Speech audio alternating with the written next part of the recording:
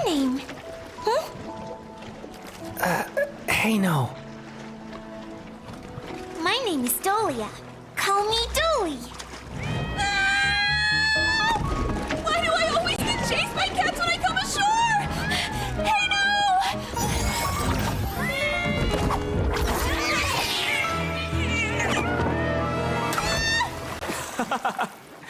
You're a high priestess of the Merfolk clan, and you're still afraid of cats?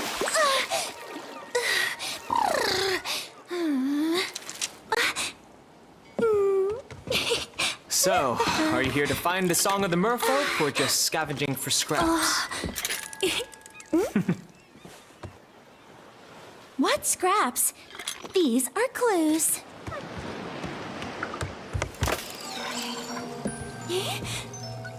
Why can't I find it?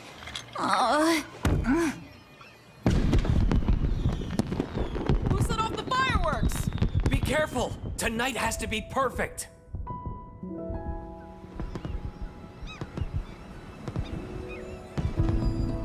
Wow, it's so beautiful. Let's go watch the fireworks tonight. Well? As long as you don't wander off.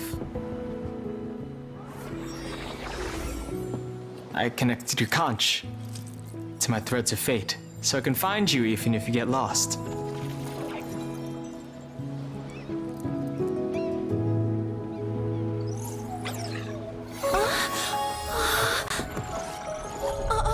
That sound.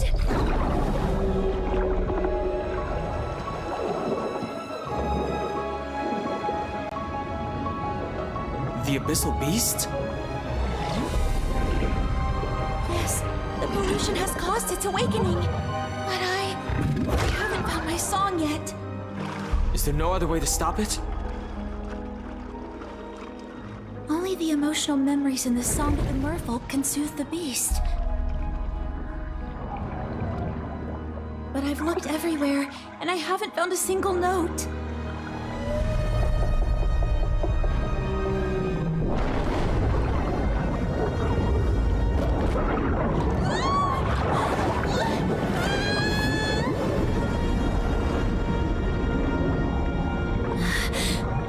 What should we do? We're out of time. We've got a crisis on our hands.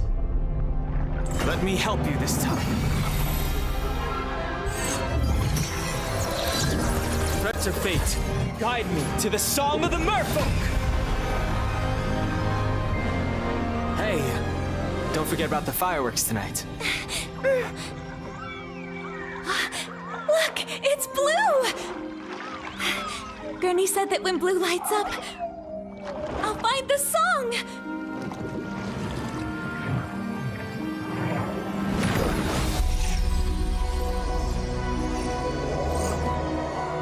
Hey, no, where are we? The threads of fate have taken us to another dimension of time and space. We might find the answers we seek.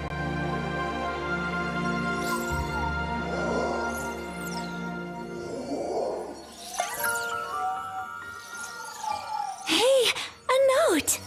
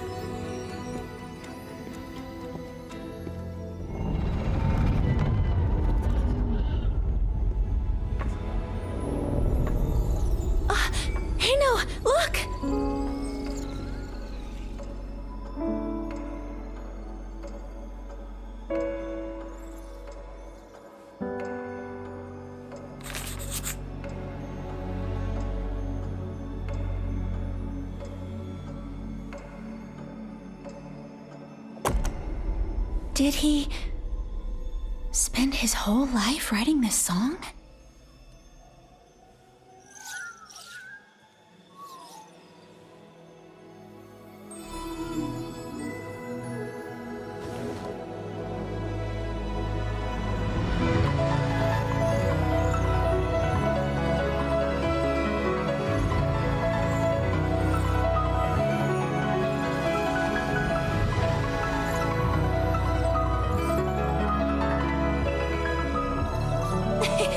The Song of the Merfolk!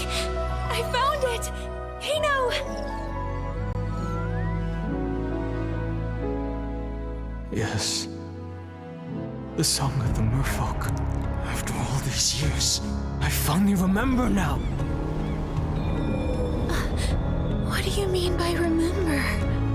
That note. The one I spent my whole life searching for. It's you, Dolia.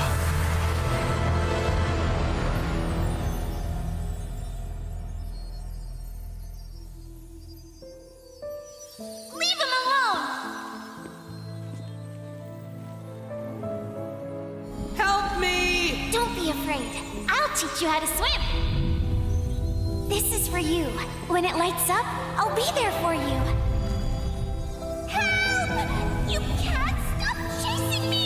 Hey, hey! Get away from her! La la la la. La la la la.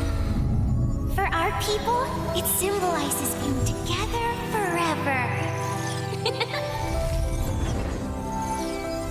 Let's go watch the fireworks tonight! I never thought that. The price of calming the beast would be giving up our most precious memories. Hino, that man. Was that you? If I sing the Song of the Merfolk, Then our memories of each other will be lost. then I won't sing it! Hino, I don't want to forget you!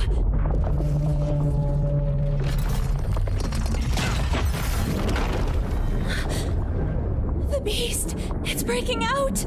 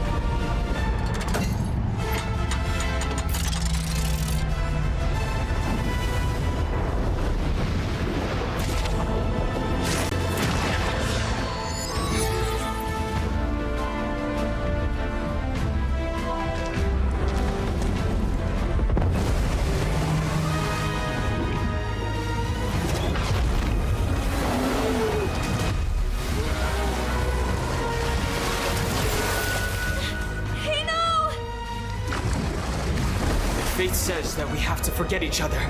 Then, I won't do it!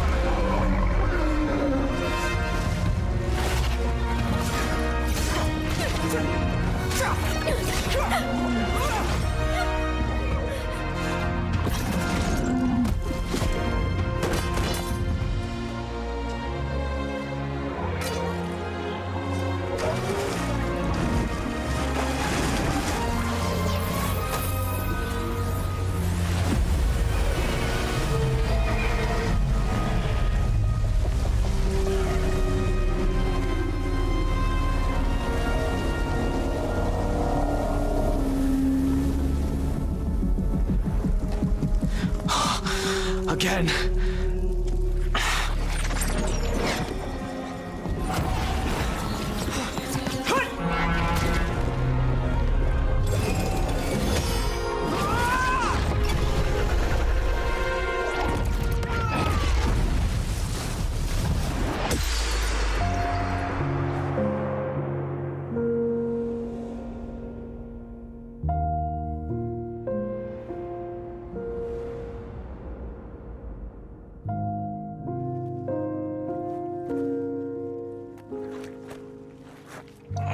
Is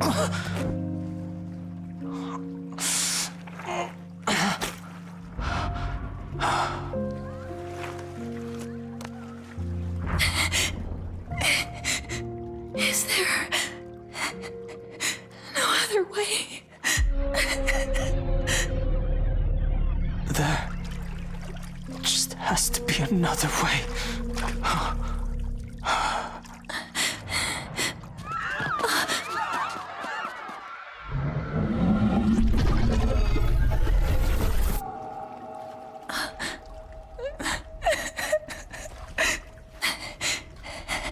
I'm sorry. Hey, no. I don't think. I just can't make it tonight.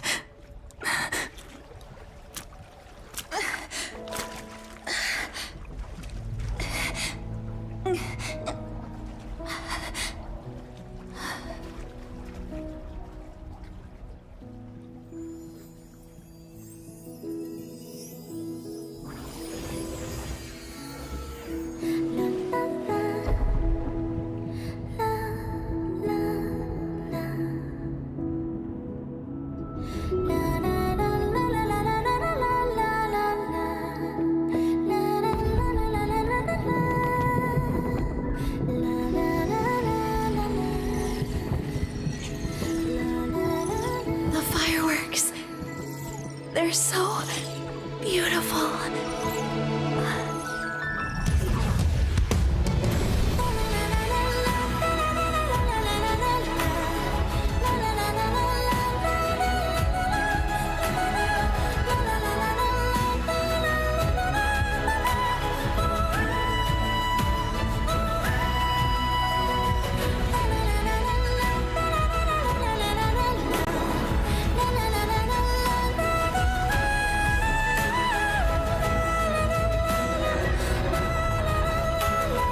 Dolly, no!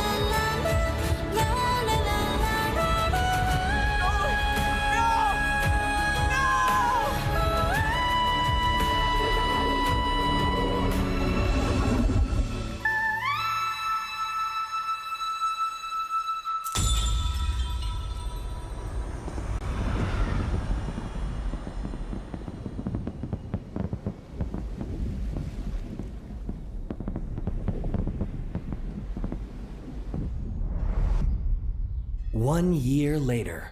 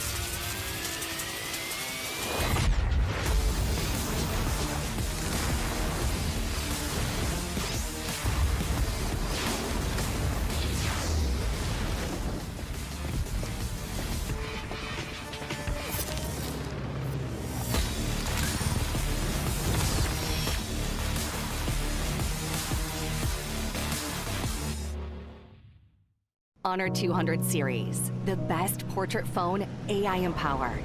Studio level, AI portrait camera, 3 hardcore portrait modes. Color, vibrant and classic to capture portraits that truly stand out. AI empowered magic portal. Snapdragon 8S Gen 3 AI chipset. 5,200 milliampere per hour silicon carbon battery, 100 watt, Honor Supercharge. This is Honor 200 series. You ever wondered how a Hollywood movie is shot? On a Sony. You review it on a Sony. And how do you make that sound epic? You record it on a Sony. Lunch break on a Sony. So why wouldn't you watch it on a Bravia by Sony. Have you got what it takes to get to the top? It doesn't matter how high you climb. To reach the top, even the biggest champ needs a break. So you can recharge, dive back in, and dominate.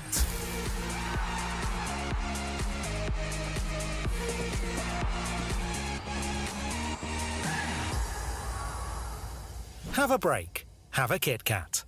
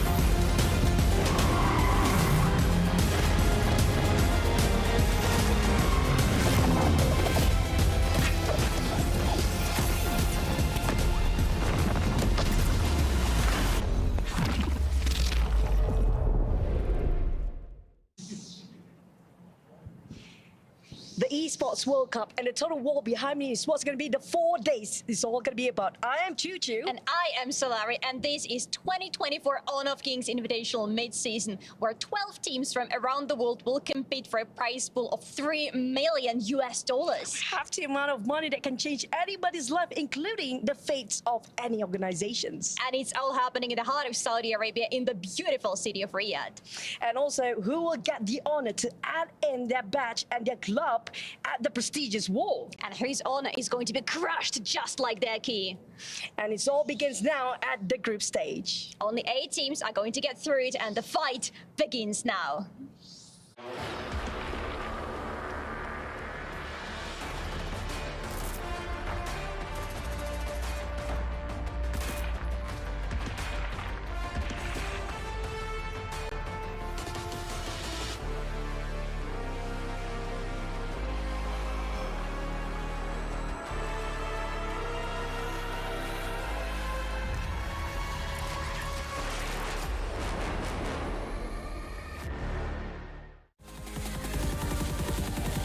We the kings, it's our honor showtime.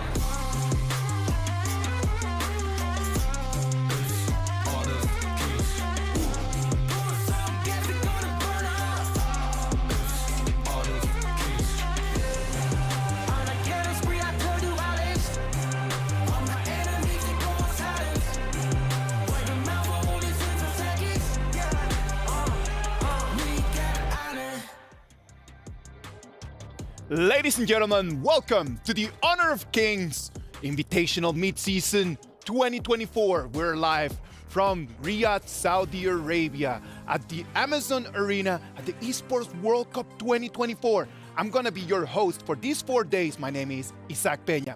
With me are analysts for day 1 and day 2, Nora and Get. Hi everyone, I'm Nora and I'm super excited to be here. Just can't wait the event to be kicked off. Yes, I'm Gekit and I'm super excited as well. It's gonna be BO1 on the first day and things are about to get spiced up here. Everything is going to be on the line as we're gonna have 12 teams that they're going to battle it out all the way through to try to grab the trophy. They want to put their crown on their heads. And how is this going to work out? I know that everyone is a little bit concerned about that. We put together a video just for everyone at home. Check it out.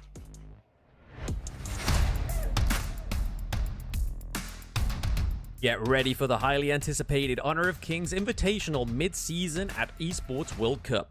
The top 12 teams from the qualifiers and the invited teams are set to converge in Riyadh, Saudi Arabia for a live showdown from August the 1st to August the 4th. all vying for their share of a massive $3 million prize pool. Let's dive into how the tournament will unfold. The tournament kicks off with an intense group stage over the first 2 days featuring 30 matches. The 12 teams will be split into 2 groups of 6, battling it out in a round-robin format with best-of-1 matches. Each group will compete in 15 matches to determine the top 4 teams advancing through to the knockouts. The excitement intensifies as we head into the knockouts over the next 2 days, starting with the quarterfinals. The top 8 teams from the group stages will compete in a best-of-3 single elimination format. The winner of each of these matches advances to the semi-finals the following day to face their opponents in a best-of-5. The semi-final winners will then face off in the finals, where the ultimate victor will be crowned champion, claiming the trophy and eternal glory. Additionally, the champion will have the opportunity to smash 3 of their rival keys and add them to their trophy. Mark your calendars for August the 1st and don't miss out a moment of action as your favorite teams go head-to-head in a live competition on stage.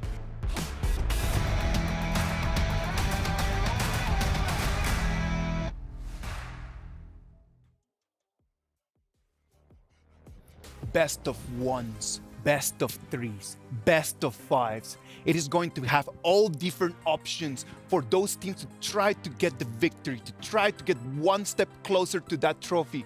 How are you feeling about the tournament? I mean, like, I do like the format set because it has the pace in it, right? We are just going for the best-of-1 format for the single round robin in the group stage. Just, you know, let everyone just warm up a little bit and then move on to the best-of-3. Best of 3 and best of 5. What's the difference with best of 1, Get?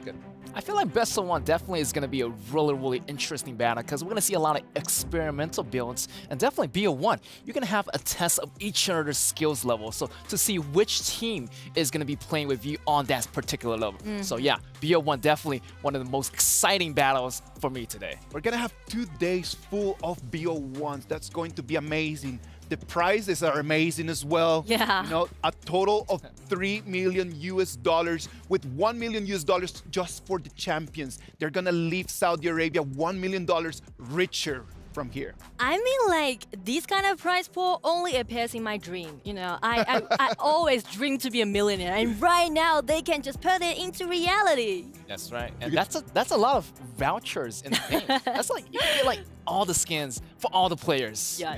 I love how you guys are thinking like, I can get all the skins of everything, right? Like, but we're gonna have amazing games for this. We're gonna have 15 games today, 15 games tomorrow.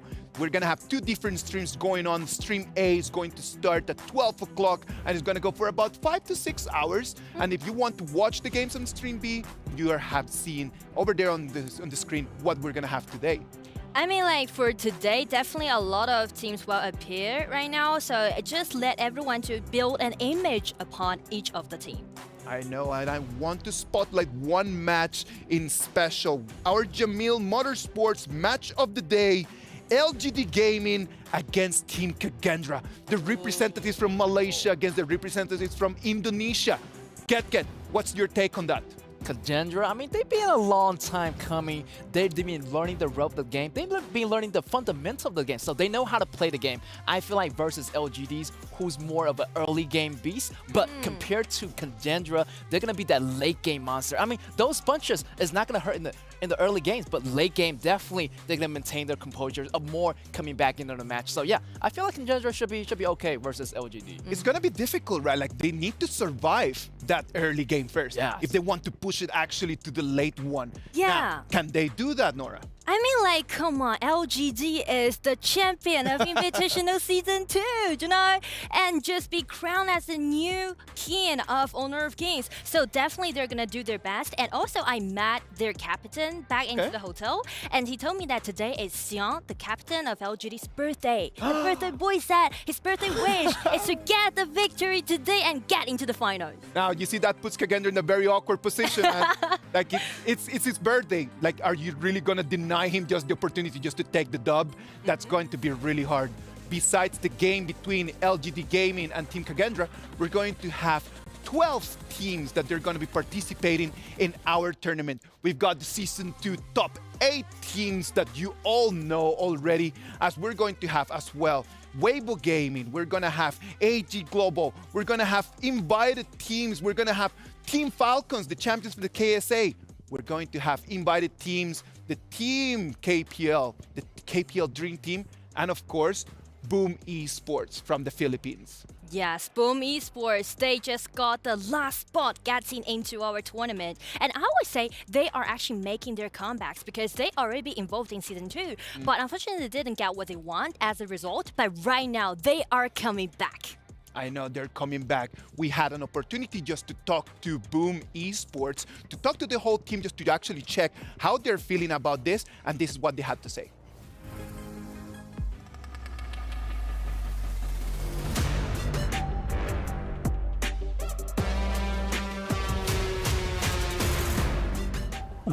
It's feel honor for me because I representing not only our organization but also the Philippines. So it's like I'm so very proud for my team and for myself to be here.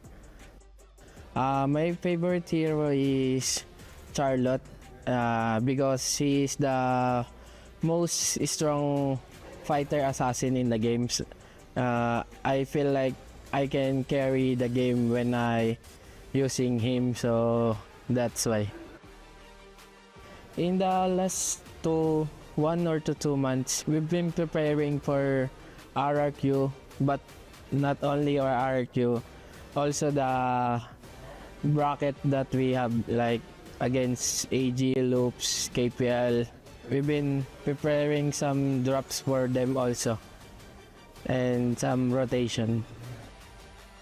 To all the Filipinos out there supporting us, Boom Esports, thank you for supporting us, and please come and support us as we battle in the group stage, guys. We will do our best to make Philippines proud. We are Boom Esports, and we are the Hunger Beast.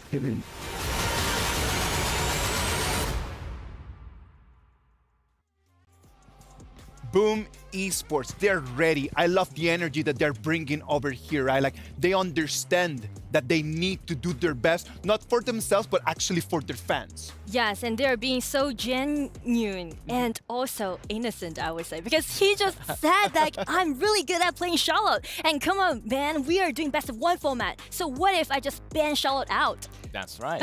I feel like they are really, really hungry. I mean, I feel like the team is ready. I mean, just like their team, boom, they're ready for this game number 1 on game day 1. Definitely, I'm seeing a lot of great potential from this team. Even though they didn't make it in the Season 2, but they bounced back in the last spot here for the EWC. We're gonna see Boom Esports today. Right over here, we're gonna have multiple games where we can see what they've got for us. Remember, our teams are competing across 20+ games for a chance to determine who will be crowned the first Esports World Cup Club Champion. We got a chance to catch up with Quickshot about how the playing field currently stands. Let's see what he can say. Hello everybody, Quickshot here from EWC Central. The Honor of Kings Invitational Midseason is about to kick off, so let's check out how they can impact the rankings in the EWC Club Championship update brought to you by STC.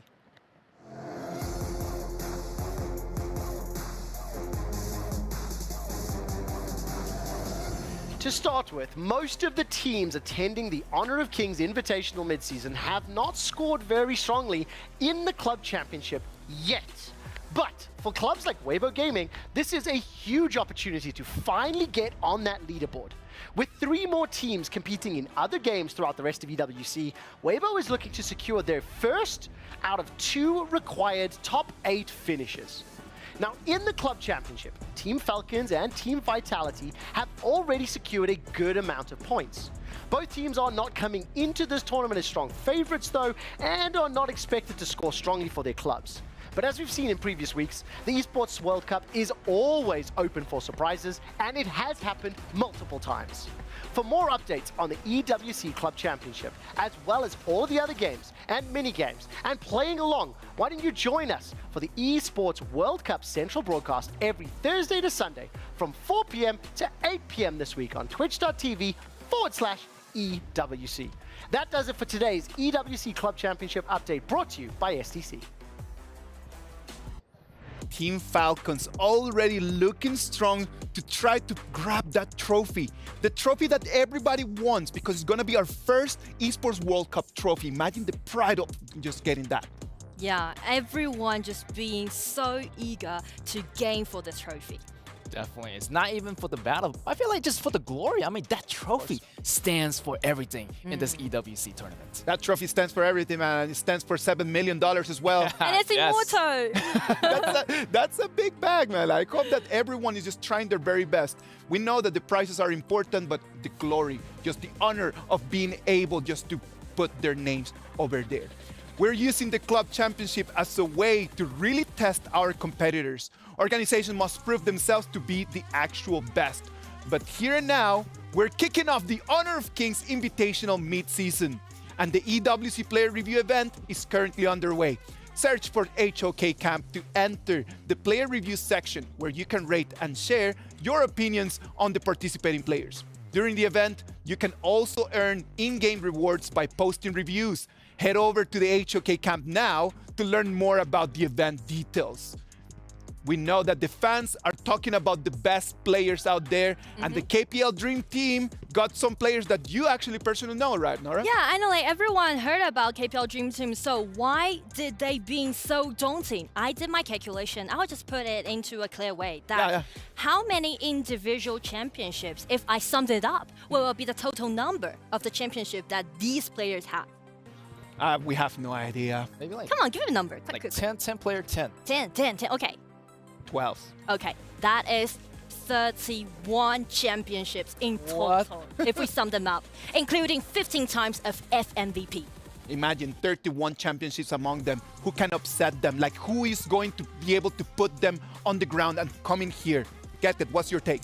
My first thought is going to be Team Secret, and definitely they did really well in the grand finals against LGD. Even though they got a 2-0 and they missed by just one tiny bit, but they're notorious for their teamwork and synergy, and they've been playing the KPL way for a very long time. So definitely they're going to be a really contender to fight the KPL Dream Team. Well, I know that Team Secret just lost their final, and I hope that they actually learned something from that, right? Like that they can actually come in and try their very best just to forget about the losses and come in and upset the KPL Dream Team. Nora, what's your take? Oh, I definitely will go for VKS, guys from Brazil, because they started their journey back in 2022, of the KPL championship, right, Honor of Kings championship, and they are the best learners that I've ever known. For example, the jungler, the core player of this team, Danny, he always asks us about what's the difference between those heroes, how I'm going to use it, how I'm going to pilot in the game, and right now I'm sure that VKS, being the champion of the season 1, he's going to do good.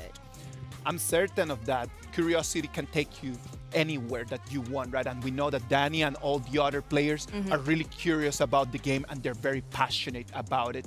We have a lot of teams that they're going to try their best just to try to get the game against KPL Dream Team. And the first one is going to be Team Falcons. That's going to be our first game of this championship. KPL Dream Team against Team Falcons. The best players out there against the KSA champions. Get. What can we expect from this game?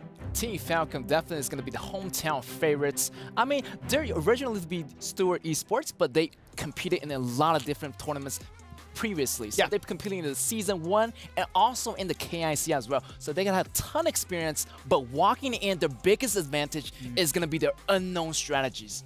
And that's going to be a really interesting point. All right, now we've got a Team Falcons interview right now happening in here. We hope to actually get to see what they can say, what they can tell us, and they'll see like if they're feeling confident about that. Let's see that. Hi guys, I'm here with Clue from Team Falcons. Hello, welcome to the first day of the competition. Are you guys excited to finally be here and jump into the game? Yes, of course. Tell me, please, what do you think about the first game that you're going to be playing today? How do you think it's going to look like? We're playing obviously versus like the best team, of the tournament as an opening match. But like the whole team is so excited to play versus them. Do you have any, is anybody nervous, or are you just all excited? thing from what I know is like we're all excited to play versus them. That's good. Tell me, please, I need your prediction. What heroes are we going to see today in this game?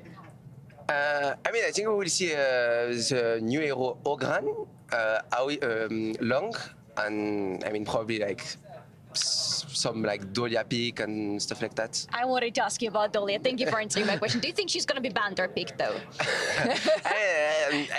I mean, she will be obviously like else ban or pick, but I mean, let's just see in game. She's going to appear. I see. And tell me, please, I need your prediction for your group. Do you think you are going to be the ones to end it on top, at least for today? Or do you think there is like harder competition today? I mean, I hope we'll be in the, at least in middle, at least for today. And we'll see after, I guess. We'll see after. That is very true. Now, last question from me is going to be, in your team right now, who do you think is going to be the MVP for the first match of today? I will give it to Ray. It is one. I think it's Jungle Gulaf's MVP. Yeah. It's always Jungle Gulaf. It's always Jungle. It's That's always very Jungle true. Gulaf. It's always the jungle is the best or the worst, right? Yeah, it's. And you have the there's best. no middle. Yes, Exactly. of course. That is it. That's the spirit. Thank you very much, Clue, for the interview. Last, before I can let you go, any last words for your fans who are going to be watching? I mean, thank you for sharing for us. Obviously, it means like so much for us, and keep supporting us. Thank you. Thank you. Thank you very much, and good luck in the game today. Thank you. Thank you very much, Cliff, for giving us all this information from Team Falcons. One question about this. Can Team Falcons really use their synergy to really face KPL team? Because we know that the Dream Team is not an actual team. It's just like players that they were put together. Can the synergy and cooperation of KS champions really be a challenge for them? That will be the thing, because KPL team, this is also their very first showcase to be played as these 7 members. So I do believe that Falcon might have a slight chance, but I will still stand for KPL team. SDC Play predictions, winner for this game. KPL Dream Team! KPL Dream Team. Ladies and gentlemen, let's go to the Amazon Arena just for the opening ceremony of our Honor of Kings Invitational Midseason.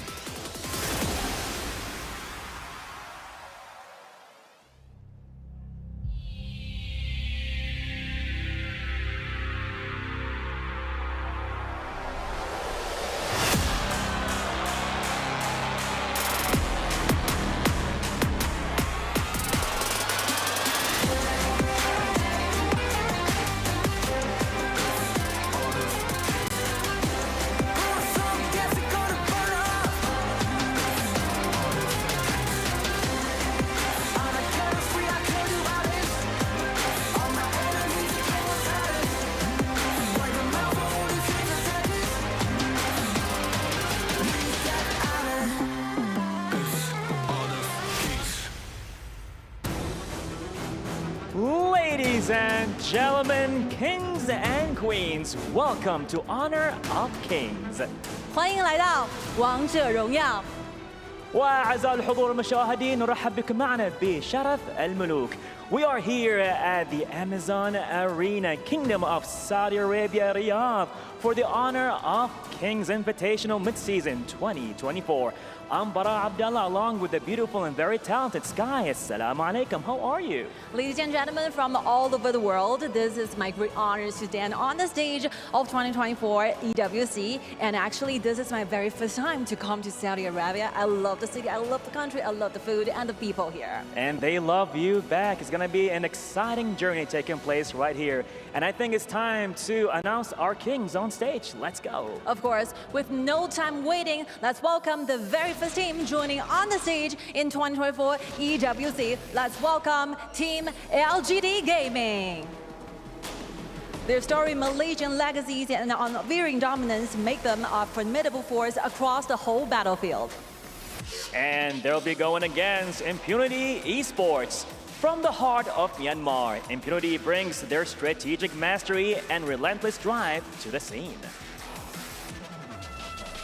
Next up on the stage will be Team Kagendra. They represent Indonesia. Their youthful energy and innovative strategies will ignite the total gorge. That is no secret, as they're gonna go against their competitors, Team Secret. Hailing from Malaysia, Team Secret's legendary legacy and innovative tactics make them a force to be reckoned with. Next up on the stage, give it up to Team Vitality. They're always ready for the next challenger with their great teamwork and aggression. And aggression indeed. They'll be going against Vivo Kid Stars. The pride of Brazil, Vivo Kid Stars dazzle with their flashy plays and unpredictable strategies. Next up on the stage, let's give our hands to AG Global. Welcome. AG Global is from Hong Kong, China, possessing strong perseverance in the game. Their versatile gaming style make them a true wild card. A true one indeed, and they'll be going against their competitors, ladies and gentlemen, with Loops Esports. Straight out of Brazil, Loops Esports teamwork and calculated aggression are their keys to victory. Next, let's welcome Boom Esports. The Philippine team who got the very last ticket to EWC. Their explosive plays are the final weapon to screen every enemy. Let's see about that as we go against Weibo Gaming. Malaysia's Weibo Gaming combines mechanical skills and in-depth game knowledge to dominate the competition. Last but not least, the team that we have all been waiting for a long time. Let's hear it one more time from KPL Dream Team. The elite team with the finest players from China's Kim Pro League being undefeated will be their true goal, and they are there. They're not going back without the final glory. Well, they'll be going against Team Falcons. Saudi Arabia's Team Falcons soar with their home turf advantage and unwavering determination to conquer. Well, here you have it, ladies and gentlemen, kings and queens. We're gonna see kings rising, and of course, we're gonna see empires clashing, all that in the first match. I've already felt the hype of the temperature rising up in the entire arena. One more time, audiences, are you ready? Let the battle begin. They are ready indeed, and of course, we're gonna give it to our experts to pretty much tell us more about this match and what's gonna happen in this one. You ready, Sky? Of course, 3, 2, 1, Yalla! Hello and welcome to the Esports World Cup. It is the Honor of Kings Invitational Midseason 2024. We're going to start things off day one. This is going to be Group B KPL Dream Team, the all-star squad from China. They're going to be going up against the local squad of Team Falcons from Saudi Arabia. My name is Holler, and with me is Kindo Fu. All right, it's your favorite kind of tofu. We have a spicy one to start off the day, and I'm really excited to see how KPL Dream Team is going to do against the boys of the local hometown Falcons. Now, there's huge expectations on both ends, right? So we have fans. I mean, this morning when we were walking into the Amazon Arena, we noticed the huge queue of fans coming into the stadium as well. Yeah, I mean, it was an absolutely huge queue. I thought it was the bathroom in the beginning. No, I'm just kidding. All jokes aside, we know that they have a ton of fans here, right? This is the squad. This is the all-star squad. Again, I think Nora was saying that they have 31 championships spread out amongst themselves. They have so much star potential. But here's the thing. This is a team that really hasn't shown up at playing together, right? So this is the first time they're playing on that international stage, and of course they're going up against Team Falcons. That's right. Now, it is a question about synergy, but, you know, we can't doubt the result of 31 championship wins, right? Each of these players have very strong individual mechanical and macro skills as well. Now, let's talk about Falcons for a bit. Holla, what do you feel about Falcons so far? Okay, it's a little bit, I mean, they've been dominant in the region. They're always the top dog in MENA. They've been playing together. Wawa, Ray, and Clue have been playing together since 2022. So this is a team that has a lot of synergy. They understand what they need to do, but can they get to the same level of KPL Dream Team? I'm not entirely sure. That's right. Actually, I'm super curious because we know that teams like to be aggressive in the early stages of the game. KPL Dream Team, that's the whole onus of the gameplay, right? So the question is, can Falcon fend off that early game aggression? And if they can they turn it around and close the game? Yeah, I mean, I don't know. Again, this is one of those things, it's kind of an unknown thing because you're kind of going up against a big dog. It's a scary one at the end of the day, but are you able to kind of compete? I mean, I think there was a funny moment where Blam was telling us in the car. How about you walk us through what some of the victory conditions or what they were going to celebrate about? All right, so, you know, they were talking about if they managed to get a kill or if they managed to last 10 minutes in the game, they would be cheering. So I'm waiting for the official response from the team when we see them in the game later. And of course, these are huge expectations and standards set by the team, right? Because let's be honest, this is a monster of a squad on the side of KPL Dream Team. There's a reason why they're called the Dream Team. Of course, of course. It's so scary. I mean, they were voted in here, in case you didn't understand, like how it would all play. There are 7 of them going into this one. Again, they have so much star potential. They've just recently won the championship on the Wolf squad, and there's like, how are they going to play together? This is one of those things where now you're kind of sharing strats almost. This is, you know, across the entire league. So there's, again, just how are they going to play together? Well, they can explore a couple of options, one of which is actually an individual style play, right? So let's win in the lanes and let's just 1v1 across the map. But, you know, these are just guesses, so let's take a look at the actual results here. Band picks, let's go. Ooh, this is going to be a spicy one. And I think that Falcons already in the interview with Solari, Clue was kind of giving away all this hand. I don't know if it's like for show or whatnot, but he was kind of talking about, you know, the potential picks that they might have. It could be a bait, right? I would love to give false information to my opponents as well. Who knows, they might ban a Charlotte, and ta-da, it could be a monster of a Byron coming out from the side of Falcons. Yeah, and the Loong ban here, Mai as well. They're targeting, they've done their research on the KPL Dream Team. You know, Rong loves to play the Mai, that's his signature hero. In return, KPL, kind of with the Da Chiao ban, no surprises there. There's a lot of potential and flexibility that she brings. Yep, adding on to that, they're going to ban out the RD as well. Now, we've already seen in Season 2, right? These are a few of the meta picks as well. So it's very dangerous to allow this to slip through the drafts and allow them into the hands of the opponent. So well done by both teams, but this is just the start. Clue gonna lock in the Dolia. He's teasing it. It will be locked in, so it will be a Dolia. We will be looking at the Celestial Melody. That's gonna be the refresher of an ultimate, so you get 2 big skills in team fights as well. Yeah, it's actually a very popular pick even into Season 2. I think going into this one, it was going to be interesting, right? This is definitely not the same patch that we were on in terms of that Season 2 Invitational. Things have kind of changed. We've gotten 3 new heroes. It might shake up the meta a little bit, but again, they're kind of sticking to their guns. Dahlia's still the pick, but the Ogren and the Lady Soon pick right away. Yep, so, you know, in most cases, I think teams will allow the Algren to be leaked out. There is a strat to go up against it. You just need control, you just need huge burst. But at this point, yep, I was just going to talk about it. Ming is going to be the target roam for the side of KPL. A very strong draft altogether, because right now there's going to be 3 different targets you have to burst down, or it will be death at your doorstep. Okay, I want to go back to the Ogren pick, the latest hero, who has just literally dominated all my games as of late. Yep. It's been frustrating, right? So, like, you know, first pick here, or the second and third pick here by KPL Dream Team, I mean, they seem to want it. It's the priority going into this one. Very strong hero, right? Simply put, Soul Resonance. That's the passive that Ogren has, and that's the killer blow, right? If you're less than 4% of your health, it's an instant hit once he hits that seer state. Now, to add on to the trouble, Ming, with his ultimate, will be able to restore life as well. And while you're busy trying to deal with the Ogren, Lady Sun is going to have the time of her life with the rolling raids rolling around the battlefield. But of course, this is not, you know, give any shade to Falcons. Falcons have a pretty strong draft as well. The Lady Sun and the Tyrants here, they will be able to offer a lot of damage. That Destructive Deluge, Holla, I'm expecting a very huge CC coming out. Yeah, Lady Jean, the most popular pick in the Season 2 Invitational. Very strong. I don't think that the patch-wise, she's really taken any hits. I think that we're going to still see a lot of potential going into this one. So I like that pick in response to, you know, again, Ming, Lady Soon, and Ogren. But the Hainu.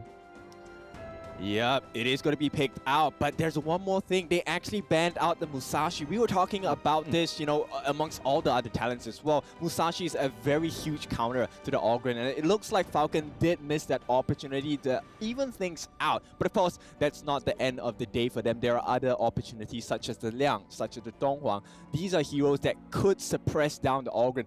But once again, Haino, he's going to be in the battlefield, and with the Fate Rewind, he's going to cause a lot of problems as well. Right now, Falcons, they need to figure out solutions. Yeah, and I mean, a lot of those solutions include some sort of, you know, CC, right? Be able to just lock him down, make sure that he doesn't get it. But okay, it looks like so we're going to go with the Mayan and the Yuan. Are these good counter picks? Is this enough control to deal with Haino? I think so, because there's a lot of iframes offered by both the Ma Yin and Yu Huan as well. So with the Melody of Peace for Yu Huan's ultimate, she will be able to get the heals into the team. They can kind of clump up as well. And with the addition of the Dolia, with the refresh on the ultimates, it could be decisive in major team fights starting from level 4. Okay, okay. And this is, again, very interesting by KPL because of the fact that this is not the traditional patch that they would have played on, right? So they're kind of adjusting to what the current patch is on this global release. It might be a little bit different, but now here's the Byron pick, kind of rounding out that draft. Is that going to be enough? Is that what you want as your top laner?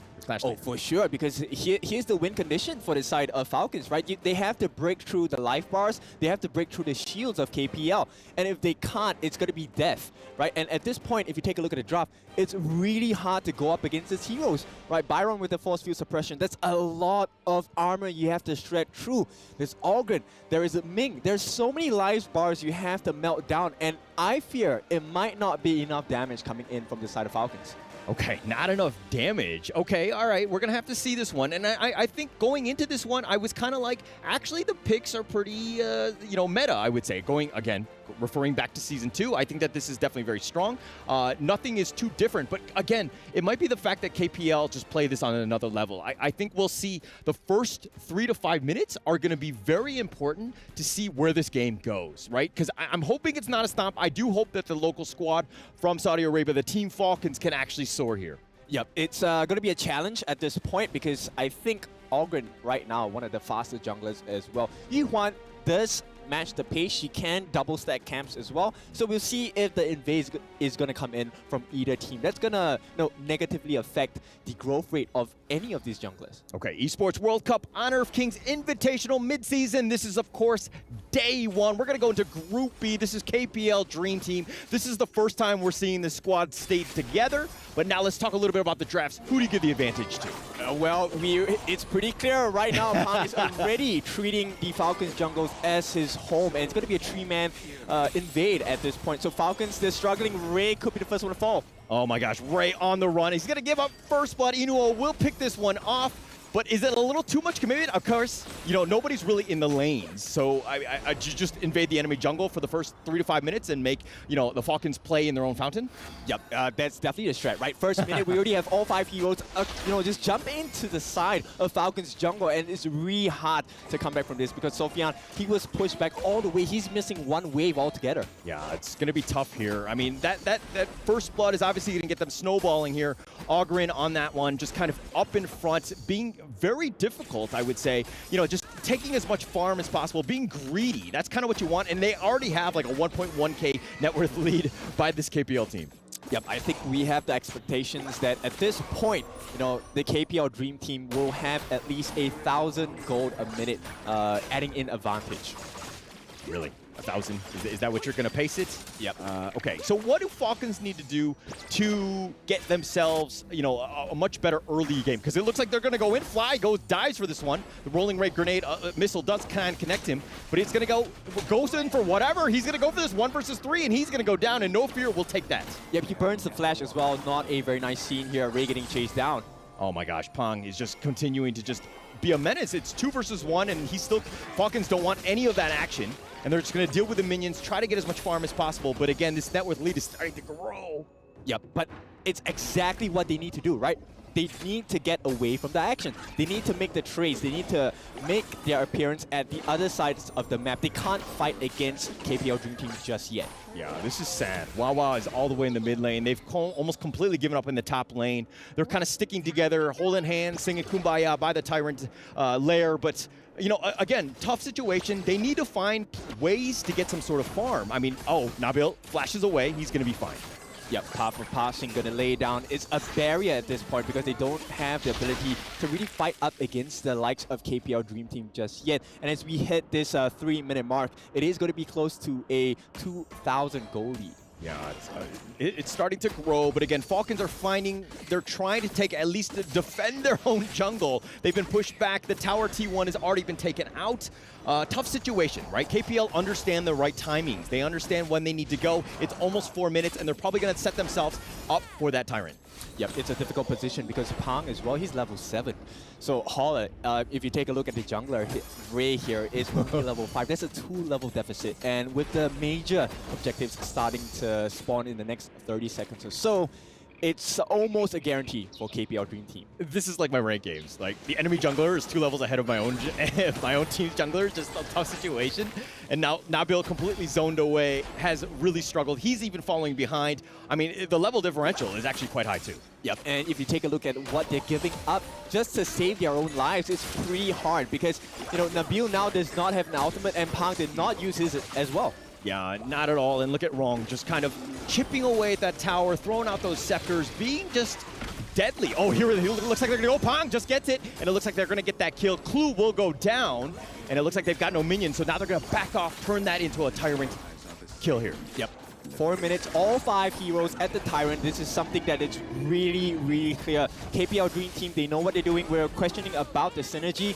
Well, question answered. They have major synergy on this side.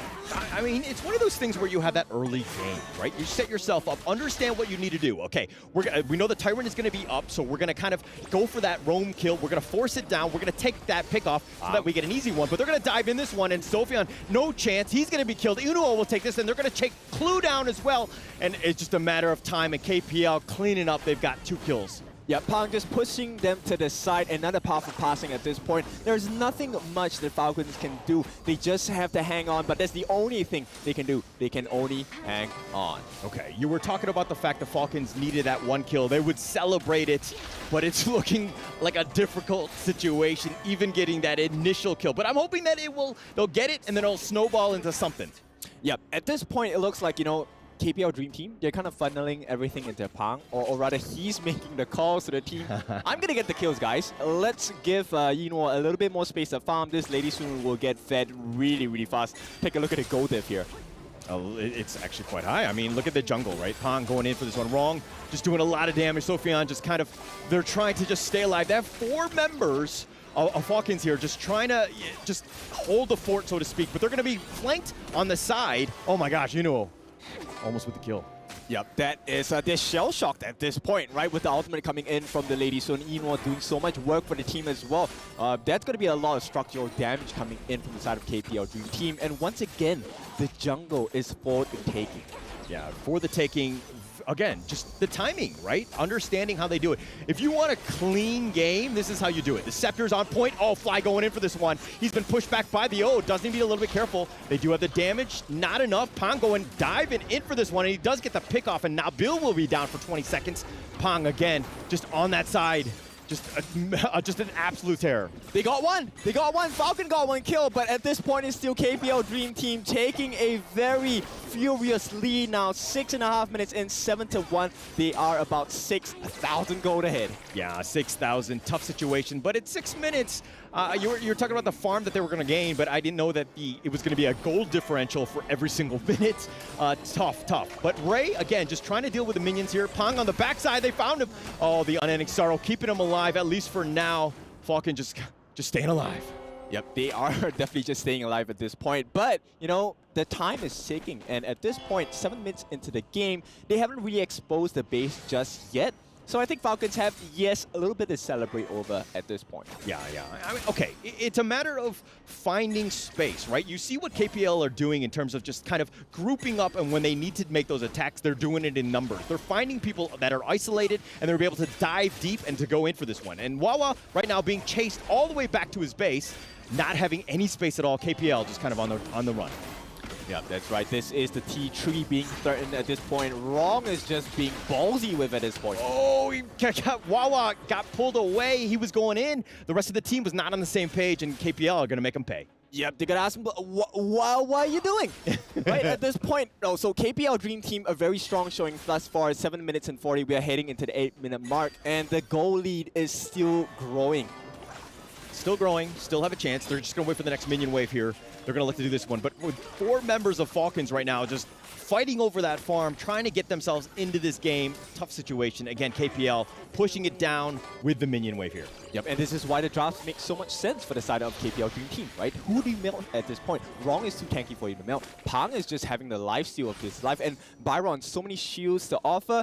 And yes, Eno is probably your best go-to option, but he's protected by Ming. No fear. Yeah, no fear, no chance. I mean, at this point, Inuo just kind of making them pay just to show their faces. But Pang going in for this one? No, they're going to look to just take that, use it to distract as they take the bottom T3. That's going to be taken out. Inuo will take this one. Wrong all the way up in the front line. He can Fate Rewind, and he's going to zip on out of there. Yep, his Scepters of Fate are extremely painful, and this is not looking good at all for Falcons. Yeah, and Wawa just, again, as the Mayin, you want to be split pushing. You want to get yourself a little bit of space by that team, but it's tough. And Ray, oh, that ultimate shell was doing some work, but Sofian does survive here. Yep, they're going to force the ultimate here. Pang, no, it is not Pang. Fly gets it. Fly coming in from the bottom, make sure he takes him out, does get the kill. Now they've taken the, complete spaced away. They're going to take the mid T3. Everything is wide open. KPL just waiting for the minions who are going to slowly truck their way into the base. They're going to go in. They're going to get some pad there at KDA. Sophie is down as well. Inuo will take it down. Clue, looks like they're going to take this one. Game ends at 9 minutes. KPL very clean. Yep, they were so strong, so dominant, and welcome. This is the KPL Dream Team. That's why they are the Dream Team. Yeah, I mean, okay, look, it's just one game. Somebody had to go first against this KPL Dream Team, and it happened to be the Falcons on this one. We saw the potential. We saw how they were just able to outplay this one. But again, KPL just really rolling from minute 1. Oh, yeah, for sure. And talking about rolling, it's Eno who is rolling into this game as well. I believe he should be the top farmer of the game, if I'm not wrong. The last we saw of itemizations, he had already 3 core items as we hit that 9-minute mark, and he was just destroying the side of Falcons. Yeah, just absolutely destroying, just kind of just in complete control. There was no moment where there was like, there's a gap that they can have. But I think if you're one of the other 10 teams in this league, in this tournament, excuse me, like, what are you going to do? Like, you see this, like, how do you respond to like something like a thrashing, so to speak? Well, we will take a look at how the game progressed, right? So from level 1, you notice that, the jungler Pang actually just went in straight for the invade. Not only that, they also pressured Sofian at the farm lane. So there was a 3-pronged attack. All lanes were being pushed in, and the aggression was so strong. But let's go over to the interview here. Let's take a look at what this is going to be like for the rest of this game. Here you have it, pretty much finishing the first match in a record time. Well, congratulations for the first win. How do you feel about being here in the Esports World Cup? 首先呢，非常恭喜你们第一局这么快的赢下来了。然后呢，想要问一下你来到我们的沙特，来到利雅得，包括这次参加 EWC 是怎样的感觉呢？能够来参加 EWC 这样的盛事是非常开心的。然后利雅得是座非常美丽的城市。 It's a great honor to be here to attend into such aggressive, massive tournament, and we're very happy to be at Riyadh, and this is a beautiful place. We all love it. And next up, we're going to be asking a few in-game questions because you're performing extremely aggressive. How about the early game invasion? What's your plan and strategy after the draft? 我们看到第一局啊，其实我们前期的野区入侵做得非常的凶啊。那我们在 BP 结束之后呢，局内是怎么样讨论，有一个怎样的战术呢，可以把这一局拿下来的呢？ 我们的阵容前期比较强势，然后就在前期规划一下野区节奏，从前期取得一些优势吧。 I think our draft thrive at the early game because we are really aggressive. So we have some plan about a strategy in the early game, and we did according to our coach told us. And yeah, I think we did a great job. I'm sure they did, and you're ready for the next match. 下场比赛很快就要开始了，你们做好准备了吗？怎么看待呢？ 我们会全力备战下场比赛，尊重每一个对手，加油！ We are always ready, and we are all prepared for the future matchup, and with our biggest respect towards any enemies. And we are ready to see that happen right here at the EWC with the Honor of Kings. And now we're gonna hand it over to our studio again. Let's go. Congratulations to the KPL Dream Team taking the first victory in a swift fashion. It was such an amazing game to watch, and it was a great opportunity for us to see the new hero, Ogren, Remember that Ogren is available now, a warrior hero with a balance of offense and defense. It is able to condense the spirits of enemy heroes to assist our side in battle. That saying that he possesses a very, very special attack method. When in the activated Seer state, his basic attacks can instantly kill targets with low health. A tip for everyone watching, in addition to the ultimate move, Ogren's first skill can be activated a second time, allowing entry into the Seer state. If you want Ogren there, you can go into game right now. It's already available for everyone. The way that the KPL Dream Team used that hero right now, it was really... I feel like everyone is just overwhelmed by their aggressiveness, right? Yeah. And their dominance in game. And speaking to Ogren, I would say Pan, he's the best Ogren user. I mean, from my perspective, because he has been using Ogren for 11 times back in KPL, and he won 9 out of 11. Wow. And this is the 12th time, and he won it again. And I would say also for Ogren, there's some counterattacks towards the hero. For example, like Sun Bing pick as a support, or Musashi pick as a jungler, or the Yang Yuan that they go for in this matchup for Falcon. That's a really nice, decent draw. Actually, they're trying to keep distance with Ogren in avoid of this melee fight. But the point is, how you're gonna stand for it if they're just being really aggressive and just trying to take everything that they can. While talking about Ogren in terms of that, remember that Ogren is going to be completely available right now. Get, can you please talk to us? What are going to be some strats with Ogren? Talk to us about this hero a little bit. Definitely Ogren is going to be the most popular hero right now. Definitely if you go to ranked game right now, everybody's going to be using it. It's going to have a lot of strategy. You can flex it as a top laner or the normal jungle as Palm play here. They went for the counter jungle, as you can see, putting early aggression, and the advantage just worked out so well and gaining the goal so fast for Lady Sun to take off with, definitely super great advantage for the KPL Dream Team in the very beginning. Just look at the way that the KPL Dream Team was playing. It was always a 4-man rotation at the beginning of the game. And I believe that was very difficult for Falcons to actually be able to face off. Yeah. That 4-people rotation, they did not know exactly what to expect. Right, Nora? I mean, the only thing that we can see from the highlight just happens so naturally, led them to take everything that they can. But the problem is how they started to do that. Remember that opening that they did, the early invasion in the blue buff side? It's like they threw a stone, but they hit 3 different targets. First, they got the blue buff. Yeah. They got the calculation about your refreshing about your buffs. And second, they feed 1 more wave, if you remember, on the top for Eno, right? They cut 1 wave off. Just let him to have hundreds go lead before the game, the first minute. And also, they just shred down a bit on main, which could be the only threat, as we can see, right? Around 6 minutes, get his hand on Eno's Lady Sun. So that's the most clever part that KPL Dream Team did for their opening setting. Let's talk about that, man, as we have right now the MVP for our game. Let's see who we have right in there. Inuo on that Lady Sun is going to be our MVP for this match. KDA of 5-1-5 and a total gold of 8,200 in 9 minutes. Yeah. And I really want to show this to you guys is that Lady Sun is the most picked hero for Eno so far back into KPL for his 6 years involving into the tournament. So he's really good at pilot this hero. It is very difficult to play against Eno, right, because he's so good in such a different amount of different heroes. It is not even like you can just ban 2 of his heroes and then you already control him. He's a very strong player. Yes, and he is going to be a really good farmer. Some say his farming level is so high that it's going to be average of 1,000 gold per minute. That's insane, and definitely one of the highest farmers right in the KPO. Yeah, and I also want to highlight this out, is that they not even mentioned they pair him up with the main that No Fear is playing, because it's just empowered this hero more, right? Let him to farm up in a faster speed and to let him just, totally lead the game.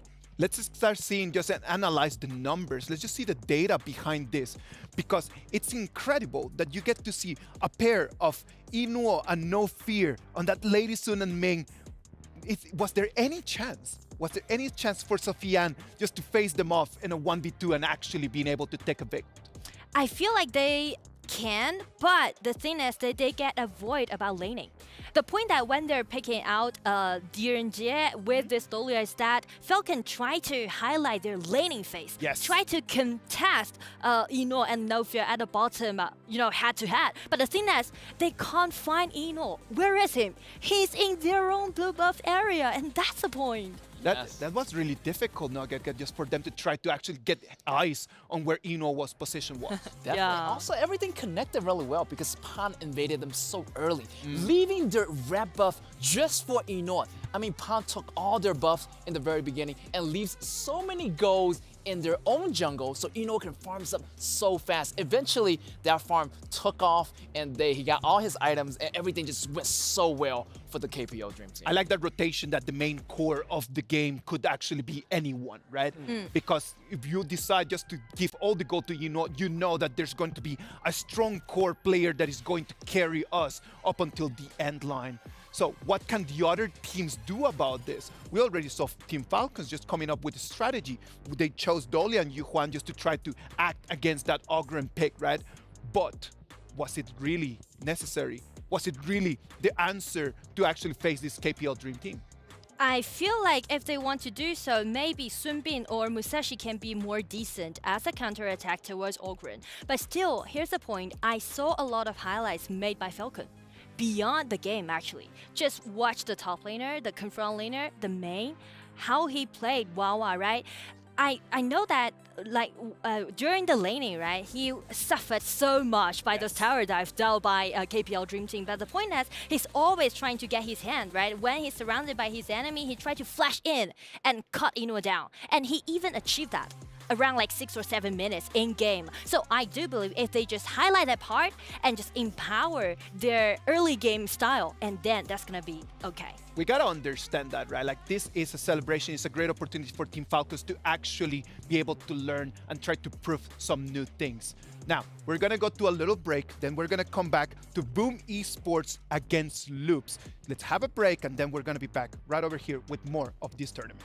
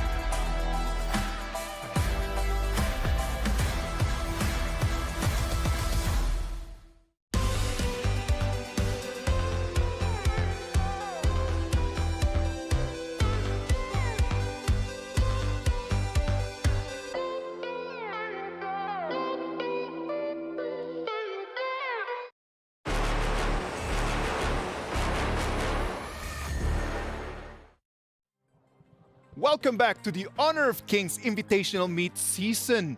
We are live here one more time after a first game. We're gonna come to the second one. We're just gonna keep rolling with it because we have 15 games for it. Boom Esports against Loops. That's gonna be our next match that we're gonna have ready for all of you for this amazing tournament. I mean, for these two teams, they already know each other back into the Invitational Season 2. And also, they did their great job, especially for Loops. They went into the quarterfinals. All right, predictions for this. Loops, I would say. I say Boom. They got a good momentum going. I felt let's go. Amazing. Let's go to the Amazon Arena and let's see what's happening in there. رياضات الإلكترونية, and it's time to honor more kings on this very own stage at the Amazon Arena. Good to be back as well, but with no more time waiting, let's welcome the next team on the stage, Team Boom.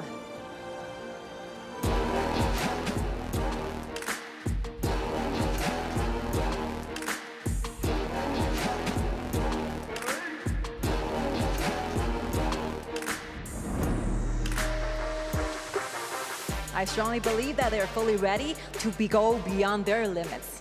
I'm sure of that. Let's hear how loud is their boom against their competitors. Here you come right now, Loops Esports.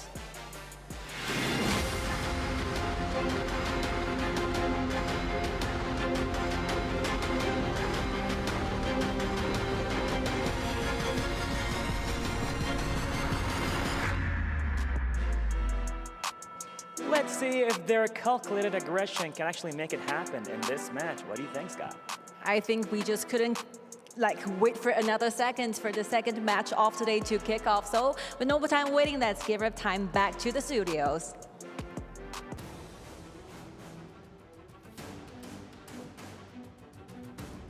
Boom Esports and Loops. Let's wait and see what they can do. Boom Esports has had a very difficult way to make it all the way here to Riyadh, right? Like they just had a showdown a couple days ago to try to actually make it into this group stage. I feel like they just learned a lot from their journey back into the Invitational Season 2. And right now they're making their comebacks. Not even mentioned they are keeping the same lineup as they did in Season 2. Yeah, definitely. I feel like they got a good momentum going as they're coming back into this season. Also, you know, they got a second chance, so they do not want to play around anymore. And then be learning all the way, so they're going to bring all they got into this match. It was a nice victory, 3-0 against their pairs of RRQ in that Southeast Asia just showdown. It was a good victory for them. Let's hope and see that they actually change things around and they're actually just a lot better. Loops, on the other hand, losing in semifinals in Season 2 Invitational against LGD Gaming, it was a very big bump on them. Well, let's wait and see and what they can do for us. Casters, take it away. Thank you, Isaac, and we're going to be back. Of course, we're going to keep it into Group B. We're going to continue on with this one. It's going to be Boom Esports, who had to claw their ways out of hell, and now they're going to go up against this Brazilian squad, Loops. Yeah, and this is going to be a big match because I like the hero pool on both ends, right? We have seen very interesting drafts from both of these teams in Season 2 Invitationals. The likes of the Kaiser, the likes of the Dun coming in from the side of Boom Esports. But not only that, Loops interest me a lot because they like picks like Luna, they like picks like Fang.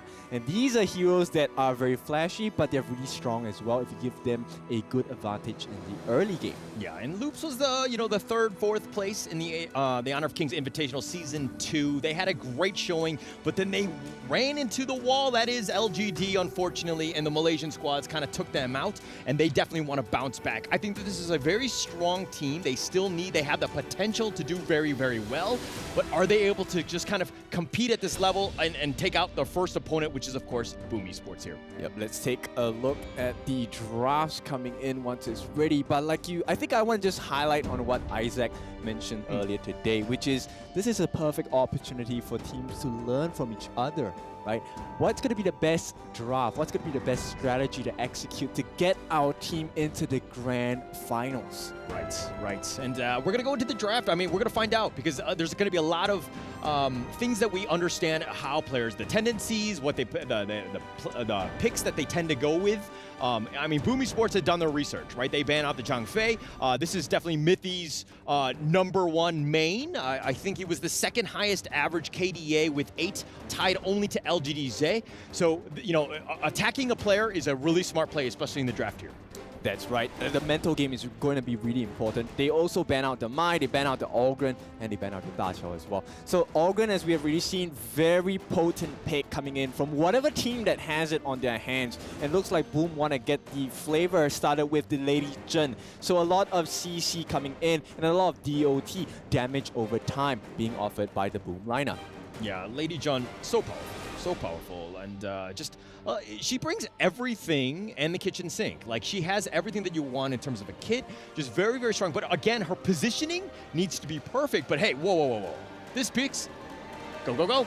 No. this is a scary one to look at because Boom now have secured the Athena, which means we're going to expect very, very early game aggression going into the jungle on the side of Loops. So what does Loops do? At this point, we've seen KPL Dream Team take the Ogren, invade heavily. This time we're going to see Athena joining the likes of the Ogren playstyle. They're going to invade the jungle like crazy. Yeah, they're going to invade the jungle. And this is one of those things where it's a set strategy. This is the best of one. You got to bring out your cheesiest strat to kind of change things up. And they're not going to, they might get caught off guard. And Loop seems to be more of a, I would say, traditional sort of lineup. The Arlie is very good, of course.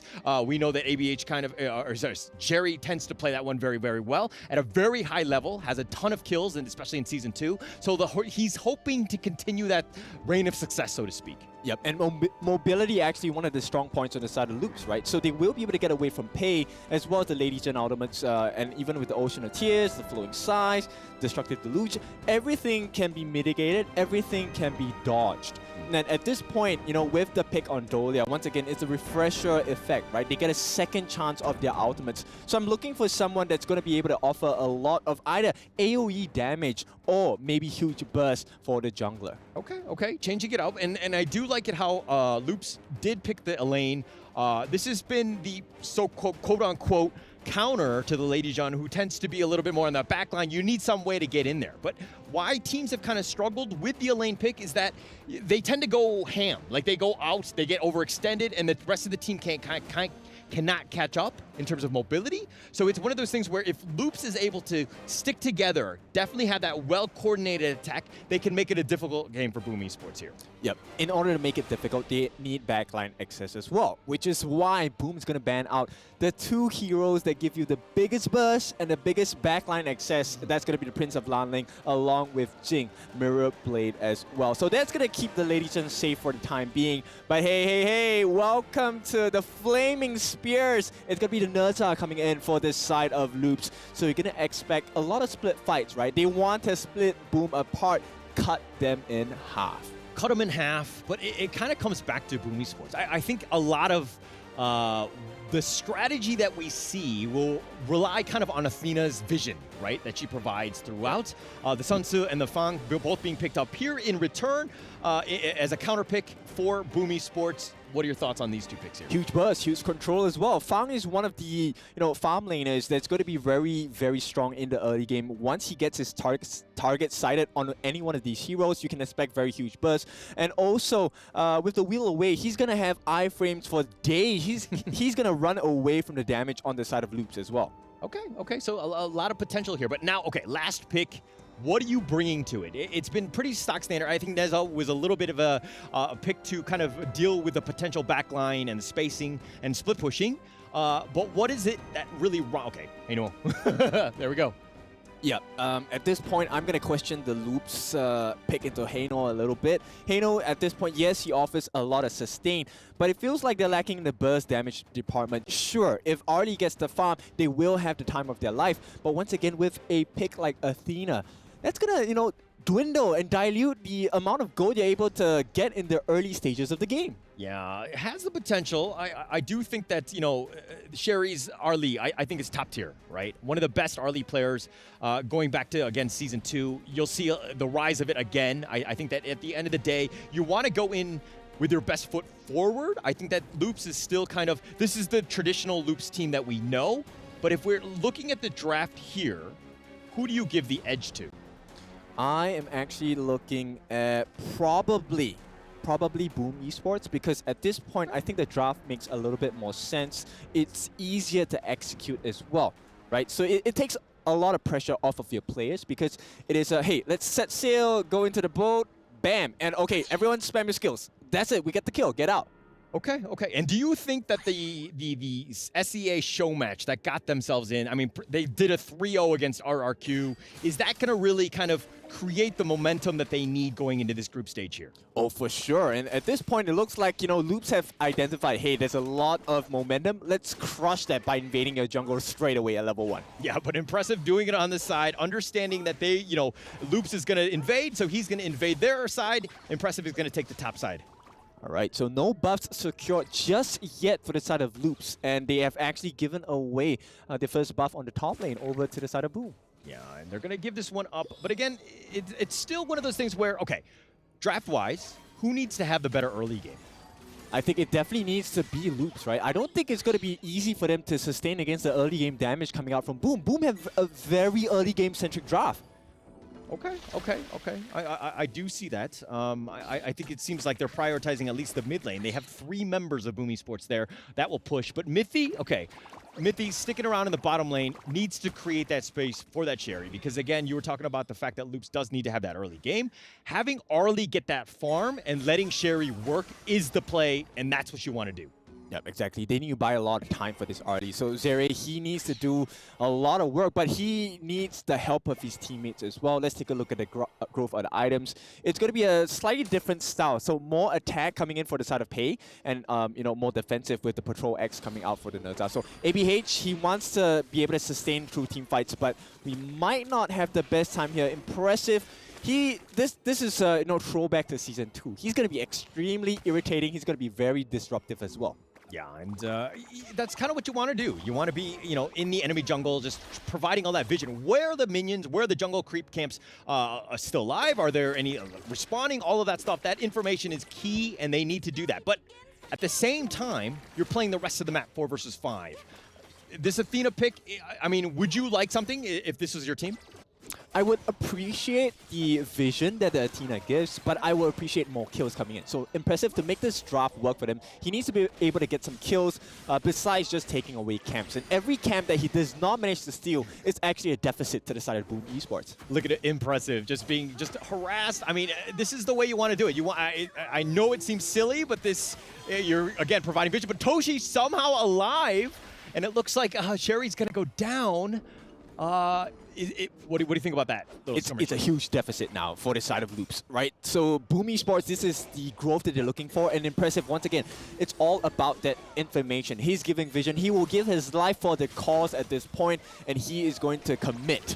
So at this point, Loops, they need to take a look at how do they make it more sustainable, right? Sure, you can get the kills on Impressive. That's a bunch of gold, maybe a little bit of EXP, but the rest of the map is not in your favor. For the record, he did get the blue buff before he died. He used the smite. Manchuri gets it, and now Impressive. Just, you know, it's one of those things where you're just constantly hounding them. This is like, I expect like the ghost that's going to happen. But walk me through this replay here. Yep, so at this point, Impressive, he does a little bit of work. He buys a lot of time, but you know, at this point, the kill onto Zere is so hurtful to the side of Loops, because Zere is the main damage dealer coming out later parts of the game. Okay. So the moment they put a cap on the growth of Zere, especially like against someone like Toshi on his farm, who is going to deal immense amounts of damage already with S1, his target sighted, it's not an ideal situation for the side of Loops. Okay, let's talk a little. Okay, as ABH get run up on, he's going to go 1 versus 3. He will go down, and it looks like Agistix will get that kill, and the meteor kill knocking up Agistix. He's going to back off. Boom Esports got that kill, and it looks like they're just going to kind of run away scot-free, maybe? Impressive again, just doing the traditional strat, we know. Yep, it's going to be 2-2 in terms of the kill score, but the advantage definitely going into Boom Esports' hands. Right now, we're going to be looking at our first objectives of the game. 4.5 minutes in, it's going to be the first Tyrant as well as the first Shadow Vanguard. Yeah. Or Shadow Overlord, sorry. Okay, Toshi Fang versus Sherry's Arlie. Who needs to have the better game? Better early game, excuse me. At this point, like I mentioned, I think Zeri needs a lot of time because at this point, unless the Maple Dance gets rid of the target sighted, it's not going to be ideal for the side of Loops. And as it stands now, impressive, right? Doing so much work once again for Boom Esports, buying so much time. Every single time he gets away, that's time bought. Time bought ABH with yet another kill. Impressive doing his job, right? And in that top T2, Logistics getting a little bit low. He Moonlight flashes, but the Death at Sunset chasing him down. Tempest wants it, not able to do it. He's going to dive under tower. He's going to go for this. Gets the meteor kill, gets the kill, but he will die in return. Yep, that's a fair trade at this point. You know, Boom are on a massive timer as well. They can play this very early game aggression, but how long can they do it for? It's not going to be, sustainable in the long run. Yeah, not sustainable. And, okay, we're going in this one. 5 versus 3. He's going to set sail. Maybe he gets the pick off. No, he's just going to move around, get to relocate, so to speak. Sherry does get the tower bottom. That's a pretty big spike for him. And again, we're seeing Sherry just kind of getting that farm. You were talking about how he needs to have that better game. He's already kind of in the lead. I mean, Loops is doing a good job. Yep, okay, so Doomsday, great. That's the first item that's necessary for the side of Arlie, right? But at this point, you have to bear in mind that Toshi gets the Meteor as well. He's going to have a lot of armor penetration. So he's going to add on to that burst potential. Right now, impressive 1v3. He does not care. This is what he needs to do. Yeah, it dies yet again. ABH is like, oh my gosh, this is like the cockroach that does not die. It's constantly coming back, haunting my dreams. Just let me cook in the kitchen, man. Yep, exactly. They're going to take the insect repellent at this point, but it's not really working too much because he is in their faces. So right now, Boom Esports, they have a lot of information. They know that there's the jungler in the blue buff. They also know that the lane, Tempest, is now busy. So this 2-on-1 is a potential kill. Yeah, 2-on-1 continuing on. But now in the top lane, Mithy making a play. We haven't seen too many roaming, rotation, so to speak. But Mithy going up in that one. And it looks like, Sherry will take the top lane as well. But the Portal in the bottom lane, Tempest gets the meteor kill onto Miggy, who flashes away. He tries to go for this one. He's going to continue to fight, realizing he's in a bad spot. And it looks like he will eventually fall, and Tempest will get credit for that. Yep, that was a big play by the side of Loops. They actually made the target side of go to waste on the side of Toshi, and that's why they won the fight, right? Because there's no additional damage offered by the Fang. At this point, like I said, the timer is ticking, and Loops, they are getting in strides really, really soon. Yeah, and impressive, again, just being scurried away. Sherry and Mithy they want to farm in peace. Impressive not letting them. But again, the top T1 has been taken out, so you do have a little bit of space by Boom Esports. And again, it's just a matter of just dragging them away. Yes, you're bait, but it's continuing on with the strategy, and you know where they are. But here's a set sail. They do connect, and Mithy, he's going to take this one to the face. He's got the wave breaker. He does have that shield, and it looks like ABH, though, is going to chase this one. They're solo, and AJ6 just goes down. Miggy's going to be down as well, and ABH on a killing spree. Skyfall with the binds and the fire tip spears, they are burning them alive. The time is up. Loops have hit their power spike, and this is a big shift in momentum. Yeah, and impressive was a ghost form, so to speak. He saw all of it, not really much he could do. He's just watching it, seeing the people that are still alive. And again, it's very a difficult situation because he wants to fight, he wants to help, but he couldn't do much. And Boom Esports right now really got hit hard. I mean, this 10-3 lead that Loops has, they're definitely in the driver's seat here. Oh, for sure. And, the marker for this is actually when Mithy survives, right? With the wave breaker, with the heals as well, he was able to sustain through the fight. So he gets the heals onto the team, allows them to build so much space for Zeri to really just go crazy into the backlines as well. And with Vanessa, ABH, that was perfect timing on the Skyfall. And, of course, with the bind, he's able to chase down multiple targets every now and then. And with the fire tip spear, with the burning damage, true damage, in fact, here comes the truth. Loops looking to take these BO1. Yeah, that was actually the timing. I mean, you mentioned it. I mean, it could not have been better, right? The fight was about to happen. It was 2 versus 2, and then all of a sudden, ABH coming out left field, ensuring that they do secure those kills. But it looks like they've gotten impressive. No, yeah, they do. Sherry will get credit for this one, and now they're going to back off. And again, impressive on the bottom side. ABH diving deep. Does need to be a little bit careful, though. He was kind of on the wrong side of that one. Yep, almost. Here comes the backup. Oh, and Tempest wants to go for this one. They got Miggy, and they're going to look to continue on. The Death at Sunset. He chases Tempest, goes down, gets the meteor kill onto Logistics. Does kill him as well. And again, all they can do is watch. Celestial Melody. That's what you want to hear if you're a fan of Loops Esports here. They take away the kills, they take away the structures as well. Impressive can only stand by and watch.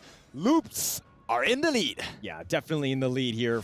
Definitely feeling it, making nice rotations, getting good team fights, and that's kind of what you want. Impressive has been scouted out, but he's been killed going into the team fight. So, you know, Boom Esports really can't take any of these big team fights 4 versus 5, but here's the replay. Yep, that jump in from the back Tempest did so much work. This is what we're talking about. They want to split the fight, right? So nobody's actually able to defend the important members. Toshi here already falling behind level 11. He does not have the same kind of itemizations as Zeri. Zeri is 2 levels ahead of him. And right after this play, Zeri rewarded himself with the Eternity Blade as well. So that's a lot of critical damage coming in. A lot of damage. And just the potential for outplay is so high. Again, I think in the draft I was talking about the fact that a lane has that Death at Sunset, but if you have 2 Death at Sunset with Celestial Melody, you have your get out of jail free card, and that's kind of what they're able to do. But now this Overlord gets in for this one. Kank going in. Tempest wants this one. The set sail, and he's trying to go in. The Starfall on the backside. ABH is going to go, and they want to go for this one. The Death at Sunset, the Meteor kill on top of it, and Logistics is down.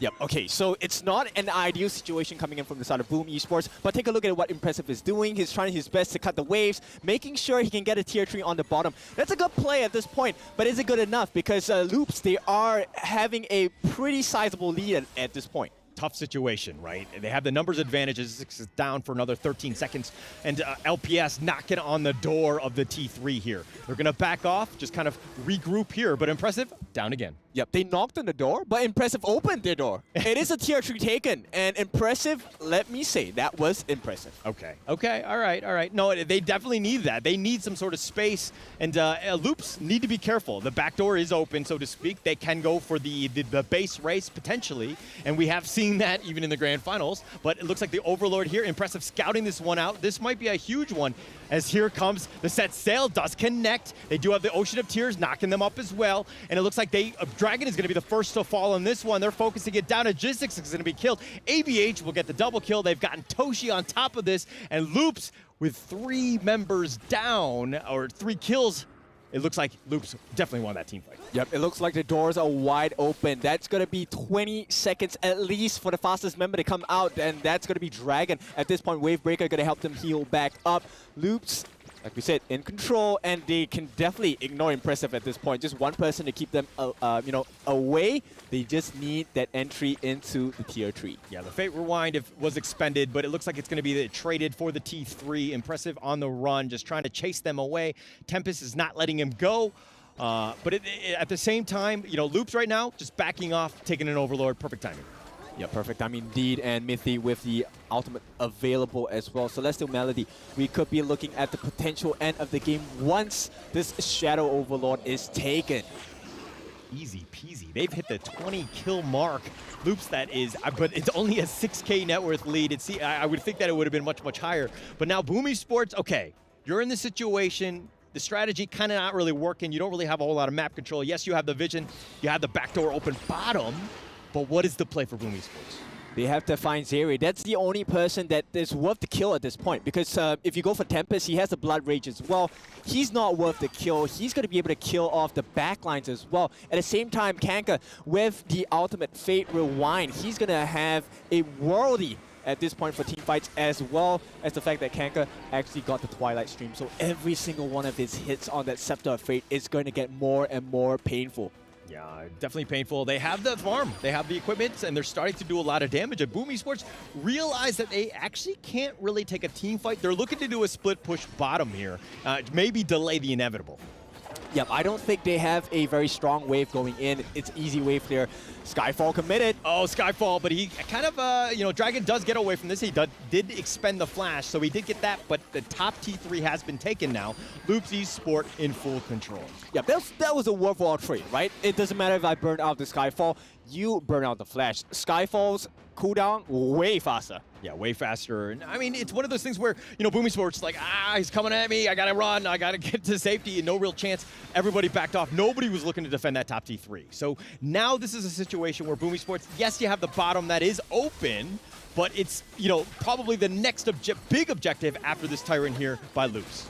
Yep, and that's the only pathway that Loops is left with to kind of put themselves in a much better position. So I think checkmate at this point, because Loops, they seem to have figured Boom Esports out. Yeah, and how do you deal with a death ball? This is what the right way. Skyfall going in for this. He's focusing it in. He wants to kill Toshi. And ABH actually has the damage. The rolling rate, Toshi is down the wheel away, not able to get to safety. But now Miggy's being chased. Loops are looking to just clean up all of the different lanes, protecting the lanes, and again, just pushing out all the different, the bottom lanes. Yep, and this is where you see ABH picking up this Nuta was really smart, because with this Skyfall, he's able to cancel out the set sail. You can't run. Yeah, nowhere to go, nowhere to hide. And looks like Tempest chasing after him. Logistics is going to eat that death at Sunset. He's been Meteor killed as well, but Tempest is the one that's low. And he does have to back up, but here come the reinforcements. They get the knock up. If he gets one kill and Dragon is down, ABH finds him, but Miggy is going to be killed as well. That's 3 members down. They're looking to take this, and they end the game, and Loops does it in style at 15 minutes. They've got 23 or 24 to 4.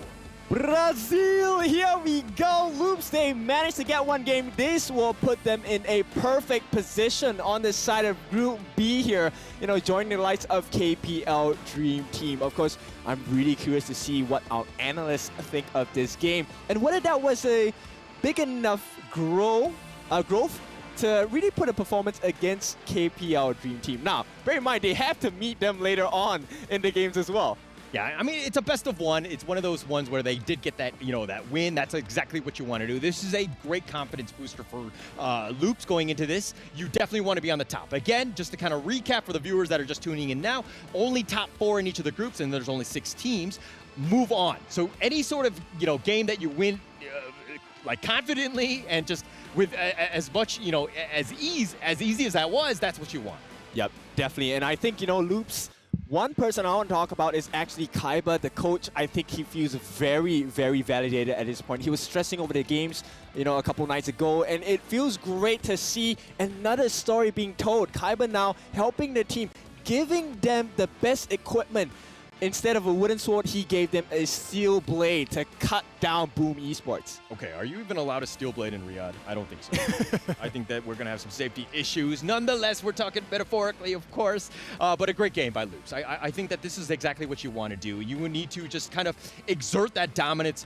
Understand that when you're ahead, you need to know how to close out games. Oh, for sure.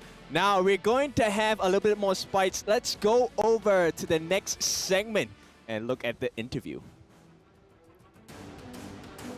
Always great to be back, and here we go. It's our great honor to have Tempest from Loop standing side by side with us.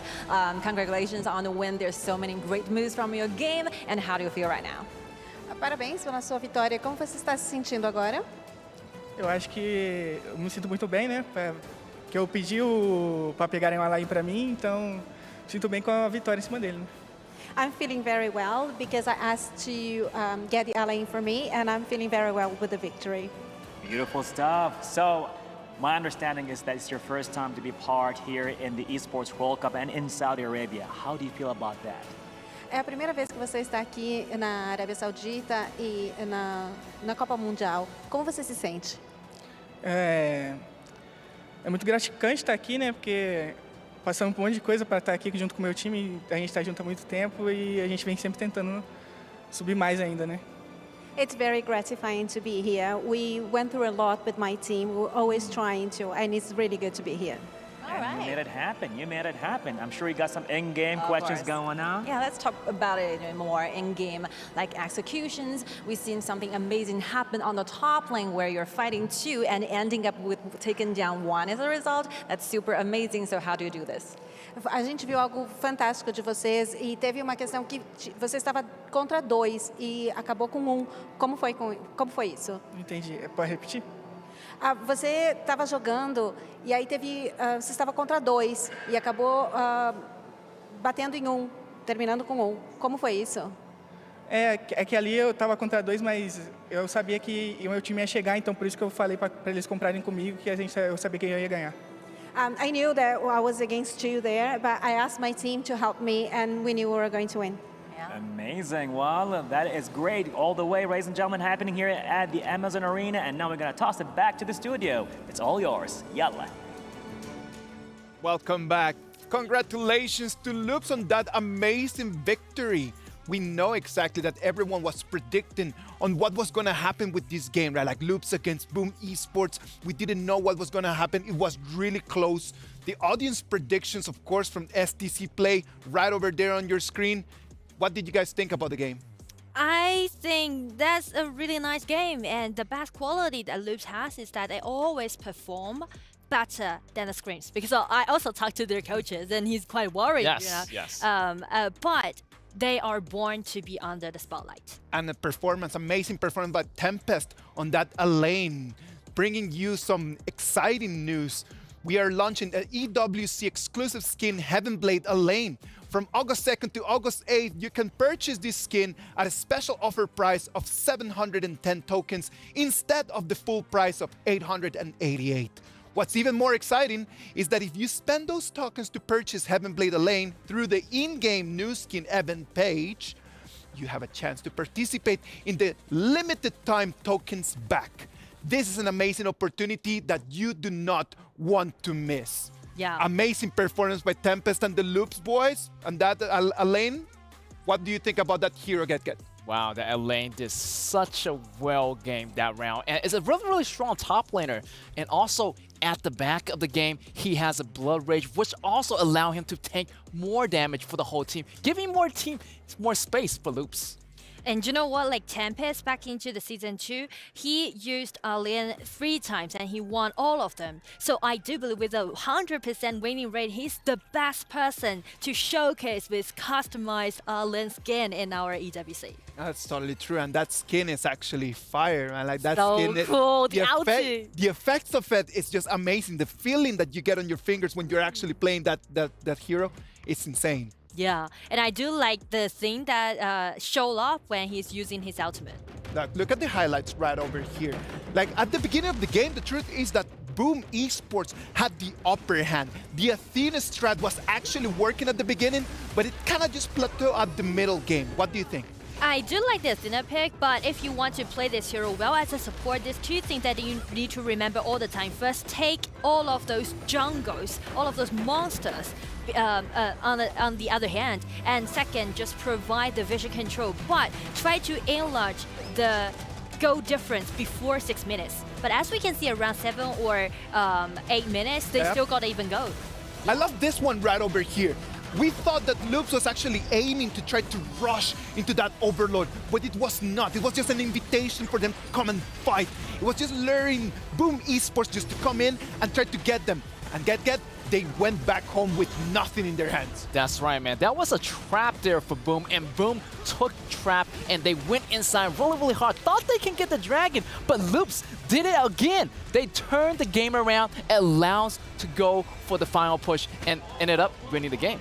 Amazing game from Loops. A good try from Boom Esports. I'm not gonna lie, like the Athena pick, I liked it a lot. But on the other side, like the way the Loops just reacted to that and was able to use it in the middle of the game just to kind of level things out, it was amazing. And the thing how they do it definitely is related to Tempest, the top laner, the control laner, because he just stay in his lane and try to do the lane outplay his opponent. And talking about Tempest, he's going to be our match MVP on that lane. Look at that KDA, man. 10-1 and 5. Insane performance by Tempest on one of our favorite heroes at the moment. Yeah, I mean, they're kind of lost in the jungle, but Lin, Tempest just take the first blood and try to stabilize the pace of the game, and then he just outplay on the top lane and just let everything to be in control again by LPS. Yeah, I feel like, you know, Boom did really, really well in the beginning. I feel like the time was running out towards that 6, 7 minute mark. You know, their goal started to diminish a little bit until the goal equalized, then Loops came back. And that's exactly what I was talking to Nora. Like when we were watching the game, it was about that. It's just, as long as you have a gold advantage, the Athena pick, amazing.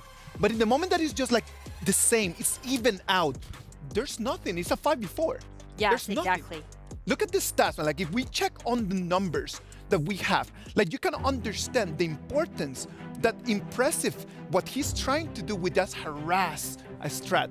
Like what he's trying to do is just to try to split a little bit Loops, try to destroy their pace. Yeah, and here's the thing, check the damage taken by Athena. That is overwhelmed to have damage taken at this, but at the same time, the total gold is a little bit too high for a support to have in game. And that's a problem. Yeah, I feel like the support, you know, he could have given a little bit of that resource to their carry, or maybe give a little bit of resource to their teammates in order to allow them to do the damage. True. I agree on that. Like, well, let's talk a little bit about Nutra. That Nutra pick right over there.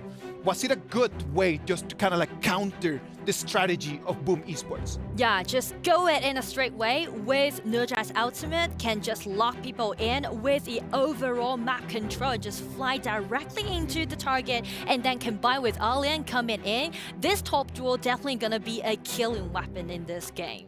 Because the problem with the Athena pick is that the vision, right? Like the vision is going to be for your team as long as you have the Athena pick.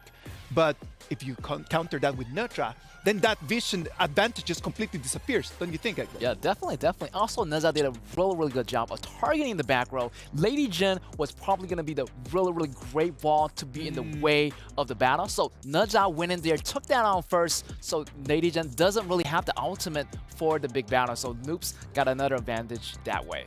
I agree on that. Now the HoK socials.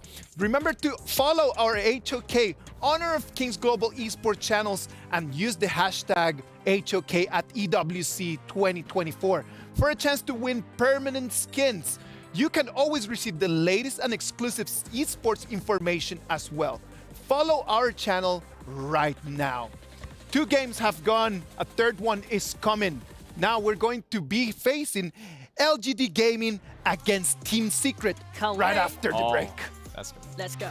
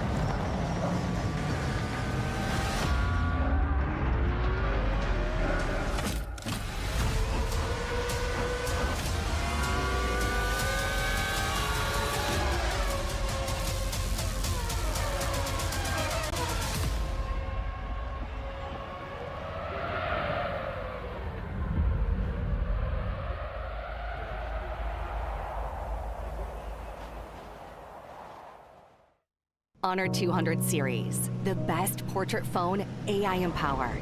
Studio level, AI portrait camera, 3 hardcore portrait modes. Color, vibrant and classic to capture portraits that truly stand out. AI empowered magic portal. Snapdragon 8S Gen 3 AI chipset. 5,200 milliampere per hours silicon carbon battery, 100 watt, Honor Supercharge. This is Honor 200 series.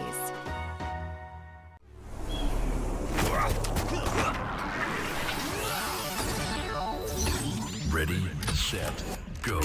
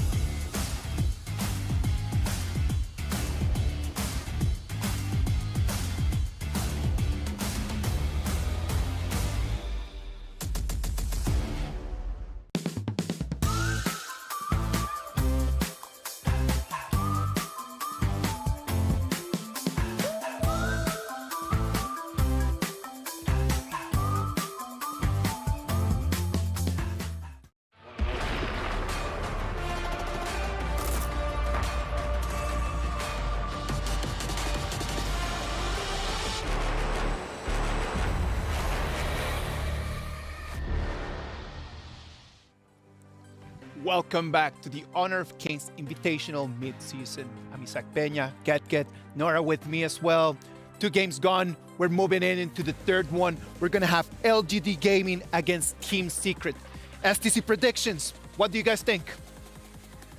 I would say this is quite even matchup. It's so hard to choose. But I know. But for me, LGD? I gotta go with Team Secret, right? Okay, then I'll go for LGD. Okay. The birthday wish, do you remember? Yes. I feel like, yeah, the LGD got the birthday wish, but Team TS, I feel like they do have a grudge match. Okay. They came in so close for the S2. So, yeah, definitely, they're going to try their best. Okay, if you're going to say so, then this is the third time that they contest with each other. And you know what? LGD won twice. I think it's going to come down to the BP, man. I'm not going to be able to say right now if I am LGD Gaming or if I'm Team Secret up until I have that BP in there. It is just so close. The two of them, these two teams are so leveled that I wouldn't be able to say right now who is going to take the dub. After the BP, we will be able to see that. But you know what? The LGD Gaming and Team Secret players are already coming in. I know that the stiffness on their fingers right now is max. The stress gotta be unreal. Wow, look at that. I feel like they're really excited to see each other. I mean, it's like that distant relative you want to see for Christmas, but also at the same time, like, you're really happy to see them leave again. So I'm feeling like for both of them are really like that. Like, they're really excited to fight each other, but at the same time, like, yo, why we go into the game, I'm gonna burn out your crystal. Same for TS, same for, LGD. Definitely, they're gonna have a grudge match. They're gonna have the rematch, and they're gonna try their best to grab this win. It is gonna be tough for them. Team Secret already knows that they've got the skill to be able to get the victory. They were 2-0 ahead in the final, and then they just dropped the ball right in front of the goal line, and then they lost 2-3. They were so close to get the trophy in Invitational Season 2, and that's the point that I'm gonna highlight one hero. Go ahead. In the draft. That will be the Dachau pick. Because TS won all of those Dachau picks back into Invitational Season 2, including the 2 games that they played in the final. As long as LGD just banned that Dachau away, and then LGD just make the comeback and grab the trophy. So do you think that this is gonna be exactly the same thing right now? Do you think that LGD Gaming is literally not gonna give out that Dachau in order just to repeat their winning key from the championship? What do you think? I feel like LGD does have a lot of options. I feel like they do know that Dachau is going to be a prevalent pick for the Team TS, but I figured they figure out another way to go around it. I mean, they've been training with the whole team for a very long time. They expect this Dachau combo to come through. So they have something to counter this, and that's going to be their secret weapon. They're not showing us right now, but in this game, maybe we're going to see it happen. Come on, man. Like, Team Secret needs to have something else right over there in their toolbox. If it is not going to be the Dachau, Nora, what do you think it's going to be? I think it's going to be the Dolia pick with a Kaiser. Dolly and Kaiser. All right. Amazing things are going to be happening right over here as we're going to have the repeat from the Season 2 Invitational Final. It is going to be Team Secret against LGD Gaming. I am looking forward for this. And I know that everyone in the Amazon Arena, it is really hyped up to really welcome these players. And I hope that everyone at home has already sitting there. Take it there. And back again to the Amazon Arena and ready to calling our warriors for this coming match. Sky, the honors is all yours. With the warmest welcome, let's give it a go with LGD Gaming. Welcome.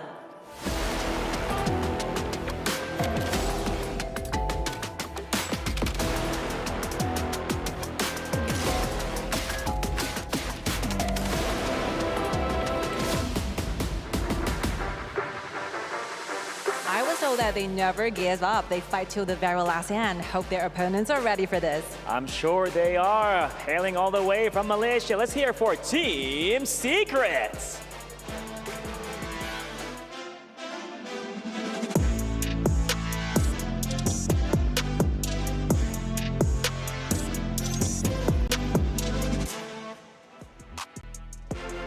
They got They got some legendary tactics taking place in this coming match, and we'll see what's going to happen. More with our experts. What do you think? Of course, let the battle begin. It's our time back to the studios.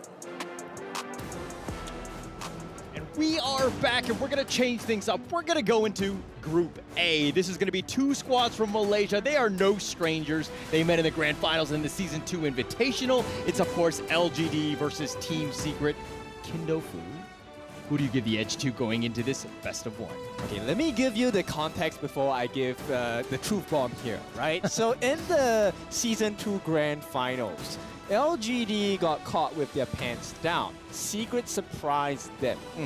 And if we follow the same formula, I think Team Secret has the secret sauce to kind of give another surprise to Team LGD today. So I'm going to lean in with Team Secret. Okay. No, I do think that, they had that potential, right? They got that 2-0 lead, then the reverse sweep happened to kind of keep everybody in the loop of what happened in that grand finals. It was actually very, very epic. But going into this one, I think best of 1, you got to go for that, again, the cheesy one, just to kind of win out. I think that it would be very smart for Team Secret to come out with those sorts of strats. We go for the jugular. We want that artery to be spilled. Cut and spilled. It's going to be a massive, massive win if they can do it. One of the things that we had seen in the grand finals was the confidence by TNX. Now, he was the one that gave out the 3-0, handprint on screen. And normally, when we take a look at esports games, that is the last thing you want to do because it never happens, right? So they got punished for it, and I think they have learned their lesson. But we don't count out LGD. You can't count out the champions of Season 2 Invitationals. Of course. When he did the 3-0, I was like, no, not till it's over. It was one of those moments where I'm like, oh, I know they jinxed it. I've seen this time and time again. Hey, win it out, then you can start celebrating. Throw up all the 3-0s that you want at that point. They had a huge advantage going into this one, but it's overconfidence, and LGD struck back. Yep, for sure. Sun here looking straight down into the cam. He's staring us down, guys. Now, we have friends from all over the world in the arena as well. Now, Sun, fully focused. He did not leave his eyes, shift his eyes from the camera at all. Looks like we are in for a spicy one here. I think Team Secret, they have something. Everyone's just looking at the cams. Yeah, everybody's just kind of chill. I think at the end of the day, it's still a best of 1. You're still a group stage. It's not do or die right now. Obviously, it'd be a huge statement if you were to win out. Of course, I do feel like, LGD and Team Secret are probably the strongest teams in Group A. But any other, do you think that too, or what? We in full agreement, right? I concur. At this point, I think these 2 teams have the highest potential to pull off an upset against the KPL Dream Team as we merge the winners of both groups. So at this point, it really is, okay, this is a statement match for me. It's more of like, who is better? Who has a higher chance of actually upsetting KPL Dream Team and possibly taking out the entire competition and lifting that trophy at the end of the day. Now, foreshadowing, I voted for Team Secret to win the whole thing. You're wrong. Go on. Yep. I have been flamed right off the bat the moment I announced it. Right, all over, the social media platforms. I have been getting some flack about, you fools. It is the KPL Dream Team taking the whole team. And I just have to say, everything starts with 1 step forward. Yeah, 1 step forward, but okay. Let's talk a little bit about progress here, right? I think LGD Gaming Malaysia, this is a team that does not lose, right? They only have lost games to Team Secret. So getting to that level, and we'll see how Group A plays out with the rest of today and tomorrow, but LGD, I think that this is their most formidable opponent going into at least day 1. I think KPL is definitely on their radar. It's something they need to respect, and they're going to kind of, take that when it happens. But I think that we're still very far away from that matchup. Well, just a little bit of information. Both of these teams actually went to a couple of overseas experiences, boot camps, to really just pick up the pace as well. So they have experience playing against KPL teams, so we might see, a monstrous evolution for both sides. And this is really exciting to me because, let's see, they have planted seeds for a couple of weeks now. Can we see the results? Do we see a tree? Do we see a fruit? Do we see, do we see barren wastelands? It's going to be a barren base for one of them. Yeah, definitely. So I do like that analogy, and I think we're gonna have to see exactly what does sprout, right? I think it's gonna be super important going into this one. I think when you're talking about evolution, one thing that LGD cannot do is go down 0-2 in a series again, right? Playing from the back foot where it's do or die. You do not want to be in that situation. You definitely want to be on the reverse side where, hey, you could potentially do the fingers of the 3-0 and then maybe put yourself in that situation, but you want to be coming out from ahead.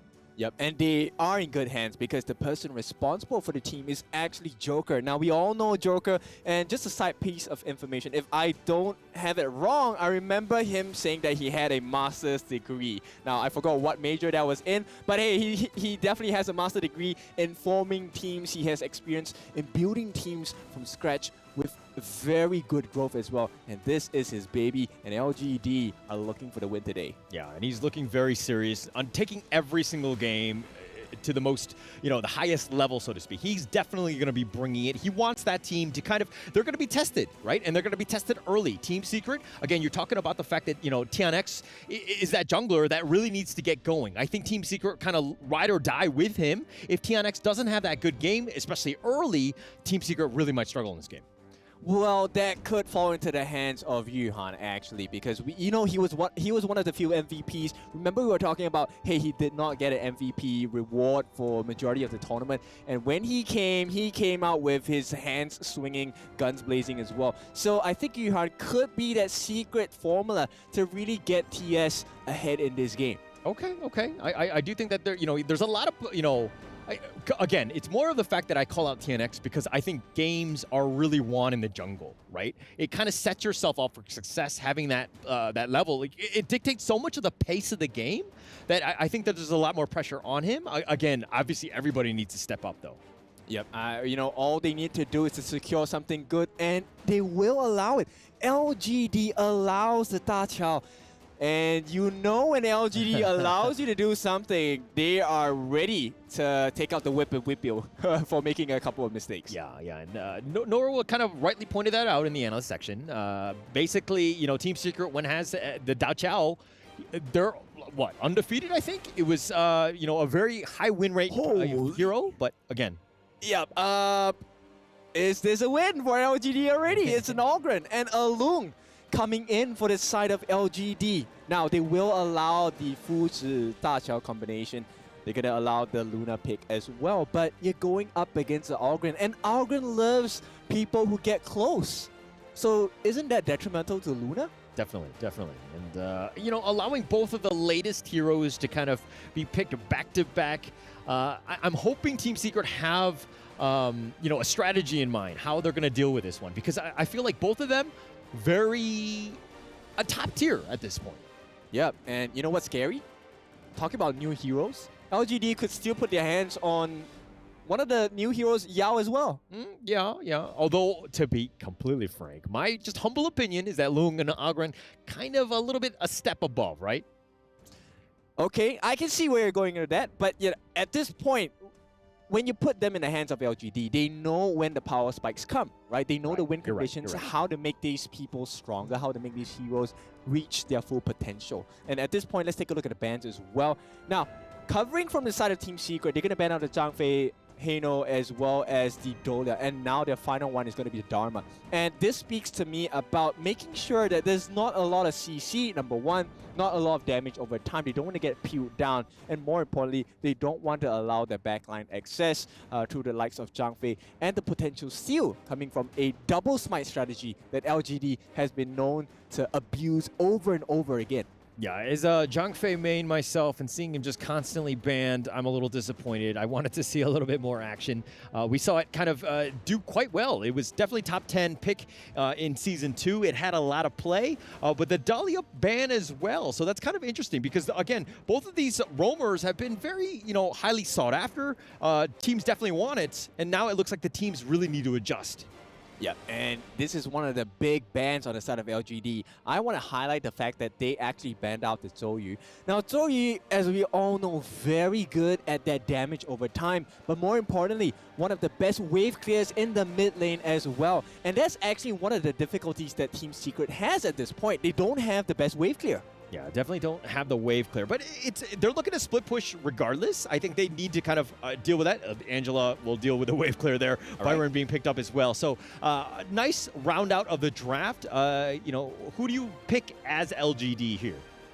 I think we're looking at a support that can offer them a little bit more shield, but it looks like they want to go for the counter play. So Lianpo is going to be the final pick for the draft on the side of LGD. I like it. The anti-CC properties will allow the team to really reposition themselves in the fights, because when you're going up against a Luna, positioning is of utmost importance. Definitely, definitely. It's the most important thing, and it's important regardless of the hero that you pick. Not to kind of undersell what you're saying right now, but I do feel like it's one of those things where you need to be careful, right? You need to understand where you are at all points.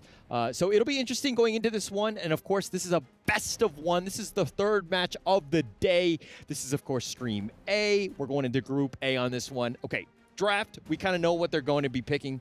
Who do you give the edge to?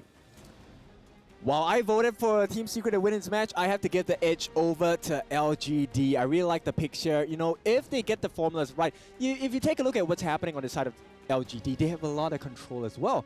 And Ogren loves control. Loong loves control because they open up the map. They open up the fights as well. Nobody's going to be able to touch Musan King. Nobody is going to be able to touch JR. And with these two heroes, they love that full-on control. Okay, you just said like love like 5 times, man. Every single time you said it, it was different. Can you feel my love coming in? I can.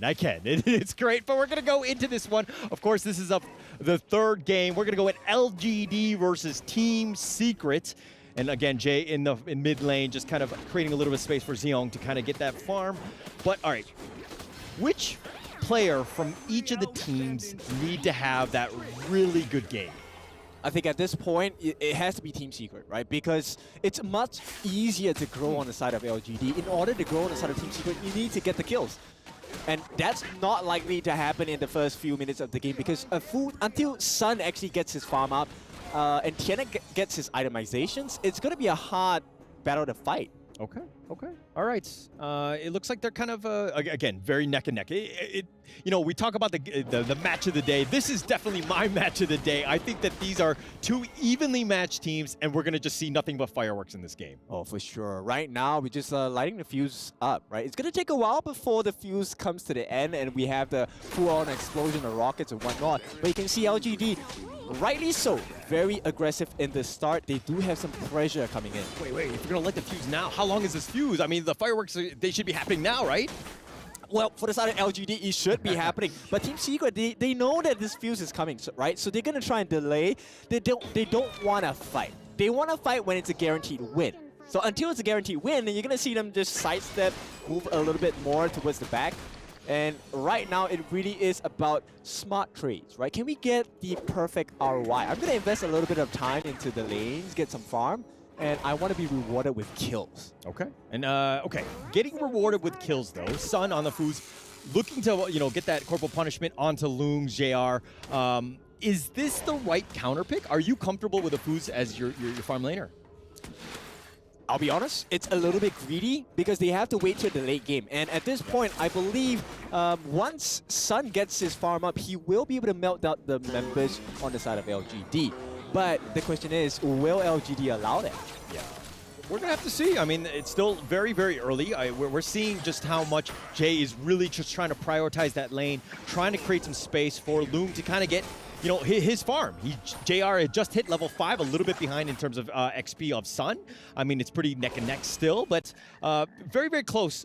Look at the net worth, neck and neck.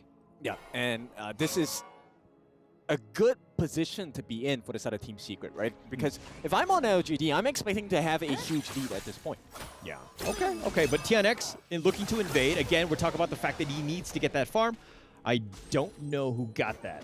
But I did not see where did that green line go to, but it looks like it was went very to close. Musan King, so I think it should be a secure on the buff.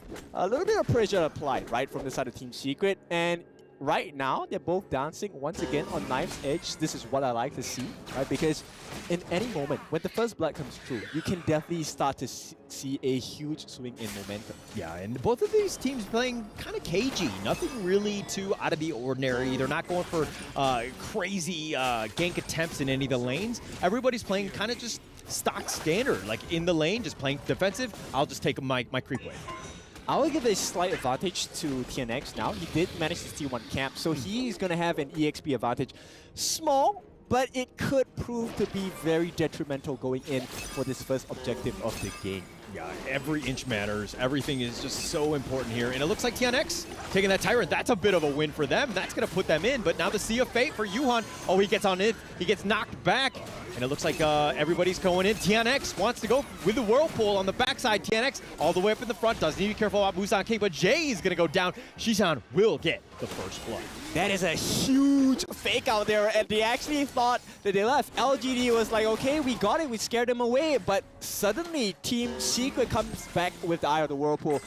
Very dominant display. 1-0 only. It feels like that's not the only kill that happened. But hey, first blood, just one kill. Yeah, that's the first one, the first of many, hopefully for both squads. We want to see some carnage, but that Overlord gonna get whittled down here. Busan King and, Busan King will take this one out, but Xiang in the top lane finds Zwan. Zwan actually gets back to safety. He's going to expend the flash, though. Sun going, finds it, Corporal Punishment onto Xiong, and they're going to force it down, and they do get a kill.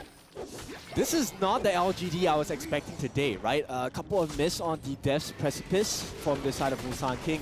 Feels like they are a little bit out of depth at this point. It's not a huge lead, but these teams are meant to be super equal. So kind of concerned for the side of LGD at this point. Yeah, a little concern, and LGD tends to be growers, not showers, and they tend to be a little bit slower in that sense. But LGD's still okay, but now look at what Sun and Yuhan are doing. Pushing it out, the bottom lane, and the Sea of Fate on out of there. And, again, just break me down with this highlight here. Yep, so they actually separated the fight here. They actually got rid of the Lianpo, and that's going to be really hard. And this is where the Sun pick makes sense, right? With the Corporal Punishment, hey, we're going to take the canes, whip you to death, and there's nothing much that JR could do at that point. Now, TNX, we all know that this Luna loves the use of the mobility, and with the Crescent Slices, Crescent Moon, sorry, it's going to be paramount that they get the perfect positioning, and that is actually achieved by the fact that Sun, as well as Yuhan, continually split push. So they definitely know, hey, the LGD members are going to start coming here. Definitely. And TNX actually has a slight level advantage. He's been very good with the objectives. They're going to take an Overlord here. They do have a slight advantage, and Busan King has not been able to kind of repeat his level of success, but TNX needs to be careful. He's going to get pulled back. That was super risky going in 1 versus 4. Yep, I think, at this point, TNX is looking to burn out a couple of skills coming out from the side of LGD. Because if LGD don't have skills to use at certain points of the fight, it's going to be hard. Oh, the Sea of Fate. Sun is going to step in this one. He's going to look to survive. He does not get away. Busan King is going to get the kill, but they have the Whirlpool. They're going to call the reinforcements, but they're all falling down. Yuhan is down as well as TNX, and that was a disaster for Team Secret. Yep, disaster, but on the bottom side as well, we have Shred is working so hard on the tier 3 as well. Zuhong gonna come in. It will be an attempt. They will not stop them. Will not take it. They'll take the bottom T3. That opens things up, but it was one of those moments where, hey, Whirlpool, but then all of a sudden, Sun had already been killed. Do we go for this one? Team Secret did it just for the fact that, Zwan was pushing in that bottom lane. They get it, but here's the replay. Yep, the question here is, was this a, orchestrated play? Did they meant to give their lives because they knew that this will be a tunnel vision coming in from the side of LGD? There's no way you orchestrate it where you sacrifice the rest of your team. Like, Yuhan could have just died on his own. They already had 4 members of LGD. There was no point in going into this fight, especially when you're man down. Zwan actually was already pushing. They should not have gone in for that one. That seemed like a big misplay overall. Well, but we do have the potential situation where Game 1 of the Grand Finals might happen again. Granted, that was a Tempest Dragon timing, 20 minutes. We're about 12 minutes away from that. But we could see a potential backdoor coming in from Team Secret because the door is open. The door is opened, and that was a game where, you know, Team Secret was actually very behind, you know, and they were being very reactive, but they had that insight to be like, they're going for the Shadow Dragon, like the Overlord. We were able to kind of just pull it away and get in for this one. But in the top lane, does need to be careful. They do have the Whirlpool if they want to go, but it looks like Sun is not going to call for reinforcements. They do not want to, you know, feed LGD, so to speak. Yep, so a couple of punishments coming in from the side of LGD. They're still keeping pace, right? They will make it out safely. At least for the side of Yuhan, he will have to sacrifice Sun, you know, for that earlier attempt on the tier 2 on the top. And now, this to me is just major advantage coming in to the side of Team Secret, even though there is a goal lead coming in for LGD. Yeah, and Team Secret, this is their MO, right? Oh, nice pull in. He does have it, but Zay is going to take most of that one and Sea of Fate on out of there. TNX will go recover, and he'll be back. Yep, and right now, let me just share with you, Team Secret, they're just looking for one member, right? Once they see Xiang out in the open, they will send Xuan all the way to the bottom lane to work on that open door. Yeah, no, you got to put the pressure on them, right? LGD want to group up. They want to stick to the lane. And being forced to kind of react because of the fact that the T3 bottom has been taken out, they need to deal with it. So essentially, you're kind of splitting them up, making LGD react to what you're doing on the map, and Team Secret playing it smart. They understand what they need to do. And again, this is a 1K net worth lead, but with Yuhan's Sea of Fate Whirlpool, you could make a potential play anywhere. TNX going in for this one. Zihang flashes back to safety. He's going to be focused. He's going to be killed. TNX will take this one. They're looking to turn this around, and they look to Sea of Fate will keep Shishan alive, but TNX in a bad spot. He's going to back off. He's going to be chased in, but here are the reinforcements. They do have it, but the infinite vastness, he goes in for this one. Shishan has been killed, and they do have Yuhan as well, and they're turning this around. Yuhan has been killed with the double kill, and it looks like Sun trying to turn this around, not able to do so. Triple kill going away with JR. Yep. LGD take a lead, finally. Yes, the gold has been in their favor all this while, but finally the momentum is in their favor, and this is the win condition that they love to see, right? This is when Team Secret balls up. If you are in a bunch, that is the perfect situation for Musang King, and boy, did they capitalize on that. Yeah, they did it really well. That was a really good team fight. It was one of those moments where, you know, they see a fate on out, but then they come in with a Whirlpool. You're like, who's going to go in? Are they going to go in? But again, here's the replay here. Yeah, and, you know, JR on the backline just working on the Yuhan as well. So no more saves coming out from the team, and Sun is now left alone. So the moment, right, the tanks and the main damage dealers like Shishan, once they're out, there is no comeback factor for the side of Secret, right? They have to just deal the damage that LGD offers at this point, and we know the result of that. It's only happened like twice so far in this game, but it could be more prevalent as the game goes on. Yeah, and this is kind of where Team Secret are kind of comfortable with. I mean, understanding that this split push with the Yuhan Sun, they've just kind of, you know, forcing the issue, making the play happen. They can see a fate on out of there. They do have to get out of jail, assuming that they don't have that burst by LGD, but it's, again, they're comfortable, they understand what they need to do, but this net worth lead is starting to grow for LGD, and as a Team Secret fan, you gotta be a little uncomfortable. Yeah, but the LGD fans are definitely cheering them on. At this point, this is going to be a 11-minute overload, which means this is the shadow version, right? There's going to be a lot more damage, a lot more potency of the buff coming in. Yeah, and anytime LGD do an objective, Team Secret are like, all right, we're just going to continue to split push, make them force them out, make it uncomfortable for them so that they can't just take it willy-nilly. But Musang King will probably take this one. Should be no issues, especially at the 12-minute mark here. Yeah, play the map. That's the game plan for the side of Team Secret. You can see they're trying to limit the amount of vision and information that LGD gets, and so far it seems to be working out. But they themselves don't have that information. Yeah, they don't have much here. Sea of Fate, they're going to get on out of there, and they should be fine. Xiang and Jay showing themselves. They're going to look to push this. And again, anytime you push a lane, you got to watch your backside. You got to watch the other lane. What's happening there? LGD are starting to grow up. Here's 4 members, and they're just knocking on the door on this T2 as they take it down. Giant script already completed for the side of Musang King. He's going to be a tanky boy at this point, and they want to group up. They want Secret to group up and to get that fight in. They want it, but they're, again, LGD playing it smart, sticking to objectives. They don't need to force anything. Of course, they need to kind of worry about the bottom, that's being pushed out by Zhuan. But, the Shadow Vanguard will deal with this one. Should not be too much of an issue, as it looks like they're going to push on this T3 here. Well, comeback may be completed at this point. Hang on. The Tremor Smash with a Chaos Cinder actually slowing down Busan King on the backside.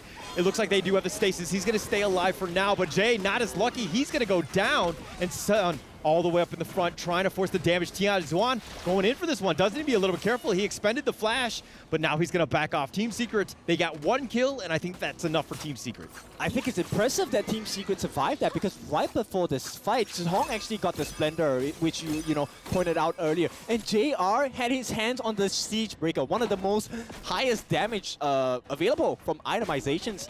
And still somehow they survived. Nobody died, right? Yeah, nobody died in that skirmish.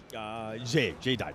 But other than that, I mean, ults were expended, the Splendor was as well, so things to kind of keep note of. Like, Sun is still up in front, he's going to have to deal with this. Xiang in the top lane, and Yuhan does go down, but the Sea of Fate and the Whirlpool has been committed. They're really wanting to fight this. Busan King going in for this, the Infinite Vastness goes in. Busan King has already been killed. Now he's looking to turn this around.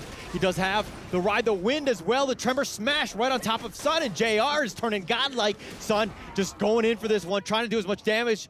Let Shisan run away. He's going to be the last one surviving. Yep, LGD saw the window and they broke right in here. Now with Shisan, he's going to be able to clear the wave, but he is one man. He's going to have to hold his own for the next, 10 seconds? But it's a Yuhan coming in. He's not going to help too much. Oh, Jay's going to just tank the base. He's just going to go for this one, but they're going to wait for the minions. They're going to go for the bottom. Shisan in the front, just trying to slow him down. Not able to do it. He got picked off, and it looks like LGD have done it as they win at the 14-minute mark. You know what this means for them. LGD, we're not going to do it once. We're going to do it twice, and this time on an even bigger stage. Even bigger stage. Of course, just the group stage. Very important. This is a huge confidence booster. They knew that Team Secret was going to be that formidable foe in their group, but the fact that they won that first game, they got to be feeling great going into the next one. For sure. Now, we have to take a look at the other side as well. I mean, Team Secret, they did really well, but once again, the Da Xiaofu's strat punished by the side of LGD. And, does this break your confidence as a team? Do you go with this strat again? I mean, it's a situation where you're like, this is our bread and butter, and the fact that LGD were able to kind of counter it and to kind of, to beat it out, it's got to be a little demoralizing for Team Secret, right? They need to go back to the drawing board, understand that, hey, this is still a good strat. We can make it work. They were doing well. It's not like they were completely, destroyed in this game, but it's one of those situations where, we're going to have to go back to the drawing board. Yeah, for sure. Now, really curious how the interview is going to be like. We're going to try and figure out what it's like for the side of maybe LGD and see how far do they want to progress in this competition before they take a look at KPL Dream Team. Let's have a look at the interview now. Another match and another win. With us here right now is Busan King. Congratulations. You had a lot of face-offs with Team Secrets. Now you're here in Saudi Arabia with another match and you had another win to your books. What's different this time?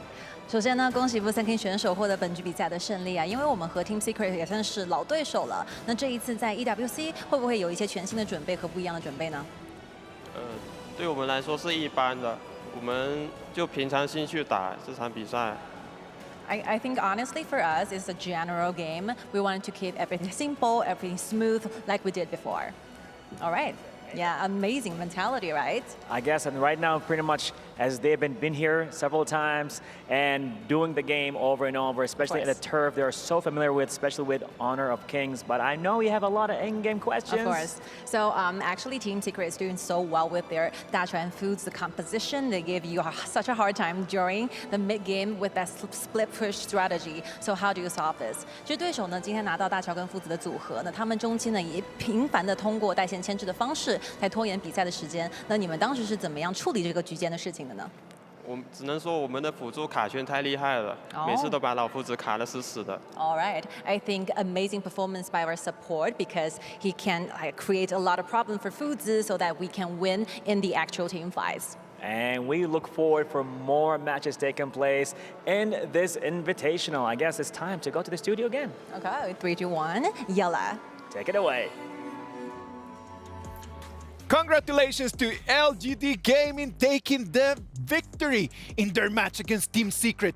That was a really good performance. By far, my favorite match of the day right now. Me too. I mean, same. And though that Musankin is acting really cool, like, okay, we're just doing normal things. Yeah. But you can see the reaction of his teammates just spoil how excited they are because they just broke the unbreakable Dachao strategy from TS. You gotta understand that, like, for a lot of people that do not know the history between LGD Gaming and Team Secret, the moment that they gave the Dachao away for Team Secret to have, everyone thought, like, what are they doing? What is happening in here? A lot of question marks in the air. Get, what was your feeling when you just saw that Dachao was available? I feel like LGD kind of did that on purpose, to be honest. I feel like they know how to counter Dachao. They know how to counter Dachao. I feel like even from the very beginning, they have the previous experience with TS in the grand final in Season 2. So in this match, they did it really, really perfectly. Their support did a really, really good job bringing in all the bombs to bring that Dachao strategy down. Let's dissect a little bit of the game here in the highlights, man. Like, you could see that the early game was completely for Team Secret. Yeah. Like, we can agree on that, right? I mean, the early game is really painful for LGD and everyone was just worried about him. But everything just changed after this. And also that engagement happened in the mid lane. Of course, exactly. Like, what we can see right over here is the reason why Ogren and Loom were picked by the team of LGD in order just to counter that Dachao strat. Like, the Eye of the Whirlpool comes in, but he does not let Futsu just get out of there. Like, it just controls Futsu not to be alive when the TP tunnel is sending him back home. Yeah, and I mean, like, see these highlights that we have in the clip. After Loon has been fully decked out, he's totally front up. He's able to take it, to contest with him. He got the triple and just turn over the game and let them to have the 10 minutes, Dark Lord. The Overlord, I agree on that. It was such a great demonstration from LGD Gaming in terms of, like, I know that the previous meta, your strat was invincible. But in this new meta, I'm gonna just get these 2 new heroes that we just got, and I'm gonna show you that I actually done my homework. Yeah, definitely need to highlight 2 new heroes, definitely super, super OP. And it's gonna be a really, really nice addition to the team of LGD. And congratulations for them for winning this match. No, of course, like, it has been an amazing victory for them. Now let's talk a little bit on some pointers of that game. We've already talked about Ogren. What about Loom? Loom, completely new hero. What is your take on that game? Super, super flexible shooter. Definitely one of those top shooters that is going to be available right now. First ability, true damage, high damage. Second ability is going to be the water form of the damage. A lot of sustainability in the beginning. You can use the auto attack to gain mana back, to gain HP back. The durability, a lot of knockups. Also movement speed on the hero, so it make it harder to opponents to catch up. And the ultimate, the most important ability, is gonna turn him into a really, really crucial move. Also turning into the dragon, you can invade a lot of different crucial moves from the enemy, and not even that Fuji's ultimate can lock him down. They're like, it is an amazing hero that we hope that everyone can try. And we've prepared already a video package just for everyone at home to know exactly what this new hero can bring to you.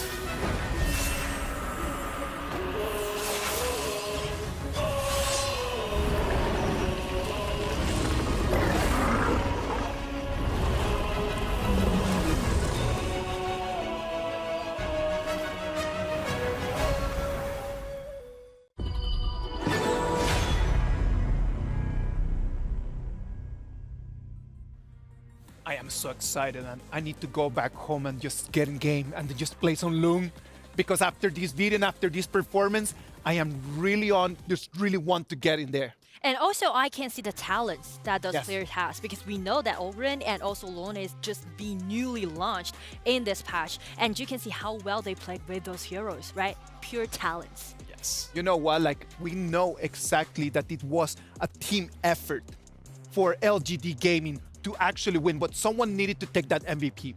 Like, someone needed to carry the team all the way. Musang King told us that he believes that his support was the best, and I want to agree with him. That Liempo is the match MVP. Joe is going to collect that MVP, put it in his pocket, because without him, the whole strat would have fallen apart. True. I mean, like, the way how you're gonna counterattack that strategy is that you need to predict the next movement their opponents might take. And also, speaking to the team fight, I really want to highlight his ultimate, because he need to smash on the ground 3 times, but only the 3rd smash will allow them to knock them up and just cut them down from the Dach's elevator, the teleportation. The timing that you need to have, right? Like, it's 4 not... seconds countdown for Dacha's second ability. You do not need just to completely immediately just drop in there. Like, you just need to kind of like just get the gaps so you can actually get the right moment. Exactly, and that's the mechanics that we can see, you know, the detailed movement that they are using, they're piloting this Limpo. Amazing performance by all of them, Get. Yeah, definitely Limpo has to do all the heavy liftings for LGD. Also, that moment that's so well calculated. He's doing the tanking, he's doing the vision control, he's doing the knockup, and it's perfectly done. And the team wasn't able to do it without him. Like, I agree on terms of that. Like, sometimes what you want from your support is just someone that can come in, suck in some damage, get you some initiation. The vision is vital if you actually want to be able to initiate the fights. And the way that Joe played this, I hope that everyone at home can really take notes and really try to play the game later on. And I really like this game. So far, this is the best game right now in EWC that I said. Do you agree? Yeah, with I that? agree. Definitely. Right? So many things just be contained into this one game. All of those operations that they did, the mechanics that they did, just like a lot for us to digest in this one game.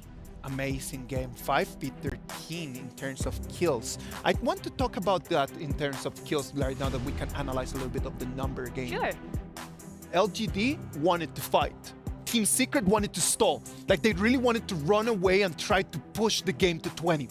They really needed the game to get to 20 for them to actually turn things around. Yeah. But the thing is that the only initiator from TS composition is Fuzi, right? So the thing is that LGD is trying to let Ogren or Loom using his ultimate or use that Liempo smash, try to get avoid about the initiator and try to do a lot of counterattack against Fuzi. Just look at the damage taken by Musang King. 62,000 he's taking. Like, he's sucking in so much damage, almost the same as Joe. Yeah, exactly.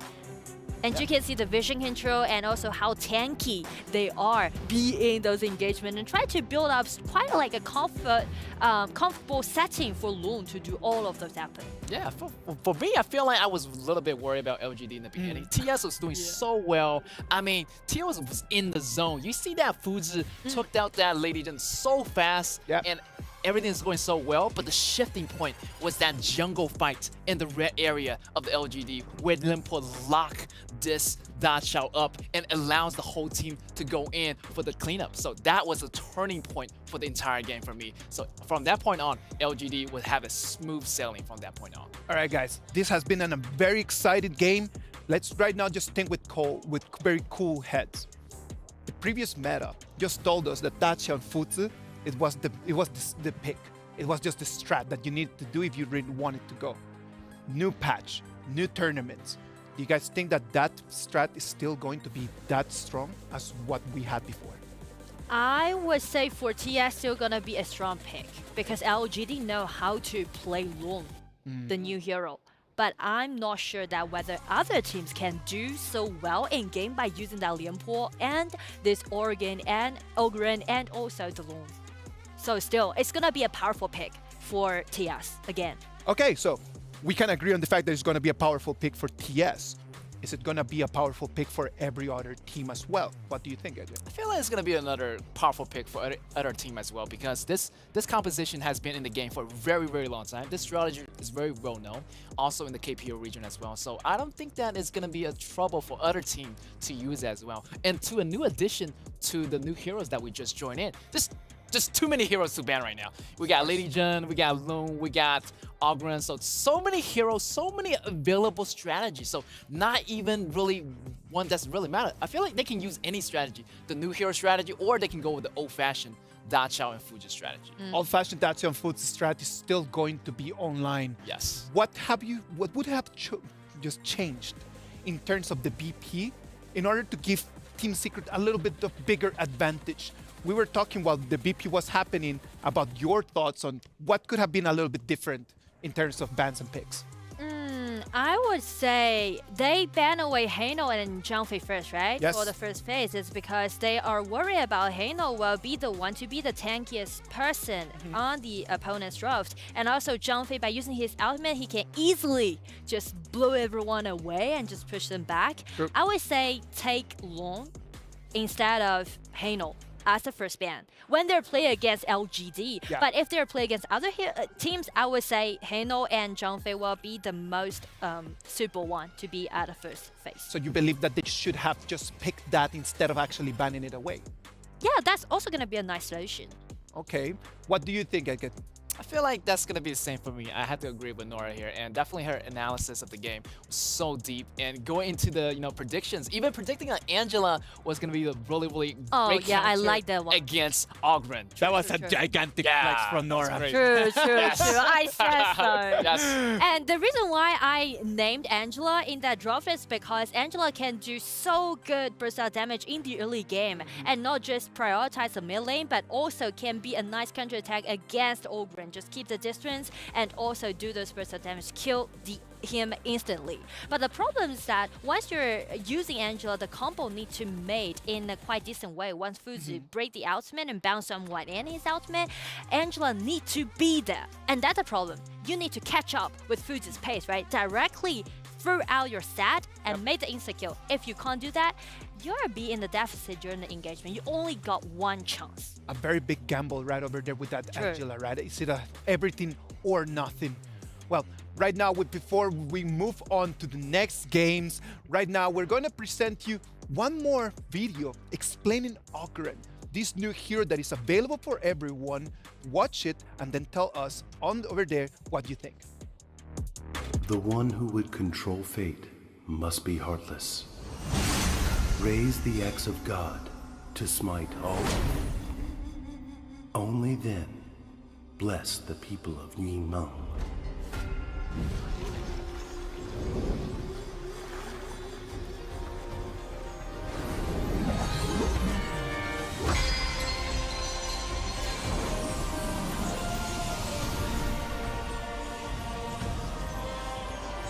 Guide your fate. The cycle of rebirth.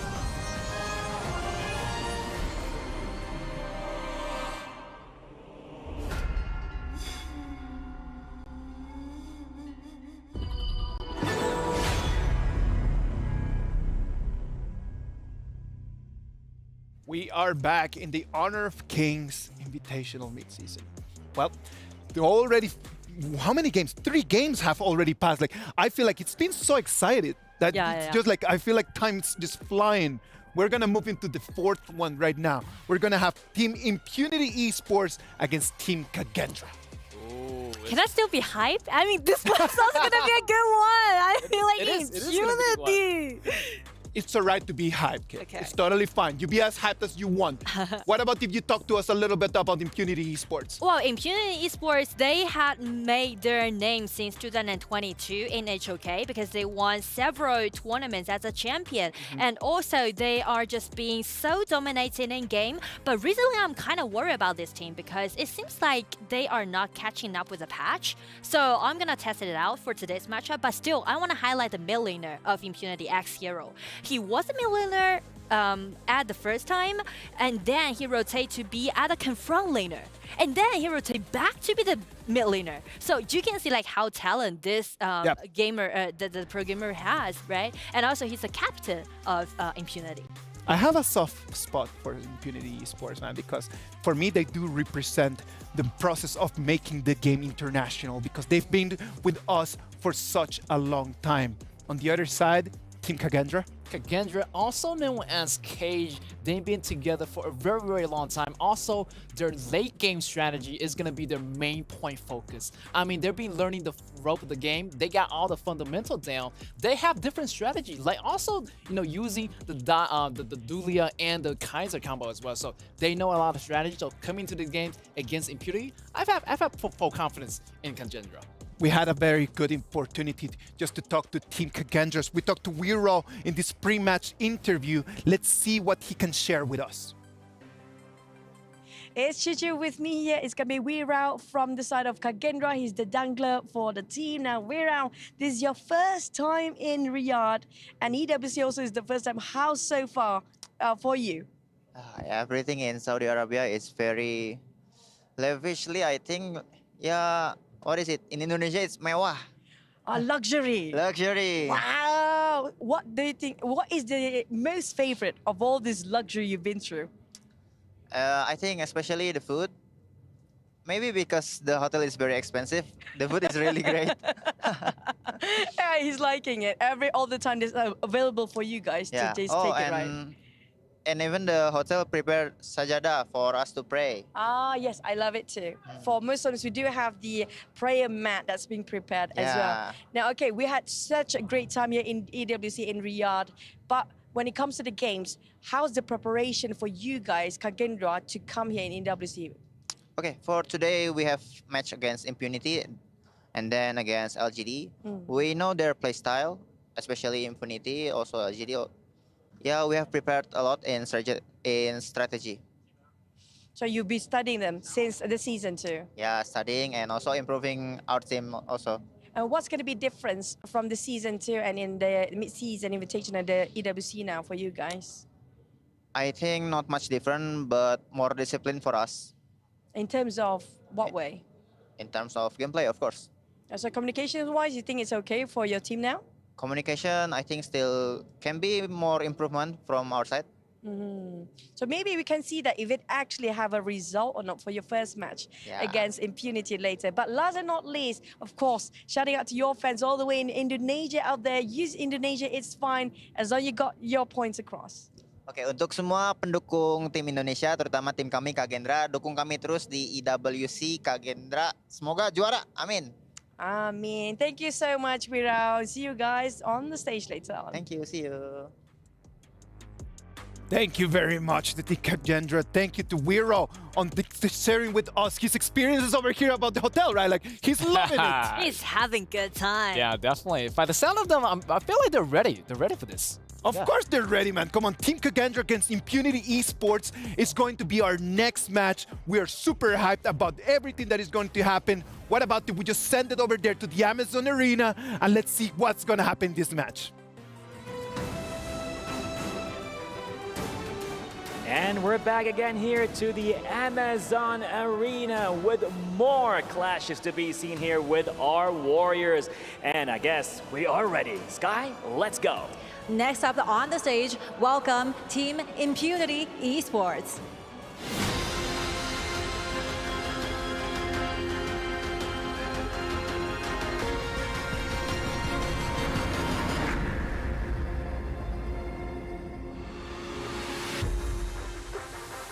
They strive from failure, they rise up again and reborn from the ashes. That's how good they are. Ooh, reborn from ashes. Let's see what's gonna happen right now as they're gonna go against their competition. Hailing all the way from Indonesia, let's hear it for Kagendra.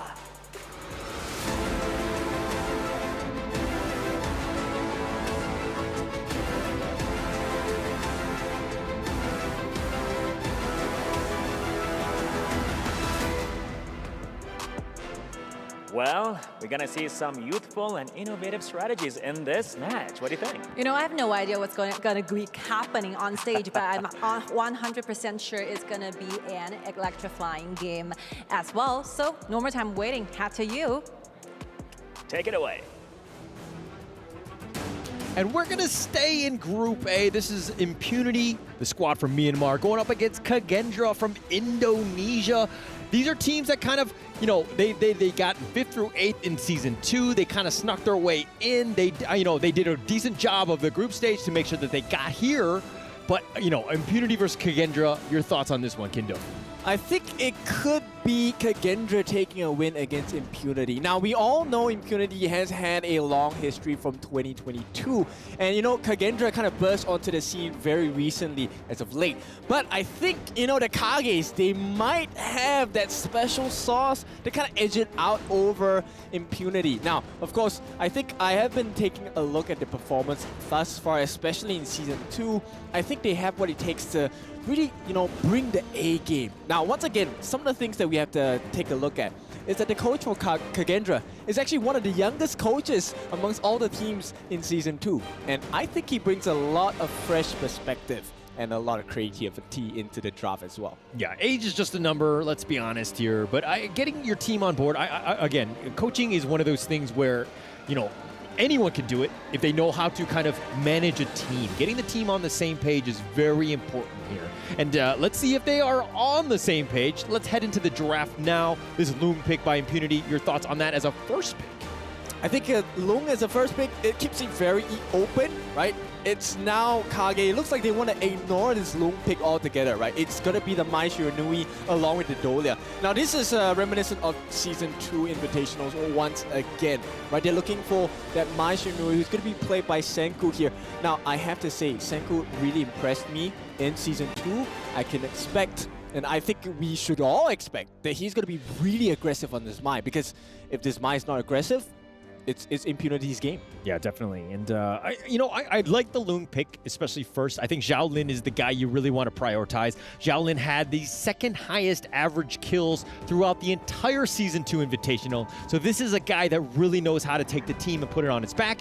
He's kind of rounded it off with the Dune and the Lady Jun here, kind of going into this one. But Kagendra, Mai, you talked about it. The Dolia, you know, very top-tier roamer that everybody kind of wants. It's great with the Celestial Melody, but Kaiser, we haven't seen it today. This is the first pick that we saw. It did have quite a presence in Season 2. It's very tanky and someone you need to deal with. Yeah, so at this point, you know, I want to bring us back into the Loong pick. You're asking me about it. Right now, it's really... Does 0-0 get the kind of farm lane that he wants? Because right now, both teams have... the draft is really clear, right? We're just going to put a shield in front. And at this point, whoever shields breaks first is going to get punished.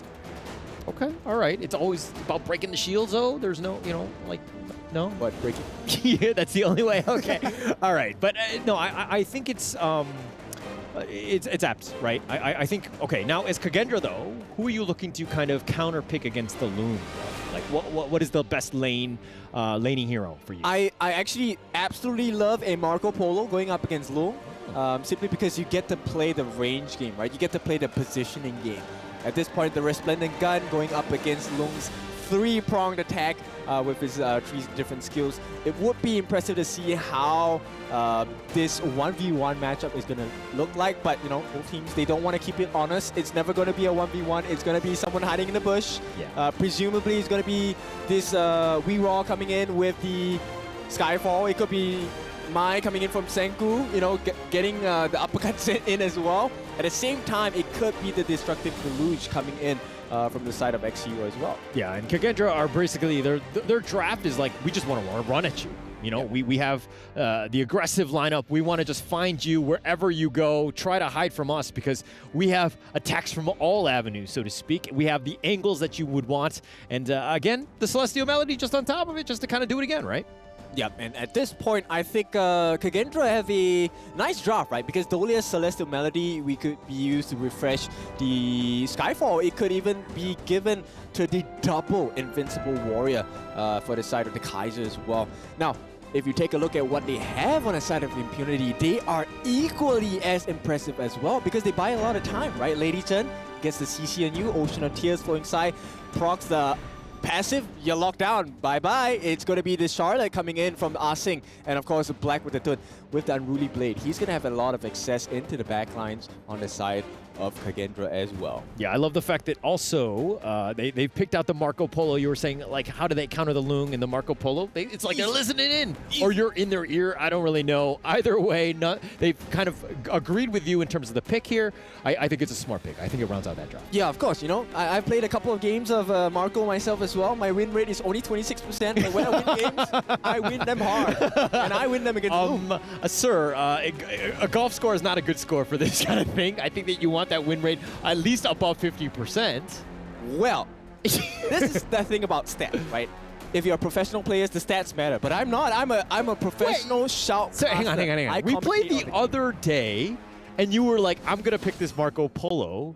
What? Did you know that your win rate was 26% at that time? It was. I would not have signed up for this. It was 31.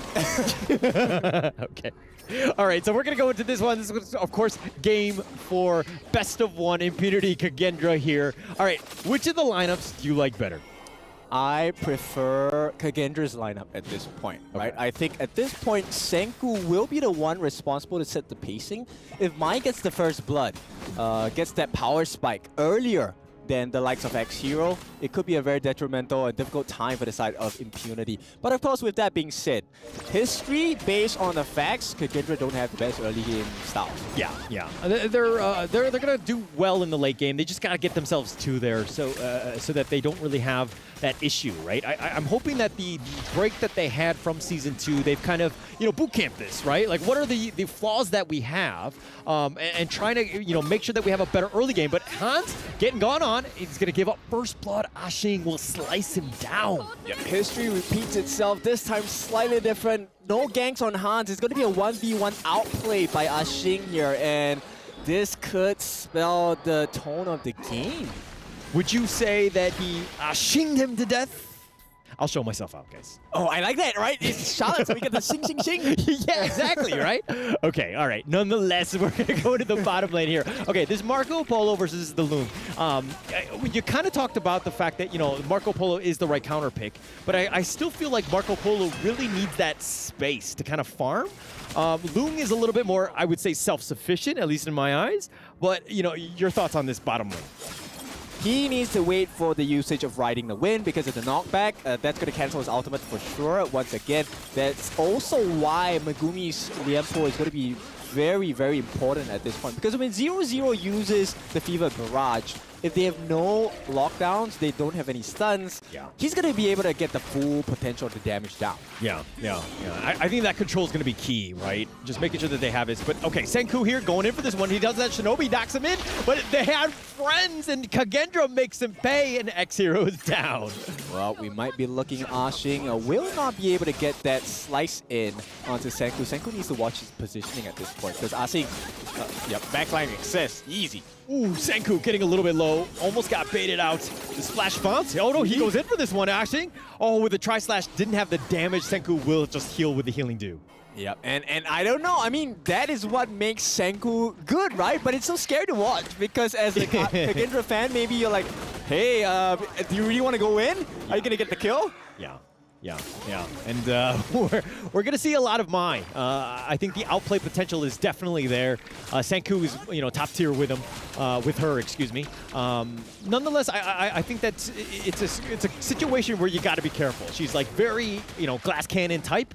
She has the potential for outplay, but it's kind of risky. Yeah, for sure. And let's take a look at the game now. 3.5 minutes in, we're 30 seconds away from the first neutral objectives coming out for both teams. We're tied at 1 kill apiece, but there is a 1K goal lead coming out from the side of Impunity. Yeah, it's an early lead, and that's what Impunity want to do. They play better from, ahead, so to speak. X-Hero, though, kind of forcing it out, making Senku just stick to that. As the Mai, you kind of want to clear your wave as fast as possible. Black, on the backside, he's going to get pushed away, and he's going to be completely ignored. But to just finish my point real quick, Mai looking to kind of push out, clear the wave, and then to make rotations. Yep, you can see the missed comms coming in here, and Black wants to try and get something, but I don't think that's it's just the point yet. Oh, the Tyrant solo, who's gonna get it? And Riro will take that one. And now it looks like, oh, the Trevor smash was on point, connects onto 3, but Riro will go down. And that was a huge one for Megumi.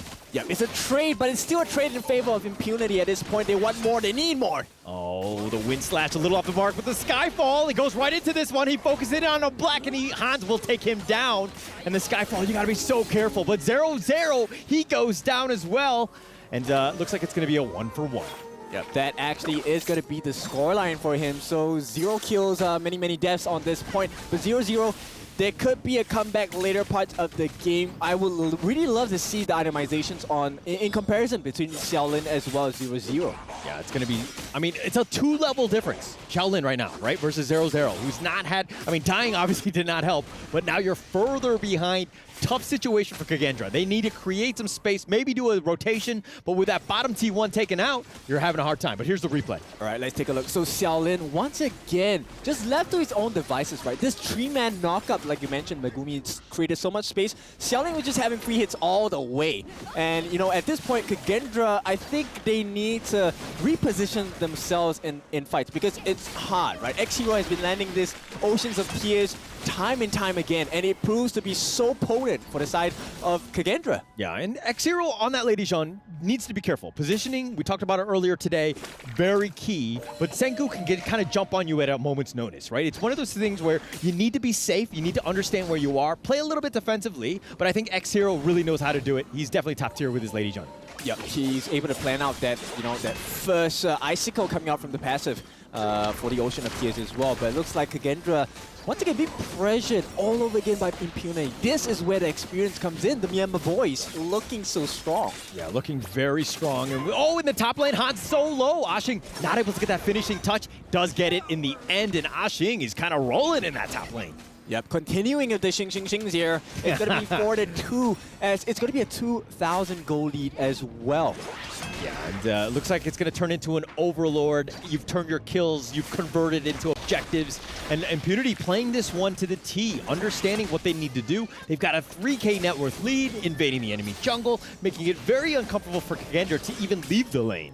Yep, this is, you know what? This is the second time I've seen them attack the 4 camp, and nobody has made any attempt to stop that just yet from Kagendra. So they're losing in these little trades. It might not seem like much, but you can see the result of it, right? That's like 2,500 gold ahead for the side of Impunity. Yeah, okay. All right.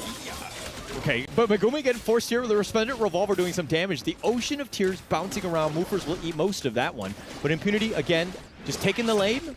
Wind Slash does actually connect onto Senku, who just gets under the tower. Yeah, so it's not looking too great for the side of Kagendra, but Impunity, I feel like they aren't exactly pushing and, you know, making sure that the pressure is getting to the side of Kagendra. Yeah, and they're going to wait in the wings. They're going to play things a little bit slower at this point. Get Weira a little bit more time. He's behind in terms of, you know, levels, experience, as well as the net worth. Weira needs that farm, and they're trying to prioritize him, trying to get in. But Senku, here's the attack. They do have the Shinobi pushing him back. X-Hero is going to be killed. You talk about positioning, but yeah, hey, when you get forced into this one, they'll just eat you up. Yeah, Celestial Melody now dropped down onto reroll, which means he has Invincible Warrior once again. So we might be looking at a fight coming out from Kagendra. They're willing to take one more. Yeah, willing to take it, but I don't think that they're going to find the right avenue of attack on this one. Kagendra's still sticking around. Reroll will go for the flank, wait in the bushes. They find Black, who scouts it out. He's been burst rammed, and Reroll taking a lot of damage using the Invincible Warrior just to stay alive. Yeah, that's unfortunate, but that's really smart from the side of Impunity, right? And this puts them in the perfect position to capitalize this. They get the free Tyrant, and this is the 8.5-minute Tyrant. So they will have enough time to work through the debuff for their Primal Bond before they start working on that 10-minute Shadow Overlord. Oof, oof, oof. And I mean, Impunity playing that really smart. Like forcing out the Invincible Warrior and then taking it in, turning it into the Tyrant, right? It's just really smart play. Understanding cooldowns, know what you have to do, kind of push things along. And again, Impunity just really forcing Kagendra to literally just sit on her tower. Yep, I really like the itemization coming out from Xiaolin here. Axe of Torment as well as the Eternity Blade going into the Master Sword for sure. Now, the reason why I find this so intriguing is because, you know, most of the time as a farm lane marksman, you want to go for Daybreaker, right? Increase attack speed. But the Axe of Torment gives you more life. and it does the same as well. It gives you 85 damage, it gives you an armor pierce. So I really like the fact that Xiaoling is just itemizing just to be a little bit more survivable, and it has shown to make the difference in the fight between them and Kagendra. Yeah, it's about itemization, and oh my gosh, we were all the way up in the front. Invincible Warrior tanking most of it. He's going to be fine, but he did, again, on cooldown again. Got to be careful. Impunity waiting for the next creep wave to do that potentially again. Yep, and to make matters worse, Hero just got his hands on the Frozen Breath. It's going to be a hard time walking around the likes of Impunity, right? The flowing side is going to be bouncing between all the different members, and here they're looking for more. But Black, he's going to tank that. Yeah, Unruly Blades back to safety. Black, you know, not using the surfboard. I think he could have used that probably in style, no? Well, he was on land, right? We don't do land surfing here. Well, you know, you just jump on it. It works, but okay. Still love the skin. Megumi on the side, in the front, kind of tanking things around, zoning them away. They're going to look to take out this Tyrant. Megumi gets the burst ram onto Moofers, but Xiaolin all the way up at the front. He does get a Kachusen to the face, but they're going to back off. They're going to try to take down this Tyrant. Yep, it's all about a team fight, and Moofers here suffering quite a bit of damage, forced to use the Wave Breaker on the backlines, just healing himself alone at this point. I want to keep my eyes on 0-0. Oh, Invisible Warrior, they're going to go for this one. The Resplendent, oh, they do the damage, and they kill the Tyrant to Black. We'll go for this, the Infinite Fastness, just to back up into safety. Moofers is already down. Ashing will get credit for this one, and now they want more. No, Ashing is going to have to back off. He does get scared of the Resplendent Revolver. Just diving in, and this is where the backline access makes so much sense for the draft of Impunity, right? Megumi doing so well to just be disruptive, and at the same time Asing and Xiaolin just chasing away the entirety of Kagendra. Yeah, and Impunity have done a great job. They were forcing the action on that T1. They finally knocked it down. That took some time, and you know, commending Kagendra here for being somewhat defensive and being able to hold that, but now things have kind of fallen off a little bit. It's about a 5K net worth lead. Impunity really in the driver's seat here. Yep, and this is going to be a domino effect, right? So one turret falls, suddenly there's 2, there's 3, and there's going to be a total of 5 turrets taken away from Kagendra. Yeah, and Black being forced in with the Invincible Warrior from Weira, forcing this one out. Black tanking most of this. The Unruly, the Wind Slash knocks him up, but, you know, he's going to back off. Yep, he's taken so much punishment, and he drops to, what, a third of his health? You know, Kagendra at this point, they need to be really careful because they need to buy so much time for 0-0. He does not have sufficient damage just yet.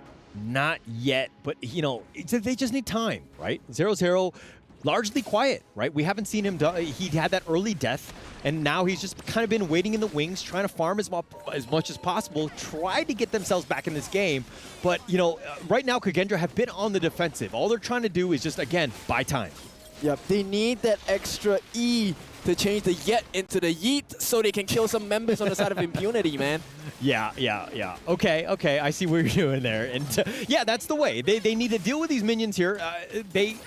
Look at this. Black is just taking the Overlord for free. Kagendra right now just all hands on deck in terms of the defense. Not able to get anything going. And again, Kagendra really struggling to find any sort of farm.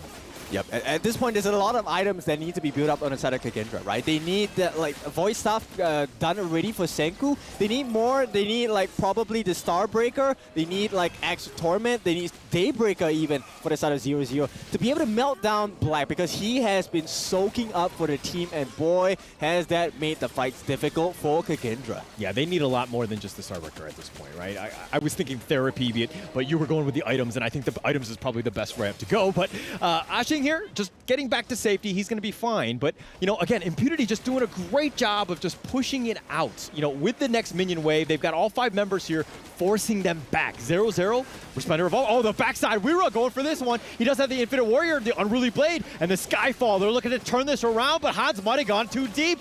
And it looks like he's going to go back. He's just going to go all in for this one. Hans is down for the count. And now Kagendra with only 4 members. Tough situation, but there are no minions to push. Yep, this is silver lining as Weira did not fall to that attempt. Oh, 0-0! Oh, the Fever Barrage, but he got stopped and he's going to be killed. And Impunity are like, all right, I'll take that free food. Yep, and that's the whole point, right? If you can stop the Fever Barrage, they don't have any damage. They don't have much, and Black Oh, it looks like he does go down. He was trying to go all in for this this mid T3, and they're pushing all 3 towers. It looks like they've taken them. Ashing will take the top one as well, and it looks like things have crumbled. Kagendra right now, the base wide open. They need to figure out some sort of way to fortify their defense. Yep, it is a barren wasteland, and that is the case for Kagendra's base. I mean, we have seen this in Season 2, right? Multiple times on the side of Kagendra, but this feels like where Kagendra gets to their strongest form. Strongest form, but tough, right? Kagendra really have not any space to breathe. Let's check out that replay here. Yep, this was the mistake for them. You know, the opening that 0-0 allowed for that comeback, and that really opened the doors for the base to be just taken apart from the side of Impunity. I'm going to rate that Marco Polo play as a 0-0. Well done. I'll show myself out again. All right, but Impunity here, like literally just backing off, regrouping, understanding that they have full control of this game. Tough situation for, you know, Kagendra, right? Getting back into this one, they're going to have to find some sort of way, but the lanes are all kind of pushing. Ashing is pushing the bottom lane. Just really, you know, no space to breathe. Yep, someone needs to find Xiaolin on the side of Kagendra, right? Until then, it's not going to be any easier for them, and it might be the end of the game for them at this point. Yeah, might be the end here. Ride the wind, knocking him up. Weiro backing off, and he's going to have to heal just to keep himself alive for this one, just to sustain. They need to deal with the minions. Xiaolin just picking him off from afar with the flaming palms, making it difficult. Kagendra right now just backing off, just trying to survive. Yep, Movers just continually using the ult to try and push them away, slow them down. Anything that helps them at this point is great. But there's one thing, Ashing actually has the Sage's Sanctuary, and that's going to be 6v5 technically. Technically, yeah. I mean, going into this one, yeah, they're going to have to do this one. Oh, they're going to go for this one. The Fever Barrage, the stasis keeps him alive. Splendor, that is. And Black still up in the front line. Infinite Vastness, he's going to back off. He's going to use it to regroup. Senku's looking for the flank, but he's at half-life. Does need to be careful on that backside. But Ashing will push out the wave, not really worry about Senku. Okay, so Impunity, they took that fight. They didn't get punished too hard. But there's a couple of things that Kagendra needs to notice, right? Number one, Xiaolin did get down to half his health. So they're doing something correct here. Okay, you're looking at that as a win of just half-life? Like, I guess baby steps, right? Yeah. Okay, all right. So, I mean, that makes sense. I just think, you know, it's a tough, like, really not a good situation to be in. It's one of those things where you need to get the pick off, but they, you know, Impunity have done such a good job of protecting Xiaolin, who's done amazing job. I don't think he's died a single time this game. We're going to have to check that one out. Yeah, for now, I think that is a fact. I don't think he has fallen to once just yet. And at this point, once again, Kagendra, they're holding on. It's about a 7k gold advantage, but Senku doing really well for himself with the itemizations. You know, at this point, I think the game could stand on Senku's positioning. Yeah, and okay, so if you're Kagendra though, what are you looking to do? How do you get back in this game? Oh, well, I think they have to burst someone down, right? Or at least steal this objective. Can they do it? It's not going to happen. Not going to happen. Black will take credit for this one. Weiro getting whittled down. Movers is going to be actually the first to fall. Xiaolin gets credit, and 0-0 down again. It's an all-out retreat. The burst ram knocking him up. Weiro can't even get back into the base. He's going to be focused here with that wind slash, not slowing him down. But on the backside, Ashing continuing to fight. You talked about the Sage of Splendor, and that's going to be the expended one. Senku is down. The base is wide open, and it looks like they're going to close the house, pad that KDA, maybe get Hans. No, they're going to take the base, and Impunity win 11-4. All right, Myanmar, they do it. So they get rid of Kagendra in this game. That's going to put them higher in the table for their group itself, which means they put a best foot forward, securing potentially a good future in our Honor of Kings mid-season invitationals. Yeah, that first game, key, right? It sets the tone of what you want to do. Coming in positive, ensuring that you're more on the top of the bracket as opposed to or the group. Definitely very important. And that's what you want to do is going into this one. But let's talk a little bit more about Kagendra here. What could they have done? Like, it seemed like they were really not playing the game that we know Kagendra to play. You know what? I agree, because I think it should be a growth from Season 2. Yeah. But it felt like a replay of Season 2 Invitational.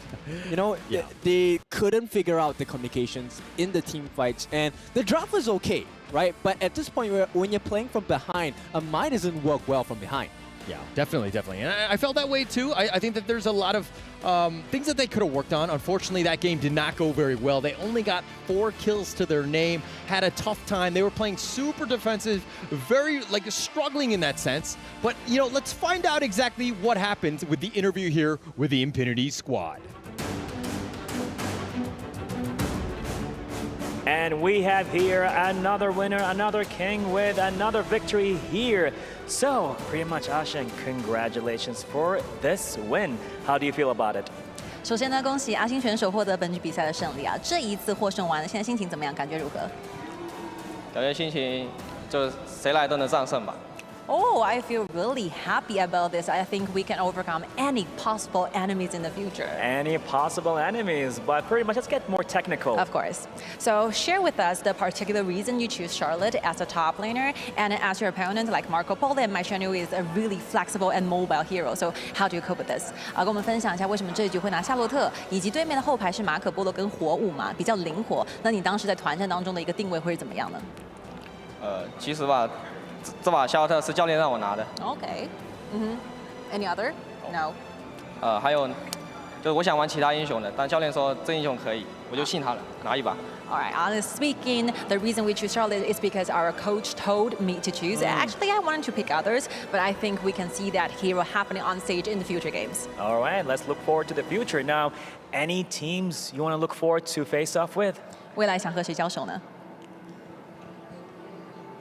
跟梦之队吧。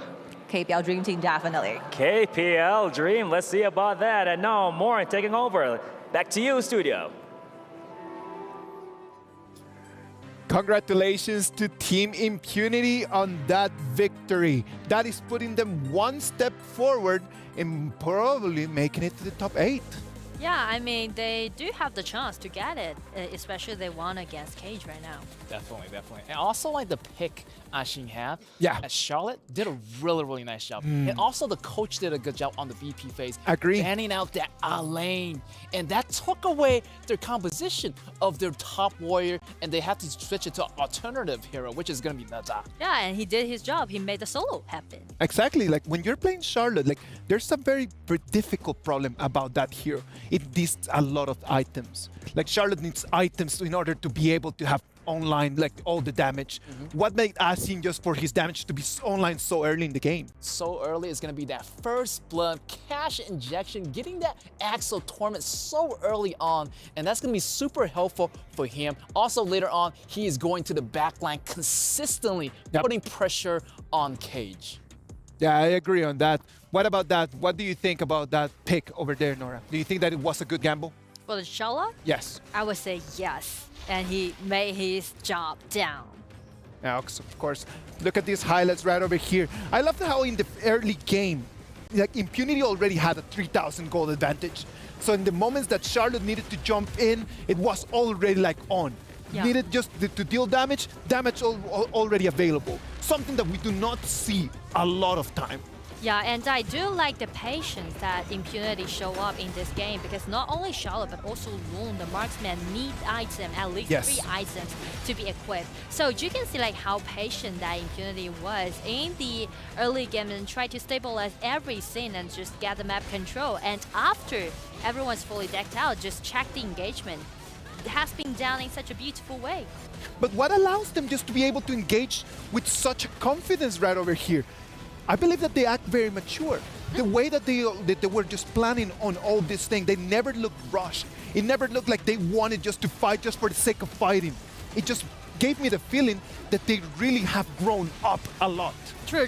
And I would say that's something to do with Kagendra's composition as well. Because as you can see, Kagendra's compositions, you need them to, pull it out and just dive right in as a group.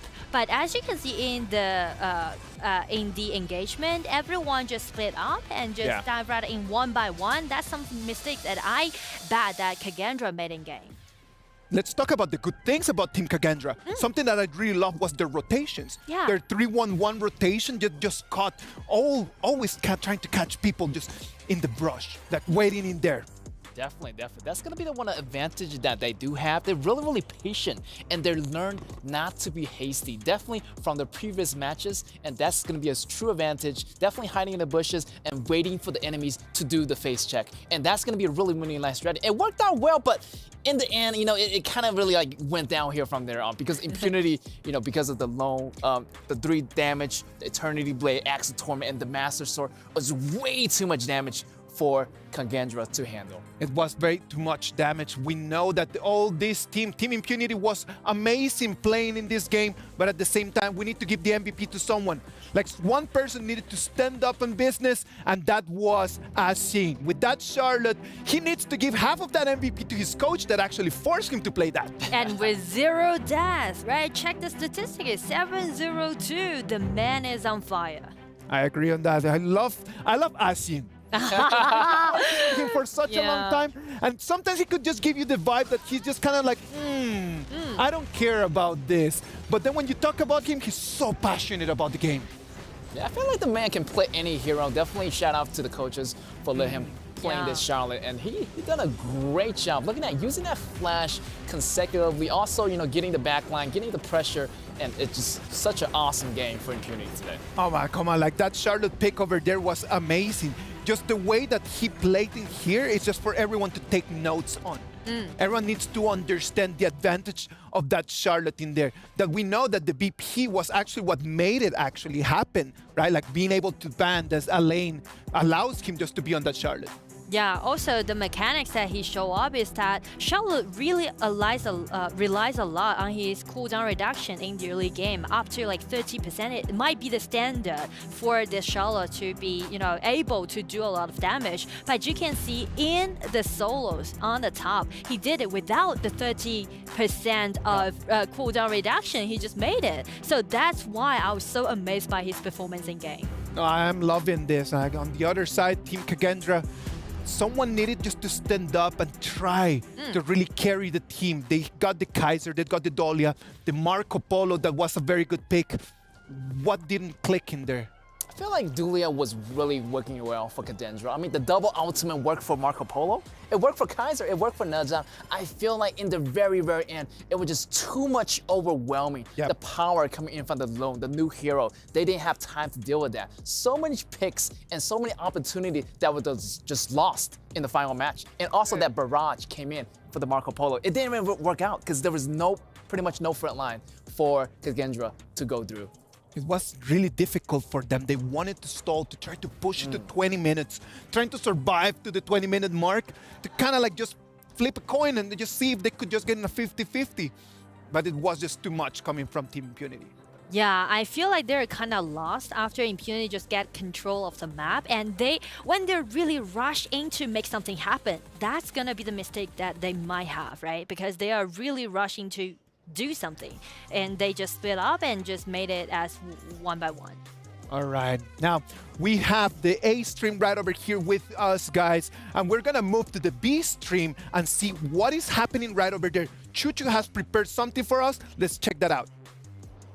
Hey guys, it's Chucha. I'm keeping it updating for you guys for Group B stage, Group Stage in day 1 for our tournament here right now. For the opening of the day, we had KPL Dream Team versus Team Falcon, where it was a landslide win for KPL Dream Team. They won the game just over 9 minutes for our opening of the day. Next, we do have Team Impunity versus VKS or Vivo Kidstars, which Impunity was quite okay at first, but it was a comeback win coming up from Vivo Kidstars after YC's Ali just smashing it from mid to late game. Next, we do have Team Vitality versus VKS, and it seems like Team Vitality got their revenge for the win against VKS. Team Vitality, they revamped for this tournament here right now. Changes so much when it comes to gameplay, more variety of their strategy, just making a clean, disciplined win against Vivo Kidstars. Last but not least, we had Falcon versus Loop, where Loop's just also smashing it against against Falcon. And Loops, I have to say, thanks to Midseason Bin, it actually has been very proactive throughout the entire game that cost them the win. But the question is, for the side of Team Falcon, as well as Vivo K-Stars, are they safe or are they not yet for the playoff? We're going to have to wait and see. And that's the update from me, Choo Choo. Thank you very much, Choo Choo, just giving us all the information from the B stream. Now, Group A and Group B, Nora, Get. Already, Loops taking an advantage. 2 games, 2 dubs. By now, the best performances on day 1.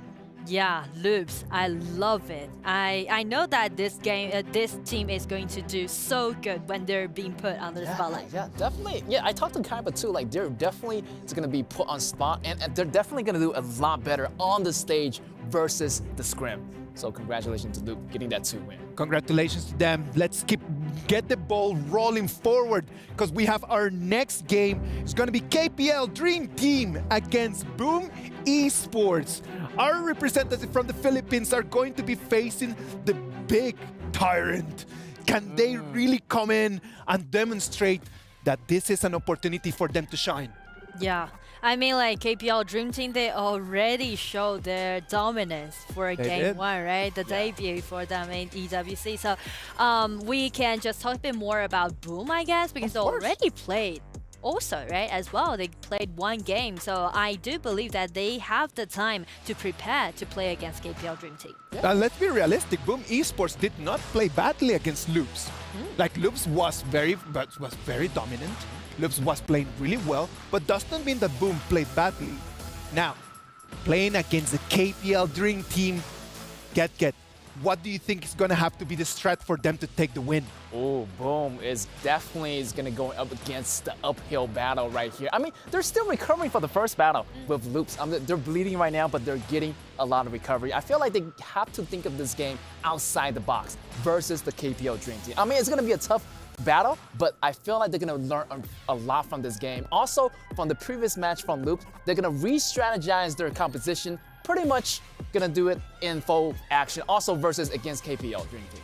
All right, let's send it to the Amazon Arena. Let's see what's going to happen in our next game.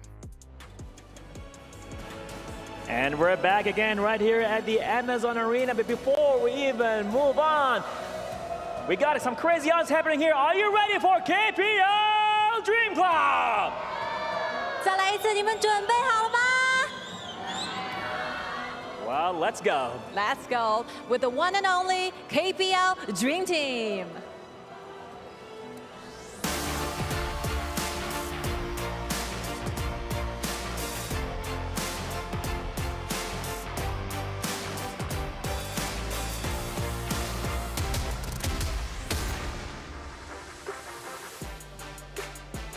I strongly believe that this is just the beginning of an undefeated legend here. I can definitely see that as well, but coming in right now with a loud Boom hailing all the way from the Philippines. Let's hear it for Boom Esports.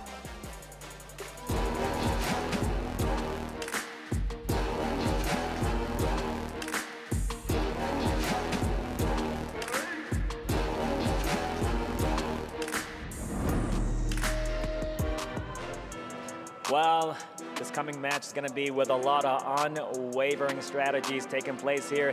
Super excited for this one. Of course, just hope the 2 teams are ready to show us what true honor looks like on the real battlefield. Right now, gaming time. Let's hit to our studios. Yella.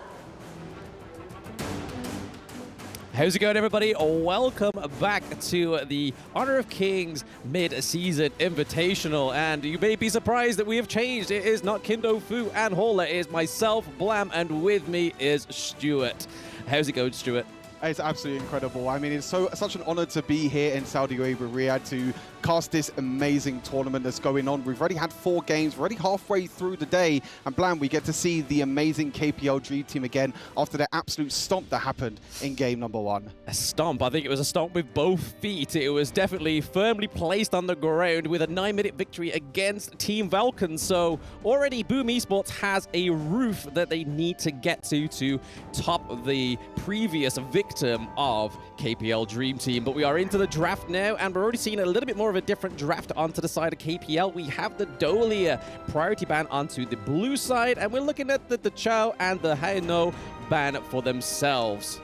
Yeah, for sure. I mean, we saw that the KPL was prioritizing so many of these really, really strong picks. We saw Boom already in our first game as well. Boom has already played one game. They tried that Athena strategy that they also tried at the Season 2 Invitational. Unfortunately, it didn't work for them, so it seems like they're going for a different route this time with the Ali and the Lady Shen, with Long being taken out of the cards. Normally, you see this trade of players going for Long and also Ali, but with them banning Long, really nice to see that priority on the Ali in the end. Yes, and that was my next question, is who is going to be the ADC for KPL? Are they going to keep it with the Lady Sun now that they don't have the Ming combo? But pairing that Dolia with the Hu Huan in the jungle is going to be a fantastic combo here for the Dream Team. And over to Boom, they do go for the Masashi just in case the KPL Dream Team was going to go for the Orgrin. As we know, those high CC enemy heroes are generally the better counter for a hero, the new hero, Orgrin. Yeah, for sure. I mean, Orgrin hasn't been picked or banned yet in this series, which is super surprising to see. We've seen very high priority on both of these two new heroes. We saw Long had a really, really strong performance from LGD. We saw Orgrin also for the KPL Dream Team. I'm super curious to see the approach that KPL Dream Team are going to have in this game as well. It seems like they are playing with some different players as well, with Chance also playing in this game. So they're playing with a bit of a rotation squad since this is a Dream Team, just to give everyone a bit of stage time. But it also means that their drafts are super flexible as well, because so many of these players can just jump in and play to such a high standards. Yes, Pang is sitting this one out, it seems, and we're getting high in this KPL matchup this time around. But funnily enough, we see the Mutsu ban and the Cayenne ban come through, so that must be something that they know that Boom Esports are going to go for.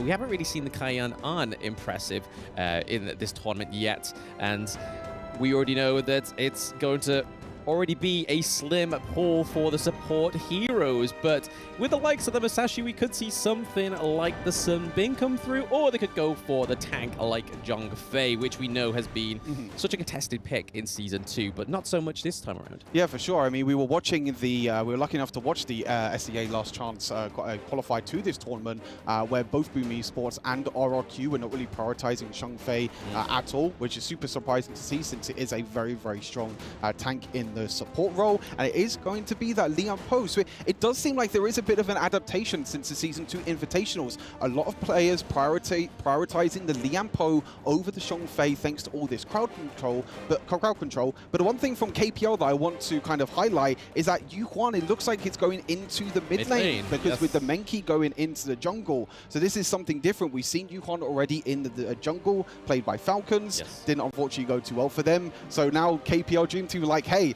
if you want to see how it's done, this is how it's done right here for this game. I mean, it's a fantastic compliment pick for the side of the KPL with Dolia as well, because obviously double the airtime from the Hu Huan is such a fantastic feature to have on the KPL Dream Team. But seeing Monkey come through and the Elaine, and as we know so far in that Clash lane, Elaine has been a very contested pick this far. But I'm really interested to see this Lian Po support pick come through from Boom, as we saw in the last game that he did go for the Distraction Athena, which did work well. It didn't work as well as it did against VKS in Season 2. We were sat in the crowd with all these beautiful people that were there already, but it didn't quite work against Loops, because we were saying if this is how they get the victory, they did it against VKS. Let's see if they can manage to get that one up on Loops with the Athena. And with it being a best of one, this is where we need to see these huge drafts come out of to try and get that victory. For sure. I think a lot of people definitely put Boom high up on their tier list in terms of the S2 Invitational. They were underperforming, in my opinion, you know, with the likes of Vitality and VKS going through. We know that Philippines is a very, very big region, very popular region with Honor of Kings and also just mobile MOBAs in general. So I really want to see kind of Boom bounce back. This is going to be an absolute giant to try and come back against, you know, with the KPL Dream Team. But as you mentioned, with that Athena kind of distraction strategy not really working out for them, this is something that we were talking about when we were actually sitting in the crowd. We were talking to each other. We were saying, you know, Boom have come up with this strategy before. They know how to play this strategy. But now that they've actually not won against it, they need a plan B. And this might be their plan B at the moment that they're playing against the KPL Dream Team. Yes, and the draft is looking pretty much fine for both of these teams, I would say, because Boom having the Masashi, I don't think we've seen the Masashi come through yet, at least not on Stream A. Stream B could be a little bit of a different story, but I think my best thing about Stream B so far, as we were sitting for food before this, Stu, was the fact that Team Vitality was able to take down VKS. I was like, oh, what a win for EU, baby. Take that one, Brazil. No, it's absolutely brilliant. I mean, obviously both of us being from the EMEA region is super exciting to see us as well. And as we saw before this draft, we can see that, you know, Choo-Choo's keeping us up to date throughout the day of the Stream B as well. So if you are just watching the Stream A, you will be updated throughout the day. But yeah, huge win for Team Vitality. And you know, Boom are going to look to try and have to come back as well, because, you know, losing that first series, Boom have to try and actually get in a win now. It's going to be difficult against this KPL Dream Team. You know, we have to try and find a team to be able to take them down. I think that's the big thing they were talking about on the analyst desk right at the start of the day. You know, who are the teams that can actually take down? Who are the kind of underdogs in this tournament that can take down the KPL Dream Team? We already saw Falcons. You know, we can talk a little bit about that Falcons game, because we saw all-out aggression from the KPL Dream Team. Level 1 invades. The Lady Sun again being picked this time around. We saw the Lady Sun playing in the mid lane to start things off, pushing out that mid wave, and we saw the Pang in the end on the Orgrin. Level 1 invading, super aggression, and there was no space for Falcons to move around. So Boom have to be careful. They have to analyze that first game that the KPL were playing and be like, okay, how can we counter this aggression? How can we make sure that we don't get put so far behind that we're going to lose in another 9-minute game?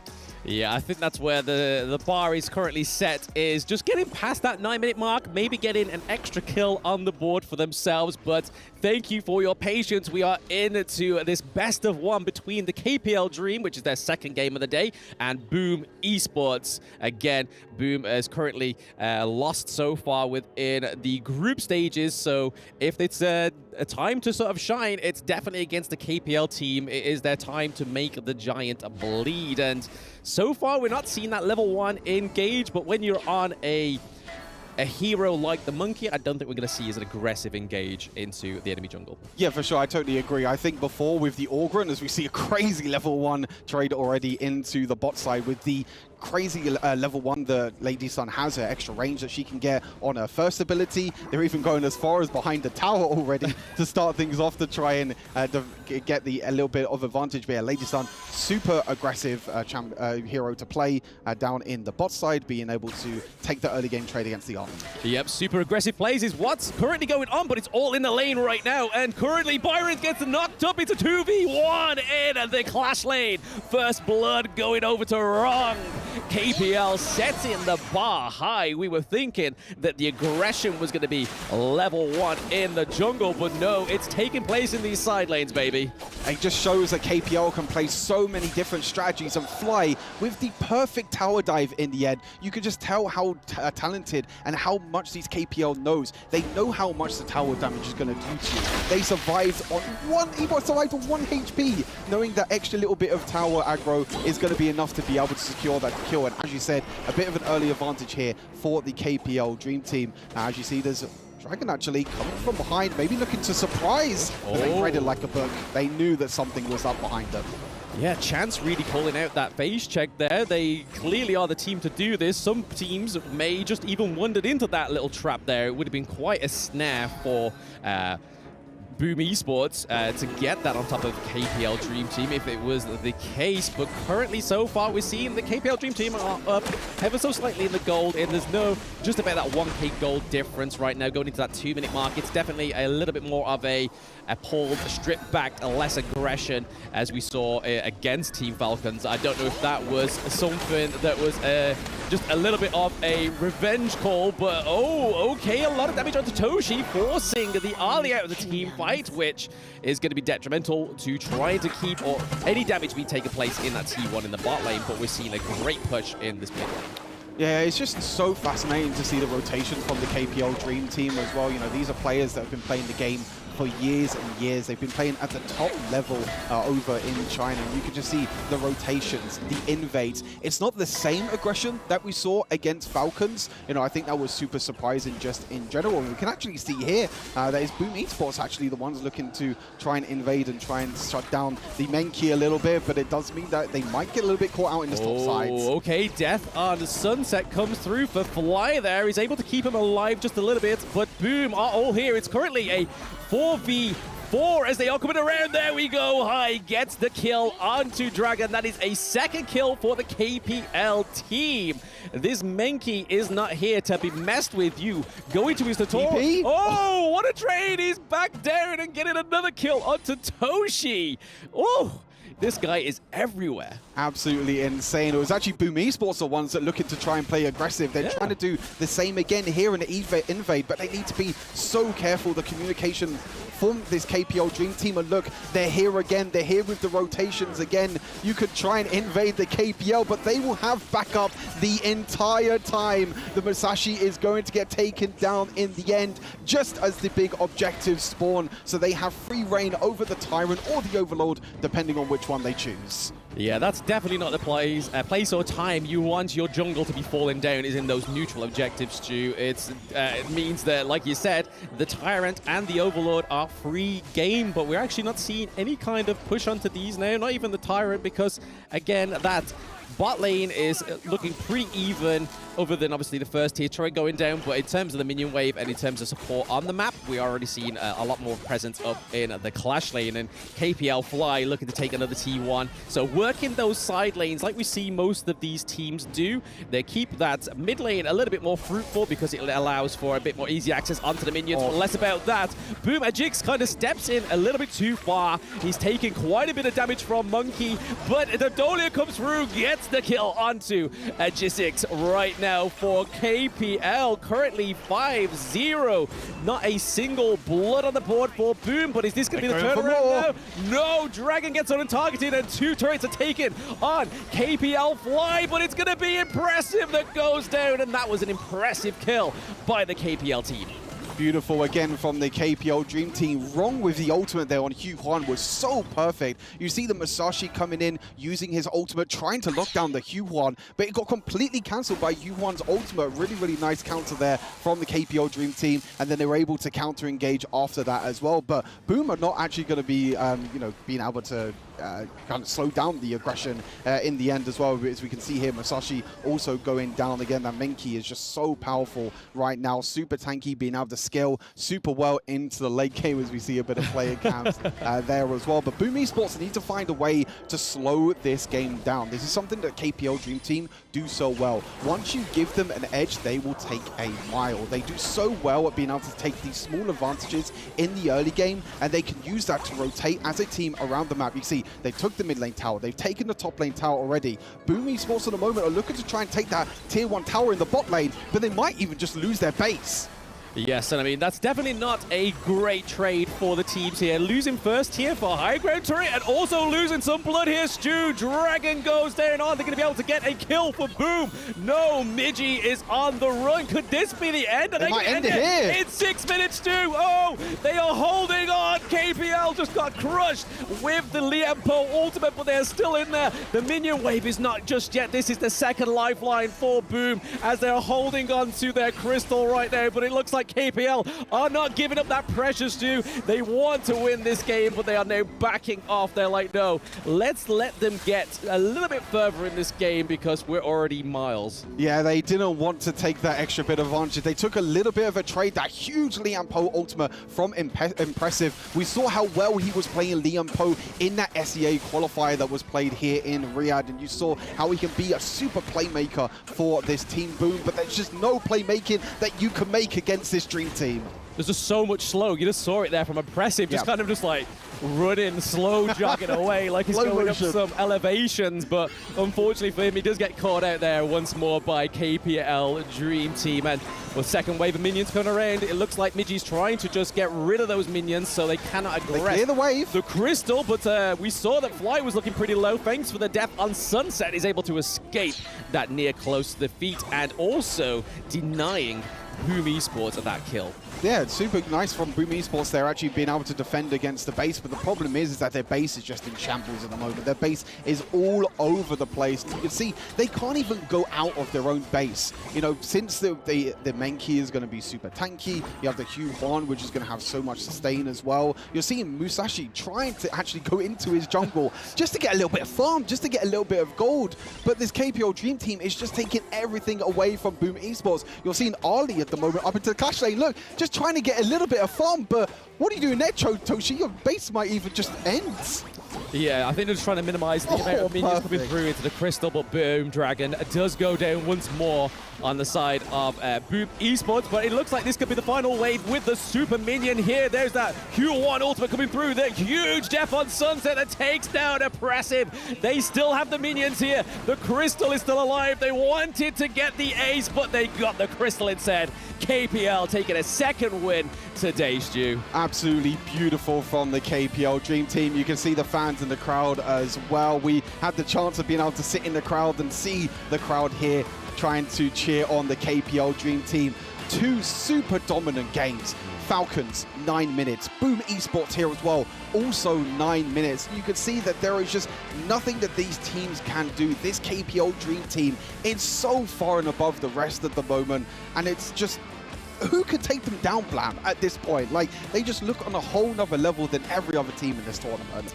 Absolutely. I mean, they do have one more victim today, or maybe a victor on the side of them, and maybe they will be the ones that take them down. But unfortunately, it's not Boom Esports. It could be a G Global later on, but just looking at those stats is just phenomenal. Such great presence across the map. We saw a little bit of a presence change as well. Yeah, absolutely crazy. KPL Dream Team coming up absolutely huge here in the second game. They're going to look to try and go 3-0 in a couple of games' time as well after this. This isn't the last time that we're going to be seeing the KPL Dream Team today, but an absolutely incredible performance. Flawless as well. 0 deaths across the whole board. They have a no-death run in their second game, but again, fantastic effort from the KPL Dream. I'm pretty sure the audience are feeling it in the Amazon Arena, but we're going to pass it back over to the stage. Another glorious, victorious moment, but before that, seeing the crowd of KPL Dream Team, make some noise, everybody! 听听你们声音好吗？ Amazing, beautiful. How do you feel knowing that you have fans flying all over from China to Saudi Arabia right here for the EWC? 首先呢，恭喜5位选手获得这局比赛的胜利。那同时呢，看到我们现场有这么多很热情的粉丝追随你们来到利雅得，有什么话想要跟他们说的吗？就今天的场子和来到现场的观众一样热情，对，特别的热情。I think the whole atmosphere at the arena is super high and as high as the passion that our supporters are giving us. Thank you so much. Amazing. Let's go more into the technical stuff here. Of course. It's a long way to 2024 EWC, so what's the internal goal for KPL Dream Team? 其实呢，在 EWC 的比赛呢，还会有接下来比较多的时间。那整体来说 ，KPL 梦之队的一个大目标和方向是什么呢？最大的目标就是夺冠嘛，然后小目标就是稳住每一把，然后把自己的心态调整好，就是稳扎稳打，对。So the biggest goal for us is finally, of course, the final glory, the final champion, and like tiny little details and goals is for us trying to maintain a very good mentality, stable health and stable conditions, and keep fighting for every single matchup in the future. Keep fighting. You know, the previous match we have Impunity saying that they look forward to go against you. What do you have to say about that? 我们上场比赛呢 ，Impunity 的阿星选手其实说他们很想和你们交手，你有什么想回应的吗？对，我们也特别期待和他们交手，因为私下有交流嘛，所以说很希望在赛场上能和他们交手。对。Okay, we look forward to that match in particular as well because we have so many deep communication with Impunity as well when we're doing streams. So yeah, looking forward to that matchup. Looking forward indeed, and I guess it's time to go back to the studio. Congratulations to the KPL Dream Team taking one more victory. A lot of people wanted Boom Esports to demonstrate what they could do against the KPL Dream Team. And I'm going to tell you the truth, I do not think that they just looked bad. They looked actually pretty well. True. We can just, scrutinize the strategy when they play against KPL Dream Team is that they focus a lot on taking flight down. Yes. See, they just give it all up. out and trying to take that island down around the riverside. And secondly is that they did the blue buff invasion instead of KPL team did, right? Exactly. Like you can see in that moment that they actually had the confidence to come over here and just really try their very best against a giant. Like we need to be realistic. Before the game, we most likely already knew what was going to be the result. But the Boom Esports, they came in with the spirit of really coming in and trying to learn, trying to experience this. You can start seeing it from the first movements, right? Like you can see this one right over here. This is amazing. They come in and they want to take fly on the 1v1, knowing that this might be my last chance to really play against the man. That was really, really close, to be honest, to seeing Fly be put into that position. But you can see he's playing very aggressively. This and one also, over here as well. Yeah, down the map. It was a really nice mechanics show by Arlie. Of course, like you can, I just love the way as Blam and Stuart were commenting on the fact that the KPL Dream Team just rotates and they roam around in a completely different way. It's just very different to all the other teams just to understand their rotations. Their understanding of the times of the game is completely different to the rest. So it's very upsetting to not understanding the rhythm, right, guys? Yeah, definitely. I feel like Boom tried to buy more time for this game. I feel like they're a little bit hasty this game, and they should have went a little bit slower. Because if you give a lot of chances, okay, PO Dream Team, they're gonna get at you. They're gonna get at every single moment they can. So I feel like what they need to do next time is to slow down the pace. Dude, but you gotta agree with me on the fact that this was an entertaining match. Yes. I believe that if they would have just like kind of camped over there and they just waited and just kind of stall and tried to buy time, it is true. Maybe they would have made it to the 9 minutes, to the 10 minutes mark. But would that have been like the spirit that we actually want? Like we want to see the teams really try to take it there, trying to go with everything they have, passion, with the mission of trying to win, instead of just kind of like trying to survive. To win and to survive are different things. Yeah, I mean, like, you can play in both ways as long as you can win it. Yeah. And I would say, like, for KPL's Dream Team, one thing really amazed me is that although they did the rotation, but the coordination still stayed tight. Oh, that was amazing. Who was the MVP for this game? I would love to know. It needs to be high. It's going to be high in that monkey. What high is going to be in charge of that? 505, the KDA. Yes, Hai. He did the rotation, being the jungler, and Hai was representing Team China back in the 19th Asian Games. And speaking to the KPL League, Hai has claimed the championship for 7 times with the millionaire Rong, and they are actually from the same club back in China. Yes, exactly. Like Hua is one of those players that we actually love a lot, right? Like he's been around for a long time, and he's always been on the discussion about like who are the top junglers in the game, right? Oh, I know. That's going to be a huge competition. I mean, him and Pan kind of have a small competition to each other. You know, some say Hai is better, some say it's Pan better, but I feel like both of them definitely are playing at the highest level. And there's another thing that I really want to talk about Hai is that he made his debut in KPL region by using Arlie originally and by claiming a pentakill. He's so far the debut day, the first game he played in KPL when he was, you know, yeah, that was insanely crazy.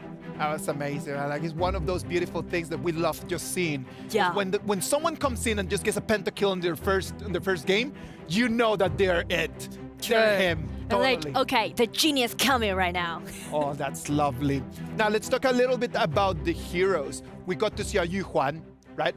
The Yu Huan pick in here was a completely different one to the one that we have started seeing in the Season 2 Invitationals. Like, what is the difference in between the Yu Huan that right now was played by KPL and the one that we have seen before, Gegen? Yeah, this KPL build is going to be mid Yu Huan. I mean, this hero is going to be full of flexibility. You can pick it as a jungler. You can pick it as a, you know, like a support.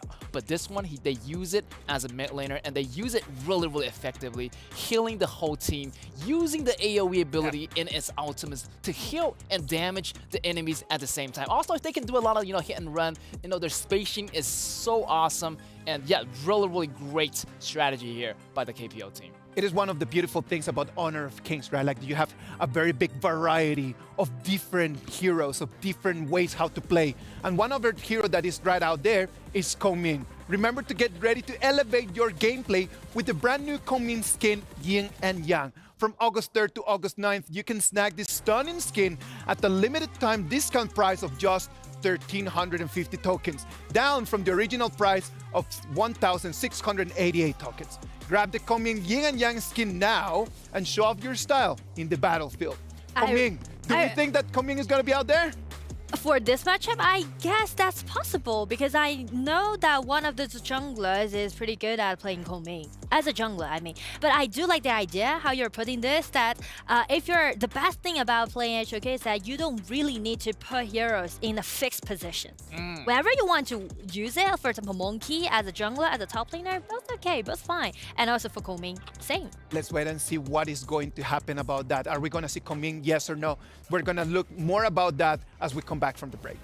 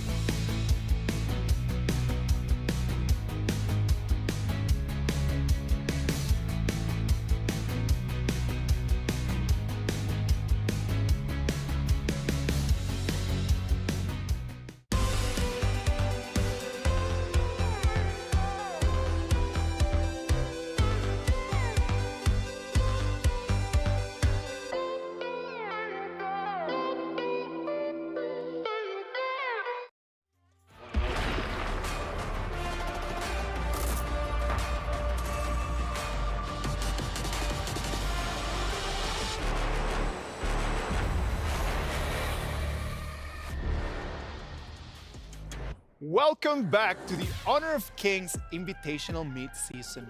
We are live from Riyadh, Saudi Arabia. We have had amazing games. And right now we're gonna move to the next one. LGD Gaming against Team Kagendra. LGD Gaming being the team that everyone is looking forward to, right? True. We know that besides the KPL Dream Team, well, LGD Gaming, they're the champions right now. do you think that right now, after watching them play and watching KPL Dream Team play, LGD Gaming, do they have a chance? I do believe there's a chance left for LGD Gaming, and I know that they are aiming for that chance to play against KPL Dream Team. And as also like speaking to the last game that they played for that one against TS, that was really good because instead of saying that they won the game, I would say they won themselves. Because they never won against TS when they were using the Dachao strategy. But you see the first showcase that they made in EWC, they did it. And I agree with you in terms of that, like, right? It's not just like the victory that gives you the 1 point.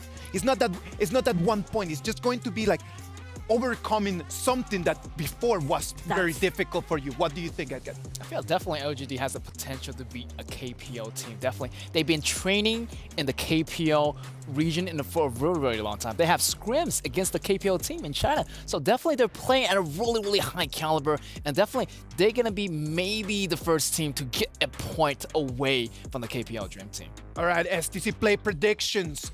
Kagendra and LGD Gaming. Who are you voting for? I'm going to vote for LGD Gaming. LGD Gaming, yeah? Good? Same thing, LGD team. You know what? I'm going to go Team Kagendra. And I'm just going to go with it just because of I like when tournaments are really leveled. I love to see that. And I hope that Team Kagendra is going to bring it on. Now, let's toss the ball back to the Amazon Arena and let's see what is going to happen in this amazing game. And we are on it again with another match to honor more kings. Well, Sky, the honor is all yours. All right, right on the stage, let's welcome Team LGD Gaming.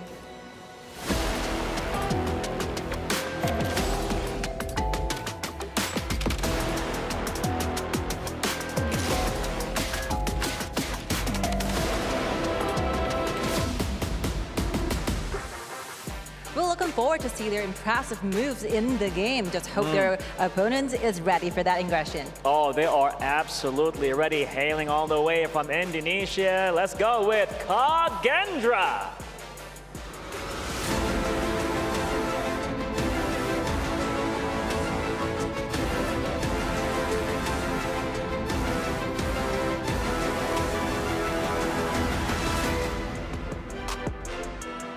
Well, we'll be seeing some youthful energy and innovative strategies taking place with this one. Of course, ladies and gentlemen, please be prepared for an unforgettable showdown. It's gaming time. Back to you, studio.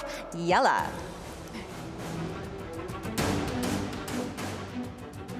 Oh, hello everyone, welcome back to the HoK Invitational mid-season.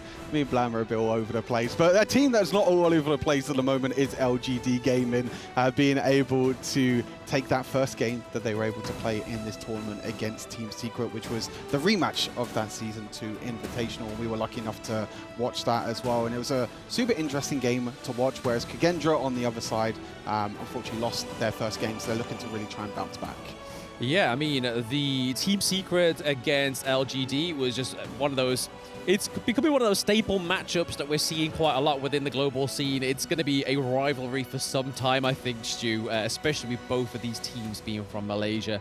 And both of them always putting up such a fantastic performance as well. So when we were watching it, we were like, oh my days, like Team Secret may win here. And then all of a sudden we saw the beasts of the south, the beasts of the east themselves, LGD Gaming, managing to take the victory overall from Team Secret. So again, well, it was a fantastic job by LGD, but their next contender is Kagendra, and we are getting into the draft, and we're looking at a Musashi Prio ban. Does this mean it's a storytelling of Orgren being picked up again? I think Kagendra need to read this like a book. This is one of the very first times that we've seen Musashi being banned in the first rotation. We know there is a bit of a counterpick to the likes of Orgren, one of the new heroes. One other player I want to highlight as well is JR. Did play long in that first game against Team Secret, and that is going to be the priority pick. They don't want to prioritize Orgren, they want to prioritize Long, and I have to say, JR played a flawless game on Long. We saw double kills, we saw triple kills flying all over the place, and we know, and I know as well from playing this hero as well, that this hero has a lot of burst damage, but it is going to be responded on the other side by the Orgren and Dolia combo.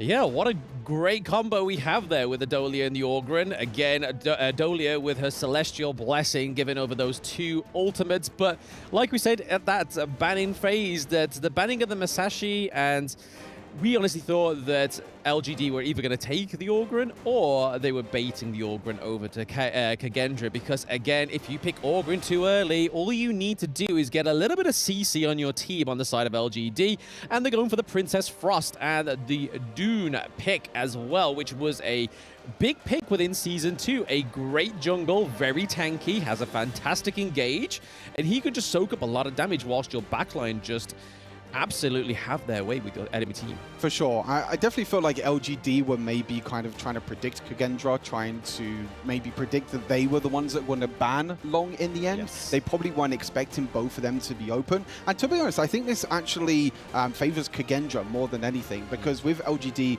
being on the left side, it means that they only get 1 prio pick. Yeah. Whereas on Kagendra, they get the double prio pick, which is the Orgrin and the Dolia. We know both of these have been high priorities. And with the Dolia being picked, you're seeing the Sun being banned and a Shang Fei being banned as well. So the support pool at the moment being whittled down by Kagendra, where we see Huyi and Haino being banned on the side of LGD.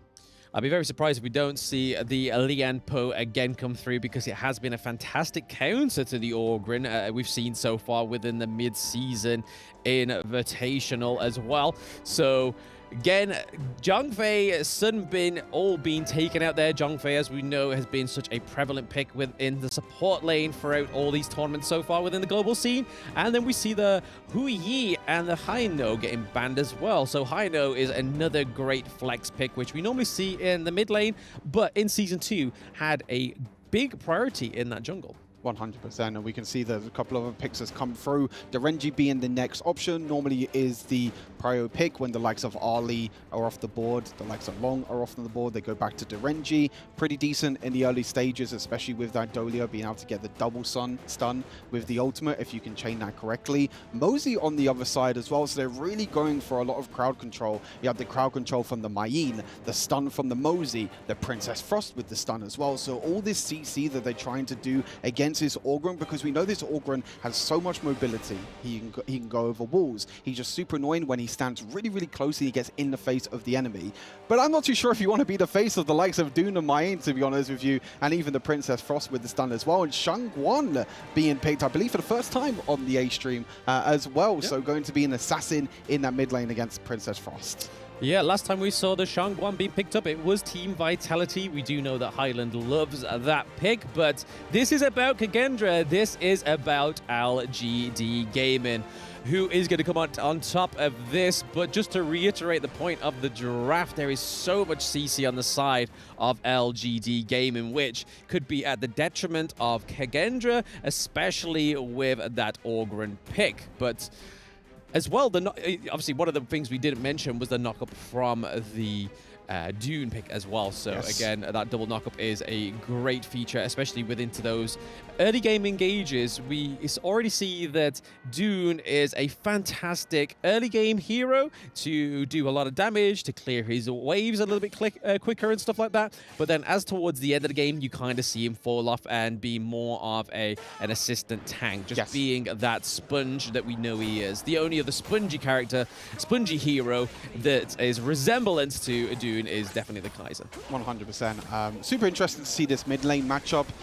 We saw that the Mai was picked a few games ago as well. This kind of assassin versus mage mid lane. The only worry that I have on the side of Kagendra in this game is their wave clear. They don't have really that great wave clear that we see. Whereas on the other side for LGD, you have that Princess Frost that can use the ultimate, use all them AoE spells, and can really defend against the likes of Kagendra when they're trying to clear the waves, when they're trying to push down towers. So it's really, in my opinion, about trying to get this Shangguan ahead, get Senku ahead, trying to get him a first few kills. Interesting enough, they are putting Shangguan in the mid lane. We normally see the assassins go down to the bottom side, so they get a little bit more free time, because we know how much priority is in that wave clear and trying to get that mid lane pressure.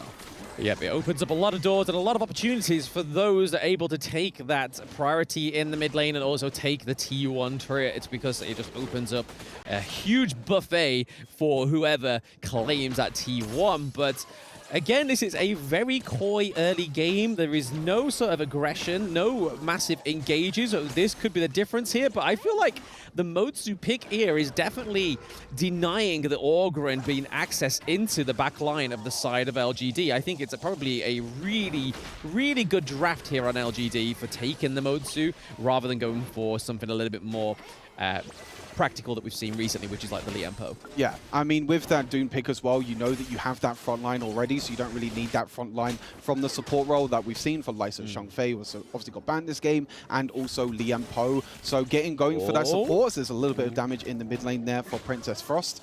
With that tank going into the jungle, it allows you to pick supports like the Mosey and set up plays just like this. Oh, Dolia is almost going to get takeout. Can Mufas escape? No, we're seeing the Shangguan. He's trying to put a pressure on that front line to LGD, but we're able to get out with the Unruly Blade. Death on Sunset comes through. It is Kagendra getting the first blood onto LGD Gaming, but are they done yet, Stu? I do not think so. Modsu is only just managing to escape thanks to his abilities. Bit of overextension in the air. The heal coming through from the Dolia, allowing to keep her alive. And you're seeing how strong this Orgrim pick is as well. Just standing in the front line, tanking up so much damage. But the Mosey stun, again, setting up the play. It works this time. It didn't work the first time, but it was able to work this time around. But a trade kill in the end, a 1-for-1 in the end. So Kagendra still up in kills at the moment in this early game, which is exactly what they need with this composition. Yes, I don't think we can call out LGD Hold up. anytime soon, but we saw that Shangguan was able to do quite a bit of damage onto Princess Frost, not quite being able to re-engage. A double knockup. Can they get the minion hit? Oh, Musang King with the assist of the MVP minion in the mid lane, getting the kill onto Shangguan. Really, really nice play from Musang King. The finals MVP, remember, from that Season 2 Invitational. A player that loves to play these aggressive sort of junglers. You know, at the start of the Season 2 Invitational, he was playing the likes of Pei, the likes of Jing, but he's really adapted his playstyle to help his team more. Picking the likes of the Dune jungle, the Kaiser jungle, picking that tank so he can allow the rest of his team, especially someone like JR, to kind of pop off in these fights. But, I mean, speaking of JR, not really a lot of action has happened in this bot side at the moment. It's been just a lot of farming, which is what we expect from both of these down in the bottom side of the map. But I definitely favor Long in the late game for the scaling. Yeah, try and just get some priority in the farm lane, it seems. So they can get that Tyrant. They do secure the first Tyrant of the game. So going over to LGD is Tyrant number 1. So now giving over that increased damage and obviously the lightning effect, which really helps get to that backline, as we can already see that Derenji is trying to get in there. Dolia comes through with the heals. We have the dragon in the sky. Kill gets taken from Kagendra, which is going to be Mayin, and they're not quite done yet. They're trying to take the T1, trying to get that double kill, and they secure it. Mufas goes down. Beautiful play there from LGD, but they did lose their mid laner though in the mid lane, but it seems that Musang King is trying to trade back, not going to be able to in the end. But JR, perfect engage there. He was actually the one that took the tower aggro at the start, then he used his ultimate to juggle the tower aggro. He made sure he didn't take any more damage, and it allowed the likes of Zhe and also Xiang, sorry, to be able, on the Mayin, to be able to tower dive underneath for 0-0, taking down that Derenji in the end. So perfect tower dive, well executed there from LGD. Yeah, even though they've got a victim of the first blood, we are able to see a cross-the-map trade in terms of those T1 turrets. One up into the clash lane, one down into the farm lane. So Kagendra really put in LGD's early game through their paces. They are not taking this lying down, but they are going down again. Orgren going in. Goes down. Senko as well. So that's 2 high damages coming through from Kagendra that they don't have anymore. And speaking of not having, that is a 3-0 trade for LGD right now, and Long is not quite done. JR, fantastic play. That is a 4-0. Stu, LGD, they let them get their foot in the door, and they was like, no, let's slam that door shut and let's get a 4-0 trade. And you're seeing what we were talking about in the draft. There's just so much crowd control on the side of LGD that Rira is having a really, really bad struggle here on the Orgren, not really really been able to do too much in these fights. The Shangwon as well also struggling because Shangwon wants to combo all of her abilities to be able to get her ultimate in the end as well, to jump up, become untargetable, and do all this damage. But the setup play at the moment from this LGD squad has been so perfect. There was one little hiccup that we saw that they overextended a little bit, but other than that little hiccup at the moment, LGD are looking incredibly strong in this game. Yeah, and here's a few of the stats and itemizations coming through. So AXA Tournament coming onto the Mayin, but a little bit less about that. We're seeing a bit more of a aggressive engage here from Kagendra. They are not quite done. They want to bring the fun to LGD. They don't want to be waiting to be the victim or be the one that's going to be cut out. But there we go. Hans takes down Princess Frost. And Mutsu in the back is getting assassinated by Hans as well. That is a double kill for the Clash lane on the side of Kagendra. JR goes down. Oh, what a trade. 3-1 for Kagendra, answering back pretty nicely. I said that there was one hiccup from LGD. That's the second hiccup right there. You're seeing the LGD having a few moments in this game where they're kind of struggling a little bit. They have maybe too much setup play in the end, that they're following every single engage that they're looking for. You can see the Mosey with that long-range stun and the setup, but they need to be extremely careful because the side of Kagendra can also counter-engage really well with the likes of the Orgren and the Shangwon. As we're going to see here, there's just so much AoE damage at the moment from the Orgren and also from the Elaine as well in the Clash lane. And even though JR was trying his best to do enough damage, he goes back in aggressive, but he's so low on HP that he's not able to do enough burst damage in the end. It does mean that Kagendra get that little bit of gold back that they really needed. Yes, they definitely needed that in the stride. They are still behind, and this is classical LGD. Even though they may seem like at the face of it, they're struggling sometimes within these team fights, they're always ahead with these small minor details like the gold lead, like the minion priorities in the side lanes as well. But I just want to go back to what that replay was showing there. Princess Frost winter is coming. It's as if they knew they were in Saudi. It was like, there's no winter here, baby. It's not going to stop the side of Kagendra for getting that 3-1 trade. So it was really well played there by Kagendra. Again, like you said, second hiccup, Stu, but that could be another hiccup here. The first of potentially many here for Kagendra. That T2 going down in the farm lane, and we're already seeing a massive aggression. Even though there's a Vanguard on the side of Kagendra, we could see the T3, the higher ground turret, going down 9 minutes in. And you can see that this is exactly what I was mentioning with this Kagendra lineup. There is no wave clear at all on the side of Kagendra. There is nothing that they can do to try and defend these towers. You can see the Shangwon was trying her best to walk up, try and clear these waves, try and get enough damage towards the minions. But there was not enough damage there at all to be able to clear the wave. And that meant that LGD can get that high ground tower in the bottom side of the match, which is going to allow them to get that pressure, which is going to be huge for when the 10-minute mark comes up, because they can take that Shadow Overlord and they can use that Shadow Vanguard to try and take even more high ground towers in the end.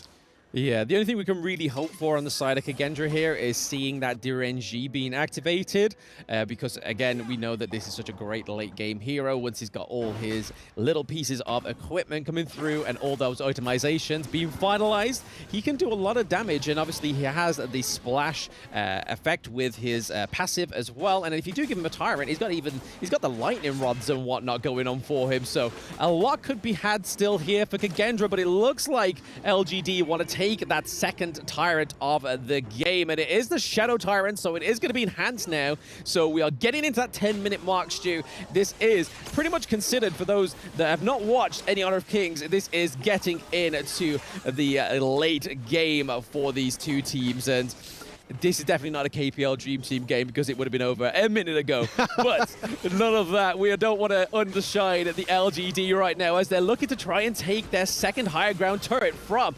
Kagendra. There is plenty of effort from the backline here, trying to deny and take down that minion wave. But going in. Still going for it. Death on Sunset comes through. We see that all grain is already gone down, and then another Death on Sunset, just trying to push away the LGD. But Musang King takes down Hans. He's like, I'm sick of the Death on Sunset. Just give it a rest.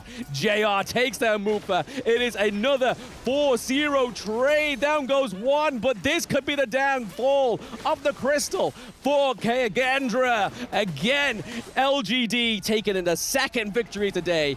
from Kagendra. Both LGD and the KPL Dream Team looking incredibly strong in this tournament. Very, very strong victory there from LGD. The setup play in the end. You saw in that last team fight that the Orgrim was trying his best to engage, trying to jump onto the backline, but there was just too much crowd control. The Orgrim couldn't escape, couldn't do anything, and when your jungler is down that early on in a team fight, it's a 4 versus 5, and even with that Dolia lane combo, as you mentioned, it's just extremely difficult for them as well.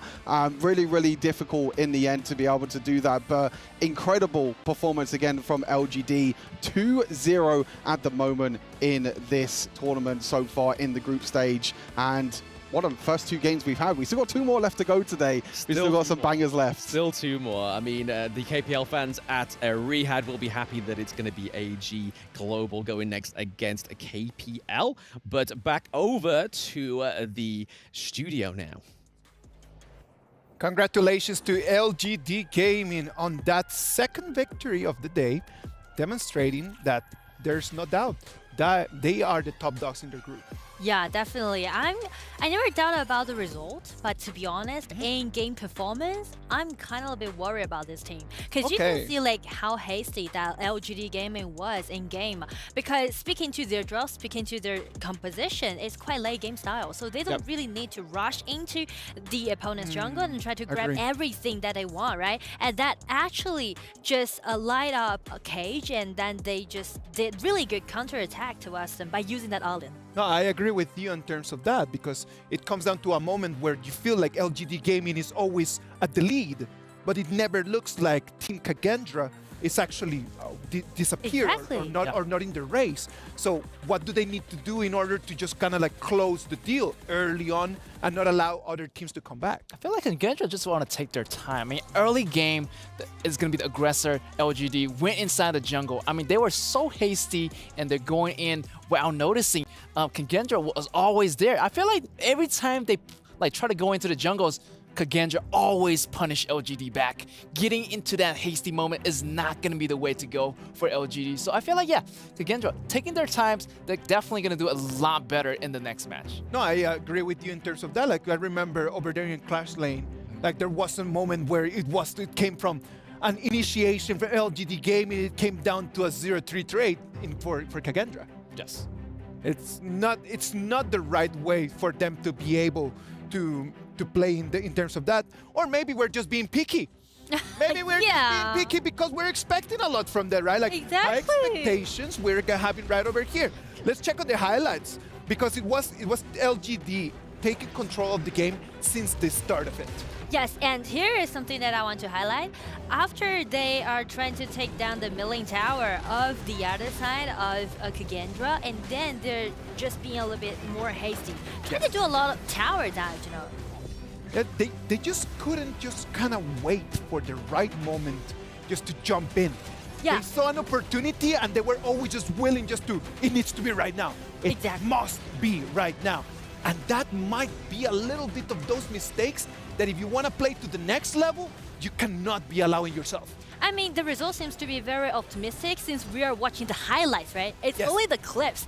But to be honest, in game, the advantage is not really stabilized. Yeah. This one right over here, man. Like, check on that guy. Yeah, definitely is going to be a really good. Also, I want to put an emphasis on their top lane of Kagendra's Hans. Played the Aling so well in this game. Really, really well. Also, I noticed their coach. They're the youngest coach in the season too. So yeah, this coach from Kagendra, he has a lot of creativity and he put a lot of faith in his top laner. I love to see when young coaches are just being very, very, very courageous, very confident, and just making these calls, right? Allowing their players just to play to the heroes that they believe they can be best and the ones that they can excel. And also speaking to the coach, I really want to mention about Joker, the coach from LGD Gaming, because I know that for the lineup, as for LGD Gaming, Xiang, Jihong, and JR, they were at another team called BSE. And also for Musanki and Zhe, the jungler and the support, they were at another team called Must Tigers. As long as they transferred into this team, LGD, they're actually sharing with the same coach. Okay. So Joker, he built up 3 different teams and all had great achievements. And right now he's leading this LGD, putting all of those best men he has and trying to aiming for this game. Trying to aim for this game, they were able to take the victory, but it's a team of 5. At the end of the day, there's going to be one that is going to be our MVP, that's for sure. And the MVP for this game, for LGD Gaming, is going to be Cho in that mods. I'm going to tell you something. When that mods pick came at the beginning, it took me about 5 to 10 seconds to really understand what was going on. But then when it actually started the game, it just came to me. It got to be that. That mod, it was so useful just for the stun. It was just so useful just for the poke. It was so useful just to kind of like allow Princess Frost to be able to use the AoE in a completely different manner. Yeah, I know that where the hesitation comes from because it relies a lot on the accuracy that the player has. And then you have Direndra that actually could use his second ability to actually purify that and then just move on, right? But the poke ability that Tro had on that Mozi actually gave him that MVP. Yeah, that Mozi also did a really good job stopping Shangguan, also stopping Ogren as well, using that ultimate, locking both of them down at that final crucial moment. Definitely this Mozi did a really good job, kind of comparable to the Limport he played last time. Oh, and Zhe has already got 2 consecutive MVP so far in game. Exactly. Brother's going for everything. Whoa. He's won everything, and we hope that he's going to get it. Hopefully, Cho is going to keep performing at the same level as he has been doing up until right now, because it has been a great feast for our eyes.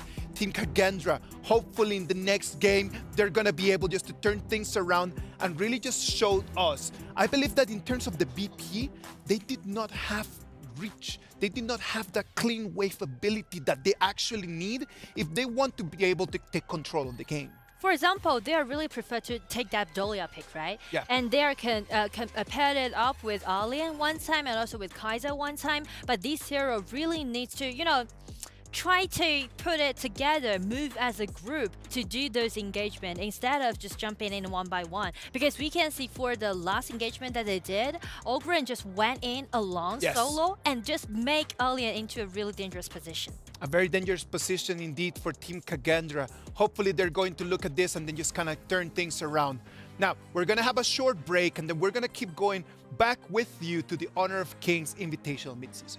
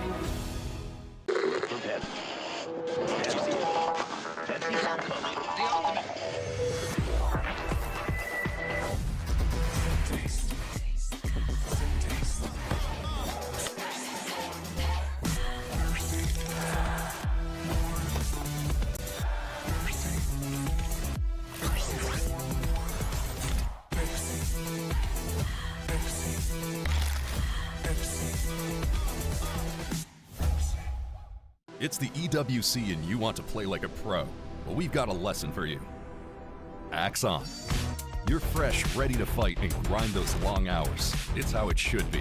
Axe off. You're slow, unfocused, and lagging. Do you get it? Let's go again. To unleash your best game, you must freshen up first. Get your axe on. Spray, play, repeat. Axon Esports World Cup.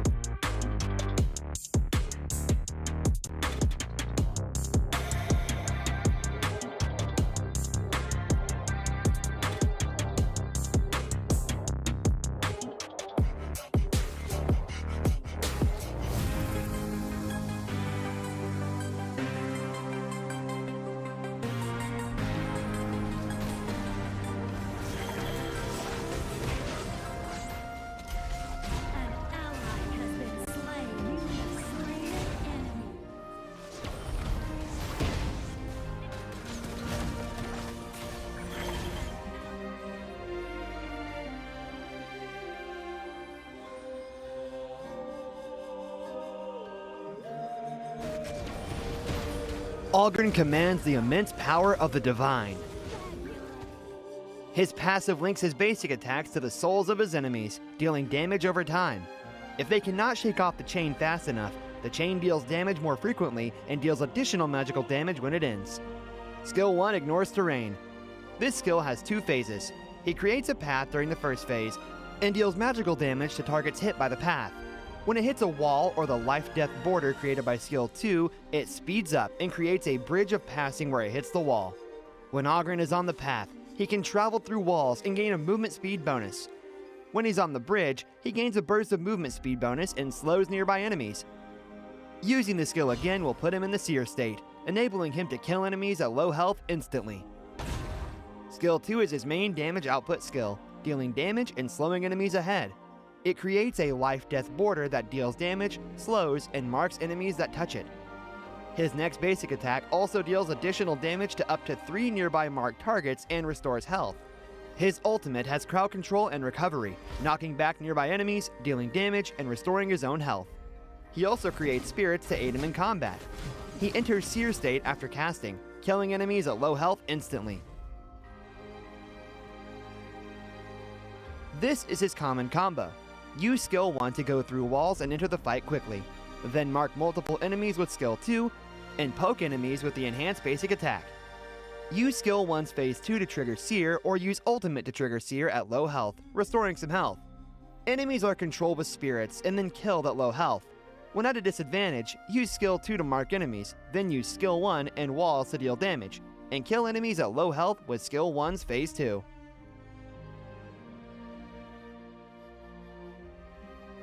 Learn Skill 2 at level 1, because using that during jungling will attack 2 monsters at once. After level 2, increase jungling speed with Skill 1's Terrain Ignore and Grievous Effect on monsters. After unlocking the ultimate at level 4, his survivability and cleaning up prowess are increased, so he can use Skill 1 to support teammates and invade the enemy jungle. During teamfights, he should enter after enemies use their key crowd control skills and use the recovery effects from the ultimate and Skill 2 to poke enemies, then kill them with damage output from teammates. When being chased, use Skill 1 to ignore terrain and flee quickly.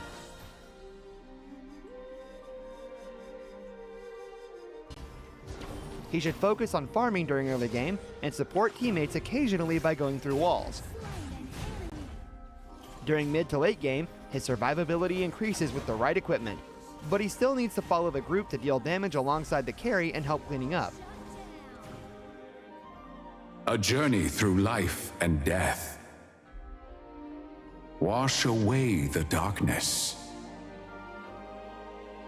Life is but a journey, and death but a return.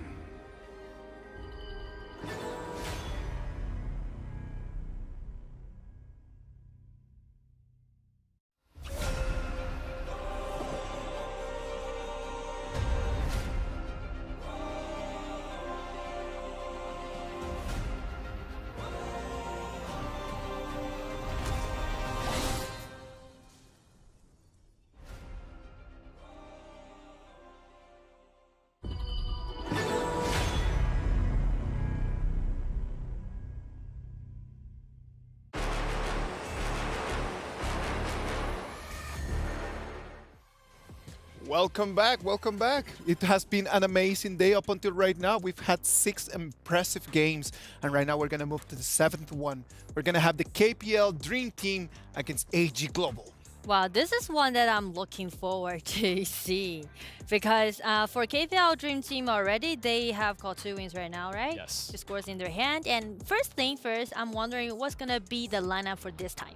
Yeah, are they gonna keep just rotating and just giving more opportunities to other people, or they're just gonna just fill in with whoever that they're gonna be as their top 5? Yes, and speaking to those fixed rotations or fixed lineup, then we definitely need to name Fly, the top laners of KPL Dream Team, because he's the icon in KPL League. I can put it in that way because this man has won championship for 8 times and he got 7 FMVPs in his hand. So instead of speaking FMVP, he's the FFFFFF MVP. Can you imagine just one of a kind? Being on 8 finals and 7 out of those 8, you've been the best player on the field.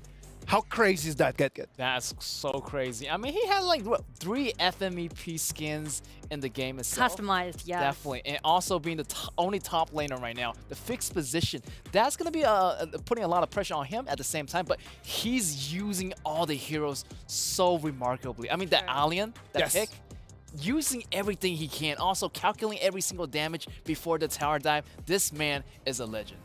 We have talked to the coach from the KPL Dream Team, and he had some very interesting ideas to share with us. Let's check that. Hello, welcome back to another interview, and I have the absolute pleasure of having the legend with me, the coach for Team KPL Gemini, but maybe you're going to introduce yourself to the audience. 先跟大家打个招呼吧。Hello， 大家好，我是来自 KPL 王者梦之队的教练 Gemini。 Thank you so much. Now, my first question to you is going to be, how did your team prepare for Esports World Cup? 那我第一个问题想问到的是，我们这一次为了 EWC 做了一个什么样的准备呢？看了就是来自全世界各地的一些队伍的一些 VOD 一些录像，然后去做一个学习吧。I watched the video from all over the world, the team playing before to study, maybe some strategies. Some strategies prepared. We love it here. But tell me, please, with all this prep, are there any teams that concern you going through the bracket? 那我想知道的是哪个队伍可能会让你投入了最多的关注呢？每个队伍都很强，我都投入了一定的时间。但是印象深刻的，比如有 TS， 有老干爹，还有来自巴西的 VKS。I think all the team are strong, but I think the most impressive team is There are three: TS, LGD, and VKS from Brazil. They are strong indeed, but you seem to be looking really strong so far, guys. You've had the fastest games. Tell me, please, are you going to beat your own record of the fastest game in Esports World Cup so far? 他刚刚想说到的是，其实能感觉到我们这次打的还是非常不错的，很有信心的嘛，而且也创造了这个最快的单局时长的记录。你觉得我们会成为这个记录的保持者吗？每个队伍都很强，都有机会打破这个记录吧。但对于我们自己而言的话，我们只要能够最终拿下比赛的胜利，就已经很不错了。As for me, I think win is the most important part for our team, not the record. Each team can break the record. Each team can, but you definitely have a lot of chances right now. Thank you so much for this interview, and we are going to toss it back into the action. You gotta love Gemini, man. Yeah. Like, he's such a rock star. I remember him from a lot of years ago when his time with QG Happy. Like he's always like a very humble and very, very strong coach. He's like the OG coach in KPL region, and he rose up with Fly back into 2017, and they grabbed like 3 or 4 championships in their hand. It is going to be an interesting match right now. Our STC predictions. Get. Who do you think? Definitely KPL Dream Team for me. They already got 2 wins, so why not going in with the third one? Nora, what do you think? I would say KPL Dream Team. KPL Dream Team? Yeah. Well, I really like the interview that they just gave to us right now, so I'm just going to go KPL Dream Team as well. I do not think that is going to be an easy one. I believe that AG Global has actually done a lot of prep to come in and do their very best to try to take that point from them. Let's wait and see what is going to happen, as right now we're going to move to the Amazon Arena, and let's wait and see what's going to be in this game.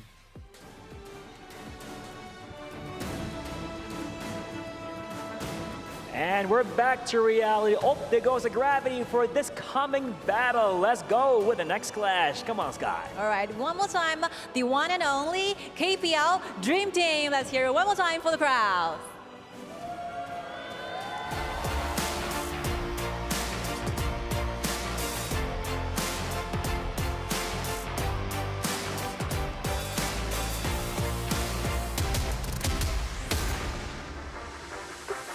This is the 3rd match for KPL Dream Team, but I believe this will be equally amazing because they are here to defend their glory of KPL. I'm sure about that, but a lot of teams want to get a taste of that on a global stage. Coming right now is AG Global.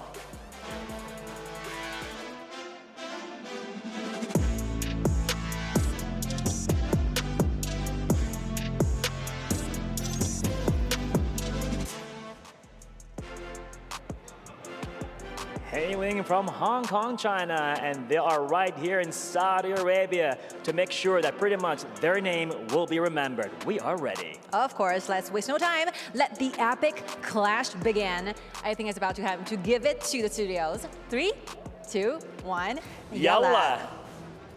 How's it going, everybody? Welcome back to the Honor of Kings Mid-Season Invitational with your boy Blam and Stuart here, going in for our 3rd game, and it's another treat from the KPL Dream Team, Stu. Yeah, another treat. Being able to watch this team back to back 3 times today is definitely a treat, but we're going to be seeing AG Global for the first time on Stream A, the first time we get to see them as well. And us two definitely have a lot of, I guess, history with this team. We casted them over in the EMEA team where there was a wild card. We also casted them during the Season 2 Invitational. And I feel like there's been a big difference with AG Global. I think they're coming into this with maybe a bit of downfall, with maybe a little bit disappointed with their Season 2 Invitational performance. But now we're going to be heading straight into the draft. It's going to be interesting to see what AG Global have cooking against KPL. Absolutely. So we already seen those priority bans come through. It's the Dolia, it's the Mai. These two are not shy of these bans, and definitely being priority bans for all the teams so far within the Mid-Season Invitational. And then we have the Dachau and the Haino ban as well. Priority pick goes over to KPL. They are changing it up. They're not going for the Lady Sun. They are impressing us with the Ali. And then over to the side of AG Global, we are seeing Mayin and Loon coming through.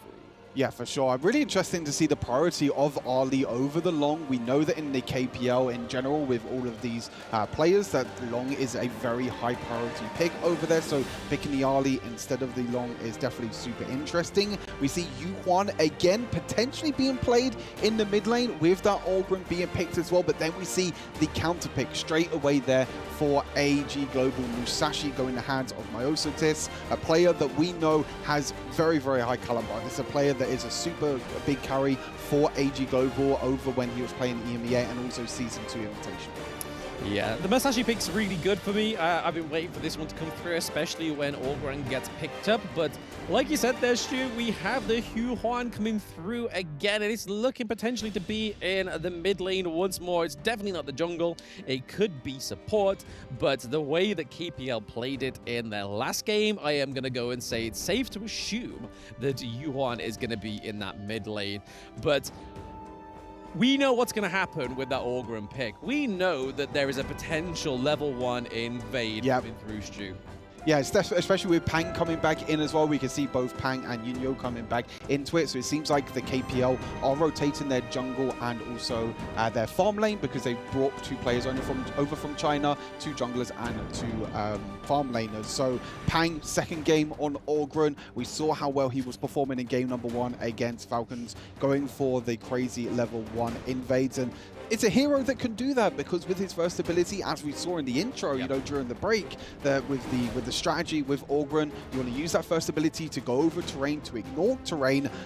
But now we have a Menki as well. Now that confuses me slightly. For the French people in the audience, qu'est-ce que c'est? We have the U1. We have Orgren that should have been in the jungle, but Menki is there now. I mean, this is really stumped me here, Stu. Is that Monkey going to be up into the... Is he going to be in the jungle? Is Orgren going to be in the clash lane? Or are we going to see Monkey...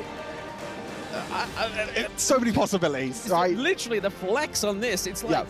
a flex in the gym. Yeah, exactly. I think there's so many possibilities. I feel like, you know, we can maybe see that possibility of Orgren going up into the clash lane. We can also see like Liampo going up in the clash lane. Orgren goes to, not Orgren, sorry, U1 going support. But there's so much flexibility, as you mentioned, for the KPL. And you can see AG Global rounding out their composition with the Angela and also the Mosey down in the support role as well. So we'll have to wait and see until we get into game plan to see where these heroes are going to be played, but it just shows you how much flexibility this KPL Dream Team has with how the scene works over in China. So many different picks, so many different possibilities. We'll have to wait until we get into game.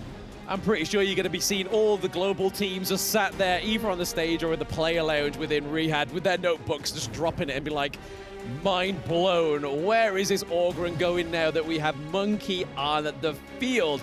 But I'm pretty sure we are now finding out, and it's in the clash lane. So we were a little bit right there. We was pretending as if we knew where that was going, Stu. But now we definitely know where we know it's going, and we can completely pass that one off as like, yep, we knew that it was going into the clash lane. Yeah, this is one of the first times I've seen it. I've done my research as well over in the KPL, and I don't remember ever seeing Fly ever play Orgren up in that clash lane, and I don't think we've ever seen it at all in the KPL. So this is something that maybe they've been cooking up, something that is completely new. I mean, Orgren is a hero that can definitely push the waves super quickly thanks to his second ability, and you can see already that Mayin is going to be pretty much under tower the whole game. That kind of range versus melee matchup in that clash lane is going to be a big struggle, I feel like, for Mayin overall. But we know that Snow is a very strong player, another strong player for the side of AG Global, who we haven't had an update just yet, but they did actually lose their first game of the group stage off stream against Weibo Gaming, so they're looking to try and come back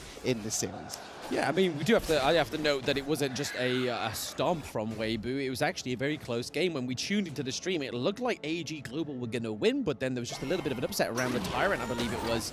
But yes, this is showing that AG are definitely trying to claim at least one of the top 4 spots within their respective teams, but KPL, no fear on this Zhongfei is pretty much what it's saying on the tin. There is no fear when it comes to this player. He is constantly engaging. It doesn't matter that AG Global have the Mutsu or the knockback from Loong. So again, we are seeing another cooking of the KPL Dream Team.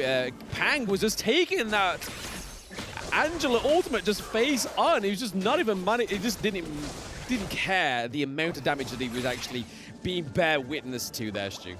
Yeah, for sure. We're definitely seeing a different side of KPL here again. You know, 3 games have definitely been 3 different styles of game. This game as well, they definitely looks like they're playing a little bit more passive. I feel like AG Global are actually doing really well at defending their own jungle. You can see every single time Liam Po leaves the lane, you can see both the Mosey and the Long leaving the lane, trying to defend that invade from happening, which Menki at the moment, a jungler doesn't normally invade, you know, wants to scale up, can scale up and get that extra HP, can get the extra damage over time. So definitely a hero that wants to kind of upgrade as time goes on. Not really anything crazy happening in this clash lane either. You know, both of these just trading back and forth. No real fights. might be the slowest game we've seen from KPL so far. No kills in 3 minutes? What's this? Yep, this is definitely a little bit more of a tamed KPL, but I feel like this is just fizzing up. This is going to be the pre-pop-off moment at any time, and with the Tyrant and the Overlord already coming up to a 50-second cooldown timer, I feel like this is where it's all going to start to make sense, is if we get a clear priority in that farm lane from KPL, then we'll see them absolutely aggress the Tyrant to obviously give more damage over to the Ali, give it over to the Orgren as well. But I think the thing that really threw the spanner in the works was knowing that the Mustache was still open in that draft, and that's probably maybe why Orgren goes up into the Clash lane, but we see that KPL is pretty much low on the side. The Ali is pretty low, sorry. Almost getting caught out there. That could have been a first blood for AG Global, which would have been tremendous. Yeah, really taking a lot of risks there. Yinyo just trying to step up, trying to clear the wave, but just kind of knowing how much damage this Long can do during the early game. This is really the difference that you see from the KPL Dream compared to other teams, is they know their limits. They know how much damage all these heroes do in the early game, in the mid lane. They know when they can step up. They know when they can play super aggressive. And with that Tyrant spawn in right now, we might get our first fight here with Menki jumping straight in. Yeah, we saw Orgren with a very nicely timed teleport mechanic down to that T1 mid lane turret to be here for that Tyrant, because it's looking pretty balanced in the farm lane, and who's going to get it? Pang gets the smite onto the Tyrant right now, but the brawl is only just begun. Zays gets first blood, so AG Global taking a first blood, and it's like this is probably the first time it's happened between these two teams that first blood has definitely gone over to the opponent of KPL Dream Team. This is shaky. Yeah, even with the Tyrant going down there, I think KPL will be okay with this if they can use that Tyrant and take that advantage. They only have about 60 seconds to kind of make use of that advantage. But you're seeing the power of Long, the burst damage in the end as we take a look at the STC replay. You can see in that bot side, just Ali stepping up a little bit too far, not being able to get that little kill. We can see that little celebration, little fist bump in the end. I mean, honestly, against a KPL Dream Team, you have to take these little wins. You know that they're going to be an extremely strong side, but I feel like AG Global have done an excellent job so far in this early game, as I mentioned, defending that mid lane, but unfortunately looks like Lived is going to get caught in the mid lane. The tower dive is going to go even more to Mosey as well, and just when I praise AG Global, the caster curse comes in, and they might even lose more as well. The mid lane tower goes down, another kill for Fly. It doesn't matter where this Orgren's played, the jungle, the Clash lane, you can play it mid lane, it's always going to secure kills. I want everybody to know that Stu's caster curse came through very strong there for AG Global. That's what I'm known for. That's what I'm here for. That's it. You've basically been hired to be like, yeah, the team that's doing well, let's just curse them. But it's not clearly working against KPL. It's definitely giving them more hype. But to lose your T1, to lose your T2, and then 3 kills in the mid lane, that was a fantastic play by the KPL Dream Team. But it was all being set up by the different bits of functionality from their team. Like we saw that Liam Poe just wasn't letting the Mai escape, and obviously Zays was the only one to survive, and Angela pretty much got slowed to the point that she couldn't get out of the actual team fight. And KPL really showing that, yes, they may be caught out with first blood, but they will make you pay for it. Yeah, I mean, they have a super tanky team in the end of it, you know, with that Menki, with that Liam Poe as well. You're seeing No Fear going straight into the back line. The double knock-up in the end. Lived goes down, Zeiss goes down as well. The little advantage that AG Global had in the early game, a really strong early game to be able to go toe-to-toe against the KPL, seems to be going back. Tries to dive onto Liam Poe. Not going to do anything nothing at all, unfortunately. And it was looking so good for AG Global in the early game, but one little misstep, that tower dive in the mid lane, kind of what I mentioned before when we were casting KPL, is that you give them that little bit of an advantage, and they know how to accelerate that so quickly, and now we're looking at a 5,000 gold lead within the space of a couple of minutes. Yeah, it's as if, like, looking at this replay, they kind of thought, they were saying to AG Global within that, just no spoken words. It was just like, let's see what you can do. They got first blood. KPL Dream Team was like, wiped the blood off their chin, and then just completely decimated them in the mid lane, up into the clash lane now, that both of these lanes are pretty much at that high ground turret. And looking at that gold difference, Stu, we're seeing that Pang is way ahead of Midseason there, almost by 1k, but then also the same down into the farm lane between Eno and Zaze. So a lot of gold difference bearing on the rung lanes. Yeah, for sure. AG Global. Yeah, for sure. I feel like just in general, these junglers as well, both Pang and also the other jungler just know so well how to rotate and how to be able to get as much farm as possible. They know the jungle camp timings. They know when they can go to a lane and take it. They know when they respawn, so they can make full advantage of every single second. They can get that gold per minute up as quick as possible. And now it looks like KPL are looking to try and take down that high ground tower. Yep, the high ground tower in that farm lane does fall, but we are getting a few little falls here for AG Global, but it's soon been turned around. I thought that was going to be another 2 kills over to AG Global, but that is a triple kill by KPL Fly. He just flew over that wall and taken a triple kill right into the base of AG Global, putting them up 8k gold difference, 8 kills. They are pretty much owning this map. No side lanes have been taken from this team, and AG Snow getting caught out there. He was trying to give some vision to his team, like, boys, hurry up, get off that time, death time spawner, because we need to get that tyrant, and just absolutely falls a victim once more to the KPL Dream Team. Yeah, a bit of a mistake there actually from Rong, which is going to be very, very rare to see as we take a look at the replay. This was just after Rong got caught underneath the high ground tower, but you're seeing the power of this hero, Ogren. Even against 5 players of AG Global, he goes right into the middle of all 5 of them, uses his knockback from his ultimate, uses his extra damage and the healing as well, and he's just unkillable at this point. There's 5 players on the side of AG Global trying to take down this Ogren, and because you're playing in this clash lane, you can have a bit more time to go into lanes to take that farm and also look to try and invade jungle camps as well. And this is why Fly has so much gold at the moment and he's just building into this super tank.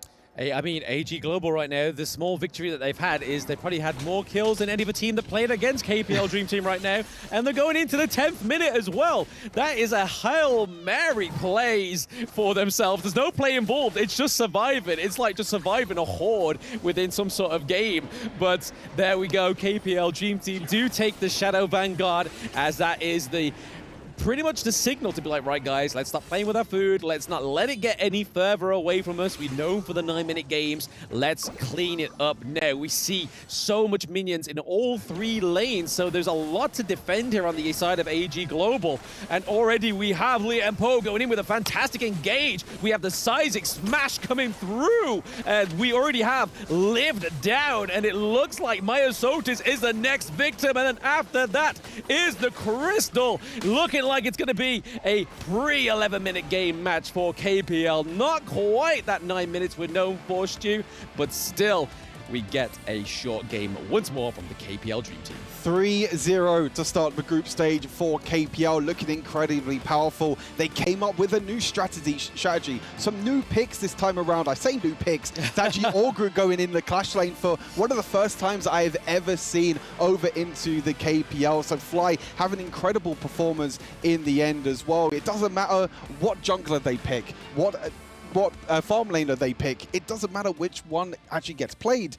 They're going to be able to do an incredible job. But props to AG Global during that early game. That first 5 minutes, I feel like they performed incredibly well. They were defending off against the end phase. They were doing incredibly well. But in the end, KPL Dream Team just a level above the rest. Absolutely a level above the rest, but it's the KPL Dream Team, right? They are pretty much a solid team. Like you said, 3-0 currently at day 1, so great standing for the team. And AG Global managed to get 2 kills and survive in the 9 minutes. Yeah, for sure. We're going to go back to the studio now and see what the analysts think about that incredible performance from the KPL Dream Team. What do we think about that KPL Dream Team victory? I'm gonna say it out loud. Like, it was a very good victory, but I want to talk more about AG Global. They did actually take the first kill over there. They took the first blood. It was a great opening. AG Global actually performing at a great level. The farm lane, the marksman of AG Global, Zai Zai, he was once the member of One Team Esports, which got 10 wins in a row, if I'm correct, right? Yes. Being the undefeated back into 2023's KIC. So he already been played against those teams before, and also the bottom duo is really solid for AG Global. The bottom duo was amazing, right? Like because I had that on the early game. On the early game, when we saw Zai and Qinlin just playing on the bottom lane, just doing that 2v2, they kept it completely balanced. True. And we know that Ino on that early, it's a force to be reckoned. Definitely, definitely. And Ino this round is using his signature hero early against Lone. And Jaja did a really good job. Killing the first blood, getting it early, allowed them to take the lead. I mean, they were doing really, really well in the beginning. I mean, the 2-1-2, the laning was really, really on point. Both sides did a fantastic job, but eventually KPO took over as the games move on to the later games. But I feel like, you know, it's clear that we do have the consensus that KPL Dream Team is the strongest right now so far, right? Yeah. So everyone, the rest of the team are trying their best, putting all their efforts, trying to do some research on KPL Dream Team. So let's just, you know, get it really quick. So far, for Game 1, we've seen the operation that down by KPL Dream Team. But Yes. Game 2, we saw another team get invaded into KPL Dream Team's blue buff side, right? And for this game, we saw another team, AG Global, take the first flat. So what's going to be the next? I believe that the teams are just, as the time is passing, they're getting a lot more familiar and that they're Yeah. actually understanding better how to actually face the KPL Dream Team, right? You need to understand that it's not a matter of trying to come up with a strat on like, how can we beat them? It's just about taking those little small victories. That's those true. small victories, just being able to invade, being able just to push till 4 or 5 minutes without a very big goal difference. That's why I'm saying like AG Global right now, the best performance against the KPL Dream Team that we've seen today. Agree. And with this upward trend, it just made me more curious about who's going to be the one to take the point. Oh, yeah.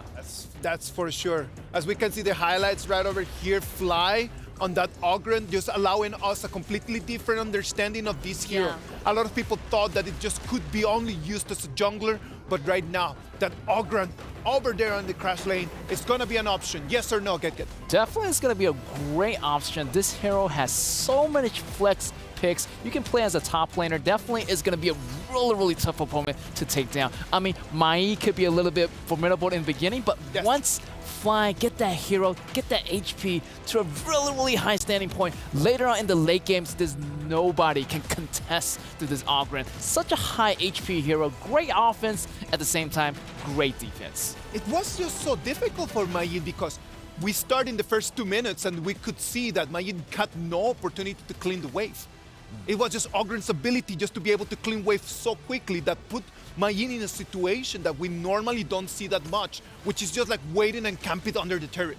And I do believe that Ogren actually was a trap made by Gamini in the draft because they showed it out first. So that's the reason why AG Global was taking out Musashi, remember? Yep. You mentioned about the ulti that Musashi has can just count that recovery that Ogren can have. But the problem is that at the end of the draft, they just taken out Monkey to be played as a jungler, and Monkey is the best counterattack towards Musashi. Yes, so it's exactly. totally turned over at the end, at the last second about the draft. That's the most fantastic part I want to say about Gamini's draft. And that is one of the beautiful things about the game, right? It's not only about the mechanics, it's not only about the heroes, but the BP can always just give you the upper hand in that game. True. A great victory by the KPL Dream Team. Let's see who's going to be the MVP. Who are you guys going to pick? I would say Fly. Oh, Also, I would say.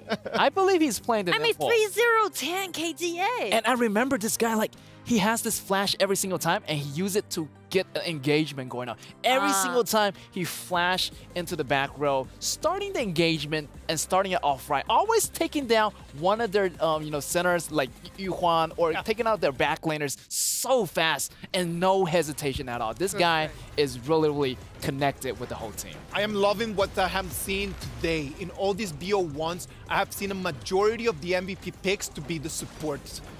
And I'm gonna tell you something, when I see support just getting that MVP, it makes my heart race because I love when people can just understand that it's not only about just taking the kills, it's not only about just being there and just being the last person standing. Sometimes it's about just sacrificing yourself for the team. Don't you think so? And usually the support, I would say they are the brains of the teams. To be the shot caller. Get, what is your take on that? Oh, definitely, man. That support, man. The crucial engagement on that last wave. Taking out Angela and ending the game just like that.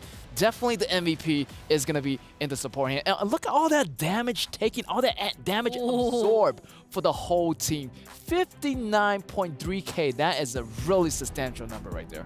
Like if we will be able to see just the way that the goal difference just started happening, it was just a matter of like, when I counting here in the mid game, it was only a 2,000 goal difference.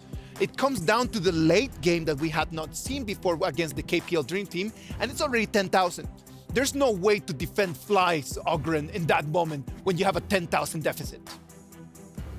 And I would say the reason why they can accumulate the goals so fast is because they're always aiming for the towers, for the vision control, and also definitely for those mutual monsters.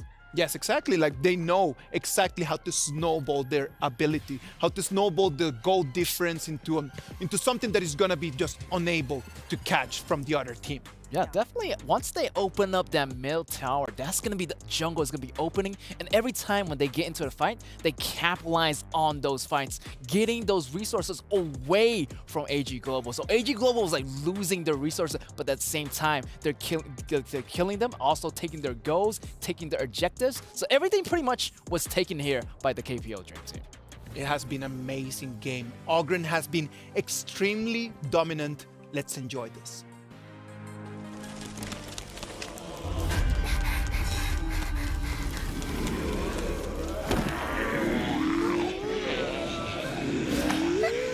Forsaken star, you brought the affliction. If a forsaken star is born, affliction shall befall the land. It's your fault. It's your fault. Wake up. Wake up. Hey. Are you alright?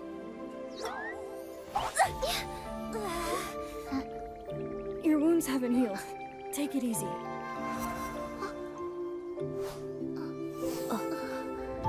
You must be hungry. This forest is dangerous. I'll take you somewhere safe. Grandma! I'm home! Have you Where are you eaten? from?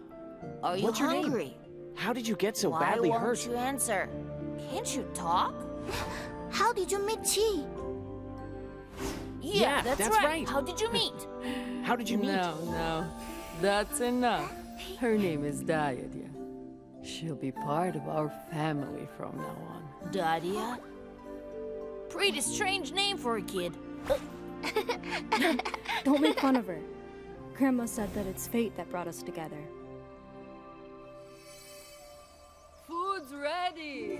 Yeah, time to eat. Huh?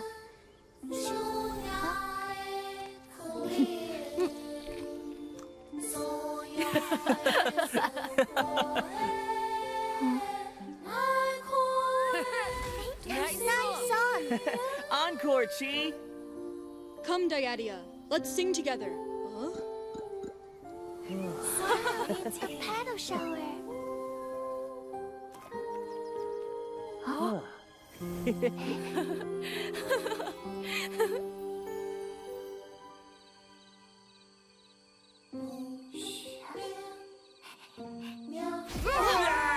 Save me!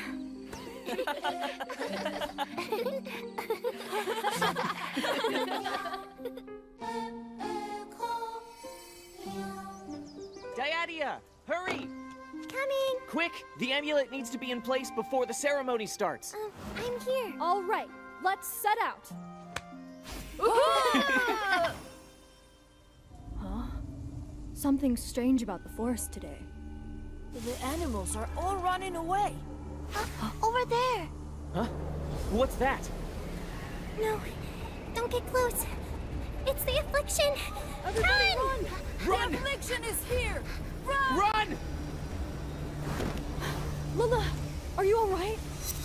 Forsaken star, you brought the affliction.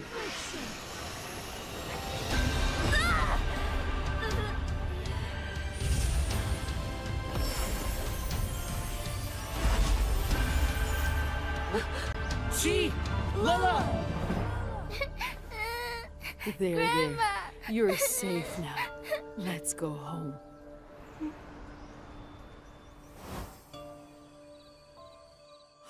Chi, you are so brave. Thank you, Chi. I won't cause you trouble anymore. It was nothing. Dyadia was brave too. If not for her, we wouldn't have outrun the affliction. All of you were very brave. Protecting one another is what a family does. Grandma, who were the people who saved us? They are the Order of the Seers, protectors of this forest. It is thanks to them that we can live here without worry. I'm going to be a seer when I grow up. Me too! Me too! Huh?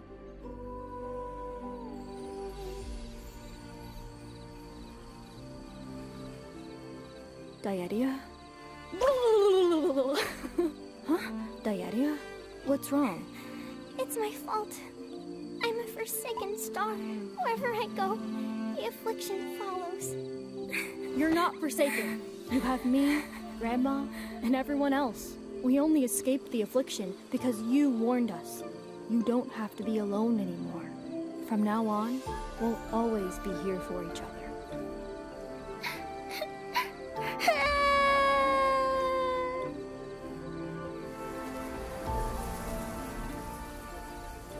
When I grow up, I'm going to become a seer. I won't allow the affliction to come again. Me too. I'll be with you all the way. Please take this amulet. I carved it myself. Let it be a symbol of our promise. Pinky swear, we will always protect each other. Huh? What if we have to part ways? We'll say a proper goodbye. That way, we'll be sure to meet again. Yes. When we part, we have to say goodbye.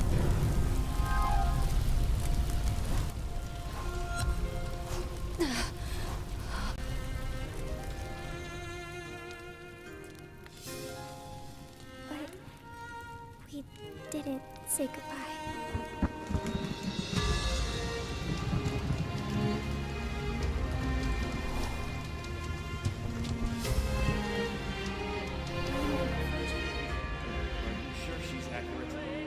Mine too.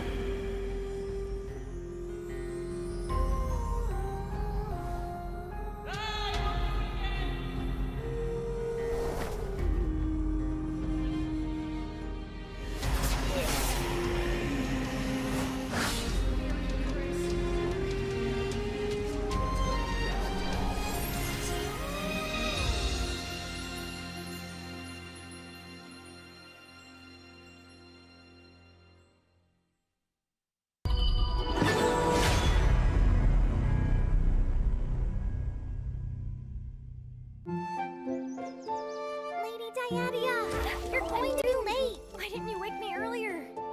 Lady Dyadia, remember your persona.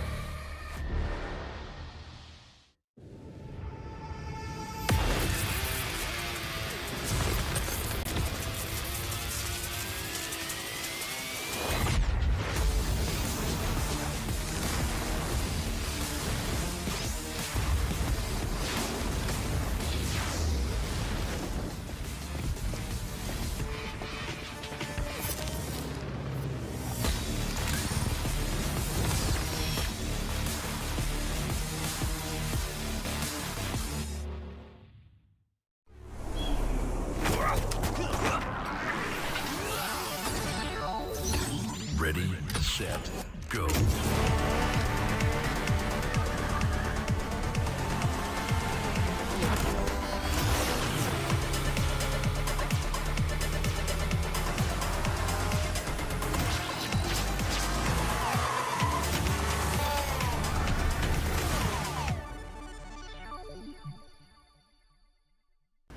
لحظات البداية عاشت معنا.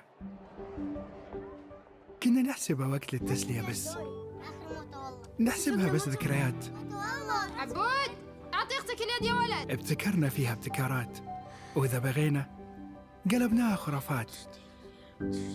كنا نحسبها بس لمة وصحبة وسهرات.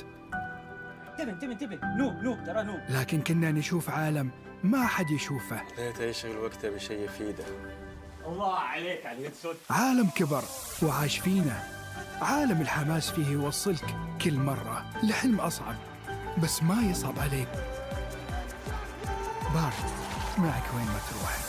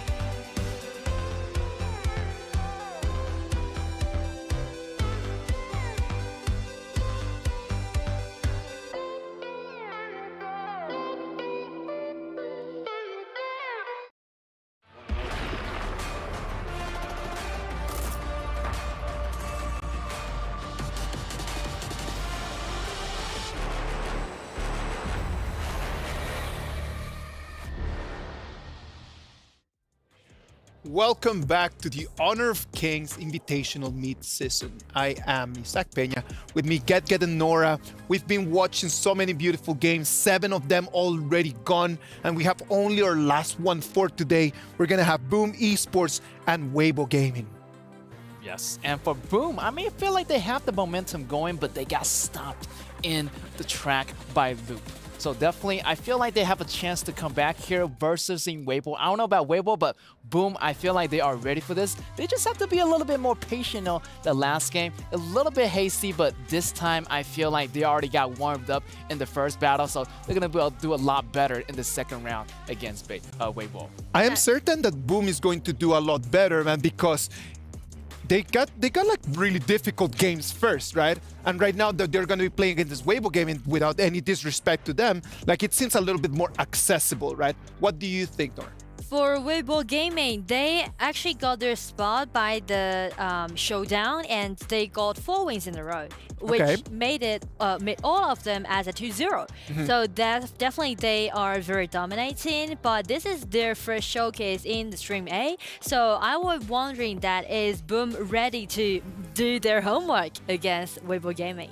No, for sure. Like Weibo Gaming, then their way to get into the EWC, they had to go and really work really hard, and they made that flawless. They completely just obliterated anyone who stopped in front of them. Let's talk and let's see what exactly Nuono has to share with us in this interview that we had with him.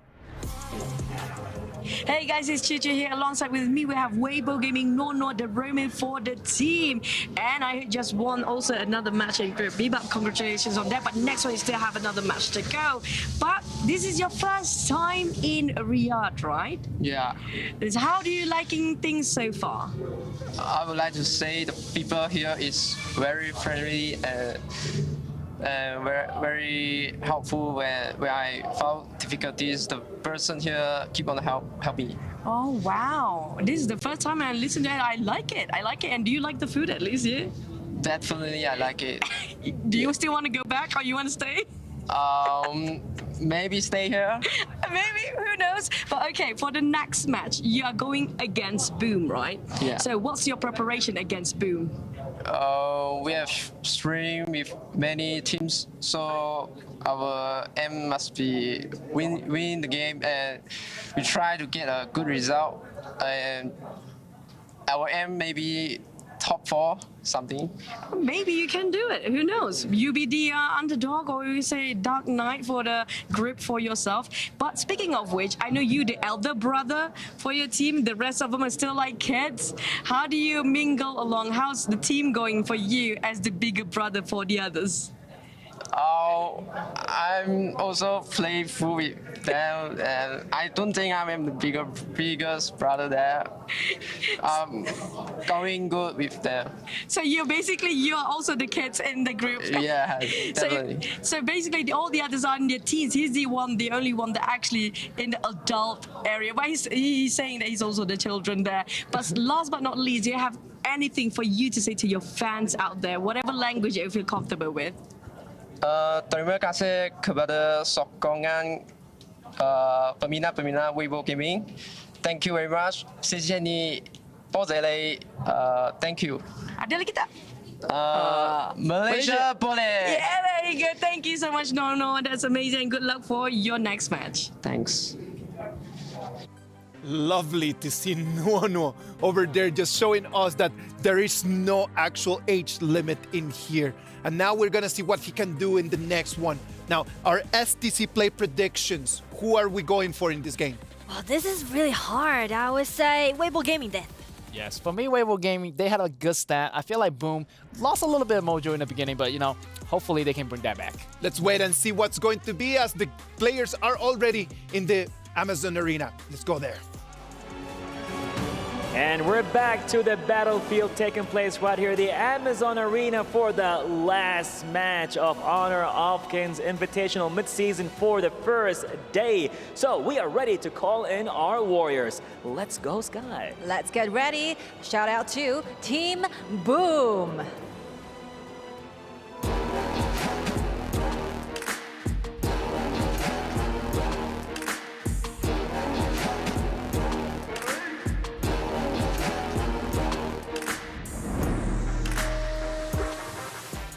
Come out their ways from the Philippines, and I believe they have everything it takes to hit up the entire gorge. Let's see about that as they're gonna go against their competition. Let's hear it for Weibo Gaming.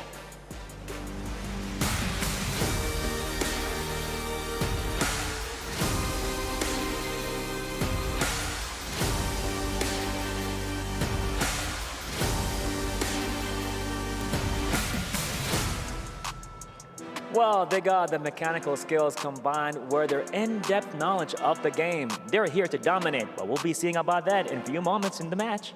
Once again, ladies and gentlemen, please be prepared to be amazed by their amazing performances in the real game. With no time any longer, let's get our time back to the studios. Yalla. Let's go. Thank you very much to our amazing stage hosts there at the Amazon Arena. Boom Esports against Weibo. Myself, Stuart, joined again by Blam for the last best of one for today. Blam, I want to dive a little bit more into Weibo Gaming. First time that we're going to be seeing them on the main stage. They've had a really strong day, though. 2 games on the B stream, and they won both of them already. And we've had the luxury of being able to talk to some of these teams, you know, backstage. And they're saying that Weibo Gaming are looking incredibly strong in scrims. Absolutely. I mean, I've been very excited for this team ever since they took a 4-0 in the last chance qualifier. So they've had not an easy road, but a phenomenal road so far to get into Riyadh. And so far, in day 1, they're already up 2-0, already beating Loops. So Loops was, before this game, they were top of the leaderboard 2-0. Now Weibo are now 2-0, potentially at the top of the leaderboard. But we are now into the draft, and we are seeing that the Mai once again and Orgrin being prio bans here. And oh, they ban out the Athena stew, which some of these teams didn't do against Boom. Yeah, for sure. We saw that Boom Esports already tried that Athena kind of distraction strategy. It didn't work very well for them. They weren't able to win, unfortunately. But Weibo Gaming don't want to risk it. Maybe they don't know how to really play against that.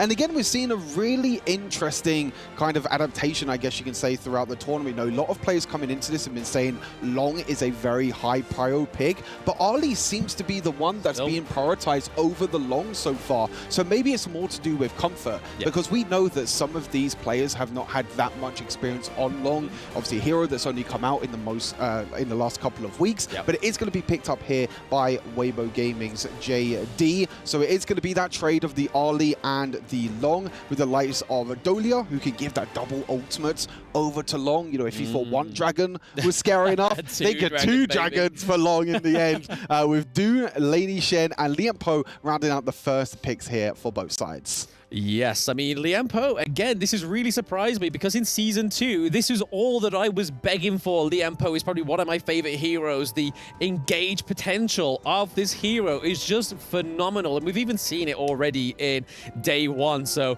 I'm really happy that the teams have now taken Liam Poe on board, and it's a great counter for obviously the likes of the new hero Orgrim, but the Musashi gets banned out as well, so trying to get rid of that aggressive jungle pool on the side of Boom Esports, and then Boom Esports banning out the Princess Frost and the Hugh Huan. Even though they've got the done, maybe they thought they were going to flex into the mid lane like KPL Dream Team have done. But fleshing out Boom Esports roster here is Kaiser and Charlotte. We've seen a fantastic performance for Miji on Charlotte, especially in that last chance qualifier. Yeah, I mean, it's one of the picks that he was prioritizing as well. We got to kind of talk to him a little bit as well. He's saying that, you know, Charlotte was a hero that he wasn't really playing too much in the S2 and even in the qualifiers before that for the Philippines. It's a new hero that he's picked up, as you mentioned, in the SEA showdown match against RRQ. Had an incredible performance over on and really needs to step up even more in this because Boom Esports at the moment are 0-2 in this group. So they need to try and find wins for somewhere, because if they go 0-3 after day 1, it's going to be a mountain to climb really at the end of it. But we're going to see the comp round out with Haino again. And it looks like it might be Haino mid lane again, which is super surprising for us. We were talking about this a little bit backstage. Obviously, we were watching the games in the studio, the first 4 games. We've been seeing a lot more Haino in the mid lane than the jungle, which is completely different to what we saw at S2. You know, S2 Invitational was all about the tank Haino in the jungle, but it seems like more players are starting to pick him up in the mid lane, playing him more as a carry. Yeah, people have probably realized that going sort of like Princess Frost or even necessarily the Moisture Inui against something like the Lady Shen doesn't always go the way that they want it to. We saw quite a lot of failures, quite a lot of hurdles for people picking up the Moisture Inui in Season 2, and it seems to be a prio ban in this one. We clearly they have some insight that we don't. Maybe it's a huge thing in scrims, and it's probably something that the teams like Weibo Gaming or the KPL Dream Team could be superior on. But Boom Esports, I feel like they have a great team comp. They have got a very strong front line. They've got the Kaiser, they've got the Liam Poe, and then we've seen it quite often where having that strong front line only enhances the Charlotte's playstyle in these team fights, and her being so aggressive, fast attacks, being able to dash out of team fights, being able to dash in, kind of pick up that back line, which you're going to try and hope for with the likes of the Loon on the side of Weibo Gaming. Yeah, for sure. We're seeing the Lady Shen being picked up as well, still in the mid lane, even though we saw that there was a couple of nerfs to Lady Shen a couple of weeks ago. Still, players prioritizing this pick in the mid lane. Just shows how much presence she has in terms of wave clear, in terms of crowd control. She also can use her first ability on herself to become invulnerable. So there's so many ways in which Lady Shen can set up the team incredibly well. As you mentioned, you know, the setup is super important for the likes of Charlotte and even Ali as well. But already Boom Esports looking to play aggressive. This is exactly what they were doing against the KPL Dream Team, and it backfired. But can they do something this time around? No, it looks like Kong Ling is still into the thick of it with that Dune pick. He's able to sponge damage, even at such a low level, but he's able to actually give out a lot of base attack damage at that early game. But no kills been taken here. We see a flash go over for Impressive, playing a little bit too aggressive because Toshi was seen in the middle part of that lane, so no way for Toshi to get in there and try and take on JD. I think it's worth the trade in terms of flashes because you actually burn the flash of JD, and Long is a hero that can be very immobile before the ultimate comes through. So maybe Impressive just playing super aggressive. You know, again, we talk about that SEA showdown match. Impressive with a crazy performance on that Liam Poe, so Boom Esports definitely going for a lot of comfort. But I feel like with a hero like Long, you kind of want to burn that extra mobility in the early game, and maybe you can catch them out like they're trying to do here at the moment. But the extra damage is coming back onto Toshi, and the first blood might be going on to Long. In the end, it is JD with the first blood on Long. No flash, no problem for JD, but it's trying to get traded back here for Impressive. Really nice knockback by JD, and he's going for one more kill. Can it get traded? It can. JD on Long, 2 kills in the early game, and if there's any hero that you don't want to give kills over to, it's definitely the Long. Yes, it's long overdue. The kills coming through in that game. We are up into the 2 minutes, almost 3 minute marks here. Boom, Jixix is looking a little bit scarce here. We get the knockup from the Dune, but they aren't able to get that little bit of poke that they needed from the Hino there. We see that Impressive is trying to stop the takedown of this red buff, but we see that the Golem goes, the Crimson Golem, sorry, goes over to Dune. So still a successful invade in that jungle. Didn't quite able to get the kill onto the Kaiser, but able to take some of his farm. Yeah, we're seeing the picture at the bottom of the screens as well. Charlotte going head-to-head with the Dharma at the moment. Both of these players extremely well. Such a super skilled matchup, I feel like, in the Clash lane. You know, both Dharma and Charlotte have so much playmaking potential. You know, during the laning phase, this is a pretty even matchup. It's all about the skill of these two players. At the moment, so far, Miggy is actually one that had to burn the flash early on. Guyi still has the flash on the Dharma, so he can still try and set up plays with his ultimate as we take a look at this replay. Yeah, so all that power, all that damage coming from JD there, but we're not going to be seeing that replay for much longer because Impressive does get taken down for going a little bit too overstepping into the farm lane with such a little health. Migi also obviously fell in the Clash lane as well, so again, we are seeing 3 kills up to 0 on the side of Boom Esports. First Tyrant going over to Weibo Gaming. They are not messing around, Stu. We are getting into the 4th minute. Tyrant taken, 3 kills up, and almost that 2.4k gold difference. And it looks like they're not stopping here. For sure. I mean, this is a team that is also from Malaysia. We have 3 Malaysian teams here in the Invitational mid-season, and this is just showing how strong the country is and the region is in general, right? We know the power of LGD. We know the power of Team Secret. Weibo was the big question mark that we had coming into this. They did play that last chance qualifier against the teams the likes of Tribe Gaming and Virtus Pro, and they were able to wash out every single team there. But we were kind of questioning ourselves coming into this, like, have they actually had the testing? Have they had the right scrims to come into a bigger competition like the Esports World Cup? And it seems like they are doing incredibly well as the engage coming through from Liam Poe. Yep, impressive engage there from Liam Poe. We getting the kill onto Dragon as well. That's currently a 1-1 trade. We see that Haido is able to take down Lee and Poe, so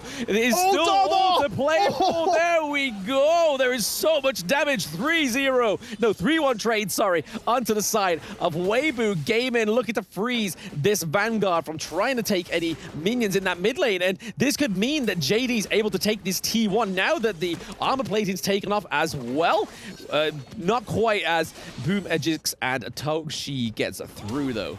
I mean, watching someone play Dharma as well as Guyi's playing it at the moment, like, incredible. You can see the flashy plays that Dharma can create. You can see the setup that Dharma has as well with the ultimate, being able to knock players into the wall. When you see a good Dharma, when I see a good Dharma, I'm just like, wow, this is like the perfect way to play Honor of Kings. The invade might have been going a little bit too far here for Dune. Just getting knocked up a little bit there from Liam Poe. You're seeing the crowd control there, so a little bit of mistake there from Kong Ling in the jungle. But as I mentioned, Dharma, haven't really seen too much of him being played today. He's been a lot of the Byron, a lot of the Elaine as well. But Dharma again, even 2 versus 1 against the Arlie, still going in. And we have a pause. We have to wait and see what happens with that. But yeah, going back to my Dharma point, right? We haven't seen too much of Dharma today, but I think as a hero in general, super flashy hero to play in the Clash lane. It requires so much skill, but if you're able to perform super well, then you're able to make these crazy plays in the end. I mean, we say we haven't seen Dharma so much, but the last team that we saw play Dharma was Team Vitality. And we know how that went for them against VKS. So it's clearly something that some of these teams have been practicing the Dharma. It's a pick that we like to see come through, especially on those players that can make the flashy play style of Dharma really shine through, like you were saying, Stu, being able to link his ultimate, bashing people into walls, getting the CC, and then just either allowing Dharma to get the kills or allowing somebody like JD on the lung just to kind of clean up and get some more gold into its pocket. But yes, currently on the pause there. Right now, it's looking like Weibo are playing very aggressive in this game. Yeah, for sure. I mean, they're definitely bringing out the aggression. They definitely feel like they've had the practice, you know, if we go back to the draft as well, in terms of the bans, in terms of the picks as well, you know, realizing that they're playing against Boom Esports. They don't want to give the likes of Athena away, and going into the game as well, Weibo Gaming at the moment playing incredibly well. Long, again, we know how strong this hero is. You know, me and you were watching the games from the KPL, and, you know, likes of KPL players playing Long because it's been out in China for such a long time. And we thought to ourselves, you know, how are these players going to adapt to these new heroes that they maybe haven't played for so long? But you're seeing the even with the little practice time that they have on these heroes, they can still perform incredibly well. You know, you can see the KDAs on the screen as well. You know, 203 at the moment for JD on Long. And as I said, you know, you don't want to give Long early kills, you know, especially against an Ali, and we know how much burst damage this hero can do as well. Oh yeah, I mean, sometimes you think you escape, but thanks to his passive, just having that second hit within the range as well, you think you get out of there, but then that just comes around and just slaps you. But back onto the point about us thinking that Lung wasn't actually going to get picked up within the mid-season invitational, just kind of like Luara, because when that hero came through, we was hoping that the next tournament was going to see some Luara come through, and we was probably thinking, if it weren't for having the intel on the KPL teams, that maybe Lung would have that same treatment, because like you were saying, some people still prefer to go for the early stew, and again, it could be down to comfort or the fact that you know it's going to be not a guaranteed victory, but it's definitely going to aid you in the late game with the hero Harley. Yeah, 100%. I mean, you can see that also the Long being paired up with the Dolia. I think we're going to be seeing it a little bit later on in this game once the pause comes on through. But giving the ultimate over, you know, Dolia giving the double ultimates over. To be fair, there are so many to give over here. Likes of the Dharma, we just mentioned, being able to push people into the wall. Dune as well, being such a strong tank with that knock-up with the ultimate. But Long, I think, is one of the best heroes that you can give that double ultimate towards, because him turning into that dragon makes him untargetable, which is crazy strong if you think for someone like in the farm lane. Normally a farm lane hero, super squishy, can get caught out. Hey, if Long get caught out, you press one button on your phone and you're like, see you later. I'm off to space. I'm off to ride my dragon, and then can just jump back down. But the crazy thing is, he jumps back down. He gets him enhanced auto attacks as well, which makes him even stronger. So we've been seeing the kind of aggressive style used in Ultimate, but we've also seen the defensive style as well to be able to escape from this crazy crowd control that can come out. Yeah, because I mean, some players that may have, because with this game being such fast-paced, Honor of Kings, you can make mistakes in an instant. So if you go and lock on, say for example, if you dive in, you're a Kaiser or a Charlotte onto the Lung, and then you've like, totally forgot about his ultimate, and then he goes up in the air, and then that's basically burnt out that huge engage that would have been potentially on the likes of something like a DRNG or even an Arlie that's maybe a little bit more slippery but able to still climb around. But there's no way that Dune or Kaiser or Charlotte can fly up into the sky, so the Loon pick is definitely a better play style for within the farm lane. Just like you say, having that escapability, but being able to use it for an aggressive play style, but also a defensive playstyle is also a really good thing. No, 100%. I think it's super interesting to see. Hopefully we'll get back into the game very shortly. Thanks everyone for the patience. Yeah, hopefully we can get things sorted very quickly here. But yeah, Weibo Gaming, just to kind of recap with Weibo Gaming, 2-0 at the moment in this group. The first time we're seeing them on stream at the moment. Won 2 games off stream against AG Global and also Loops, whereas Bloom haven't had the best of start to this group so far. You know, they're 0-2 at the moment. If they lose this game as well, they're going to be 0-3 going into tomorrow. So Boom need to find a way to come back into this game because they're a little bit down at the moment, but hopefully we'll get things sorted soon. Absolutely. We are going to be going into a break whilst we just figure out this technical difficulty, guys. So thanks again for bearing with us. We'll see you very soon.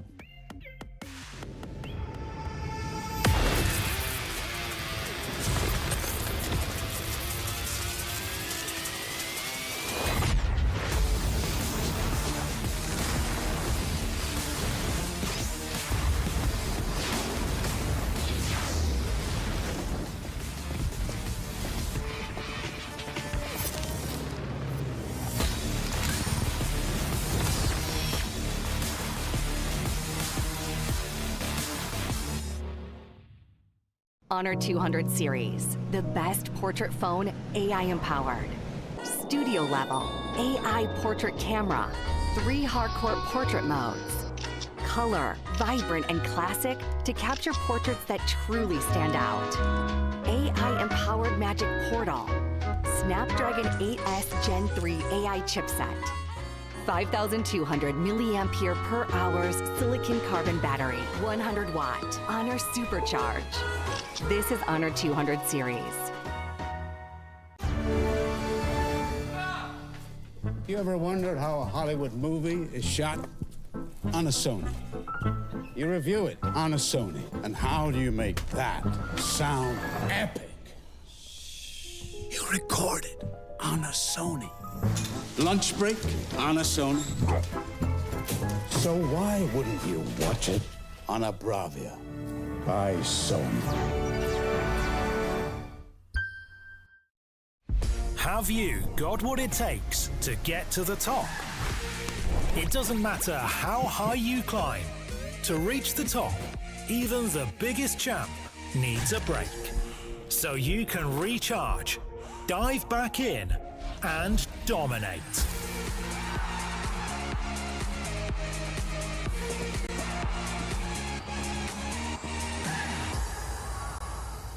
Have a break. Have a Kit Kat.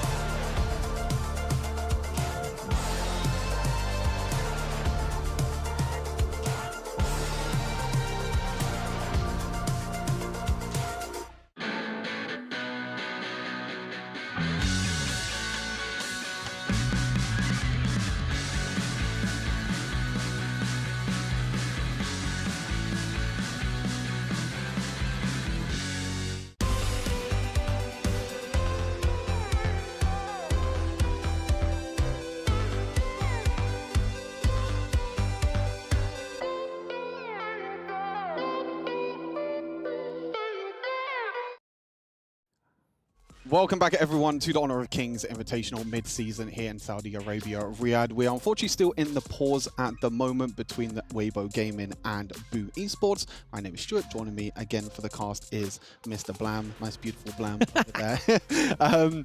Yeah, going back to the game itself, I think that both these games, both these teams need to be performing to their top standard in this competition. Obviously, being in the same group as the KPL Dream Team as well. But we're going to be going into a quick video while we wait for the break, where we're going to learn from the pros himself on how to play Honor of Kings. You want to be strong? Learn from the pro now. When you choose a long-range marksman to take down enemies in the distance, only to find the enemies constantly staying at the edge of your attack range. When you enthusiastically pick a high-burst mage, planning to crush the opponents, but the enemies keep sneaking outside your vision. The professional players have long been using the small tricks in their settings for smooth operations. Let's take a look at how the pros set up their game. Change the setting from fixed camera to camera shifts with skill direction. Your vision will move with the direction of your skills, allowing for a broader vision range. This not only enables more accurate targeting, but also gives you the upper hand to anticipate incoming enemies in advance. Come and try this practical secret that professional players are using. Play like a pro to dominate the enemy team effortlessly. Learn from the pro. Learn more from Honor of Kings Global Esports. Well, there you go, learning from the pros itself, learning how to land them skill shots, but sometimes I can't do. That's for sure. Sometimes skill shots can be a little bit difficult to land in the end. I feel like, the HoK ultimate, as a farm laner myself, sometimes that HoK ultimate is just, you feel like it's just moving, even though it just goes in a direct straight line, so sometimes extremely difficult to pick. But what's your chances on hitting skill shots? So yeah, I know I'm convinced you played like this, Stu. Like, press the ultimate button. Let's go. Let's hope for the best. I know we were playing some games as well. Obviously, you were playing the jungle. You're playing like Dune and things like that as well. I was playing the farm lane. What's your kind of favorite role at the moment when playing Honor of Kings? To be honest, I do like the jungle. In solo queue, I would much rather go into the farm lane because I feel like with Honor of Kings being a little bit more different to what we're used to, it's a lot more fast-paced. So knowing that you can actually control what's going on, because I feel like a lot of people don't know how to macro play. So having that in my stride is much better than giving it to a random. Hey, for sure. Speaking of farm laners, we're going to be taking a look at a quick video of Long, who's been an extremely powerful hero at the moment in this tournament. The world descended into conflict during ancient times. The dragons perished from protecting the lives of the world. The last soldiers standing exhausted their life force to secure the final hope. Their hair turned gray overnight. They went into seclusion, and dragons became nothing but legends. What does the dragon's home look like? Ah, it was beautiful. There was always a nice breeze, and thunder roared during spring. He was right. There still existed dragons. You're so weak. What can you do?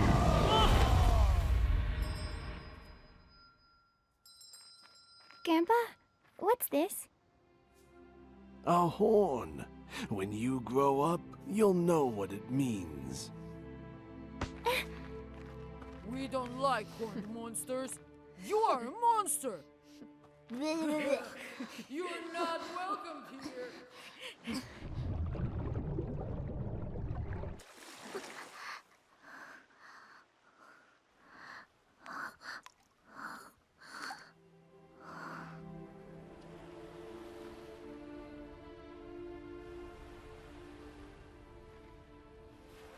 What's wrong? Something on your mind? No, I just fell. I don't like the horns on my head anymore. Why am I different? You don't have to live the same life as they do. You have your own fate. Did we tell you not to come here? I'm not a monster! Beat him up! Get rid of him!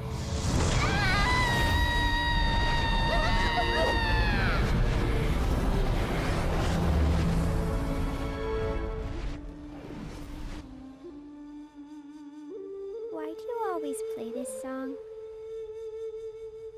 This is a tune from our homeland. When we hear it, it reminds us of where we come from and who we are, so we don't become lost.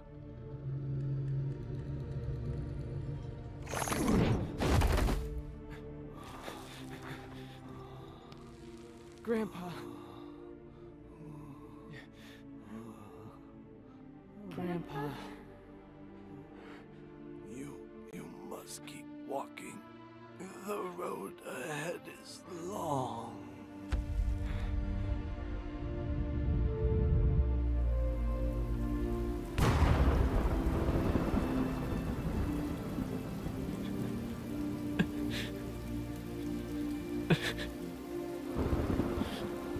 You hear that?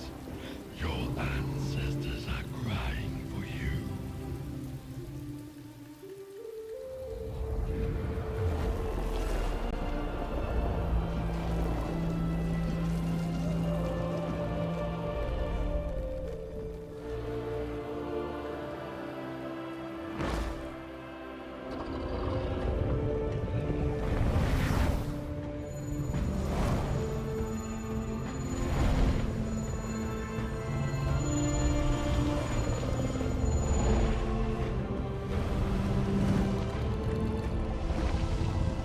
My child, we are not crying. Dragons don't cry. This is our war song. Our war song.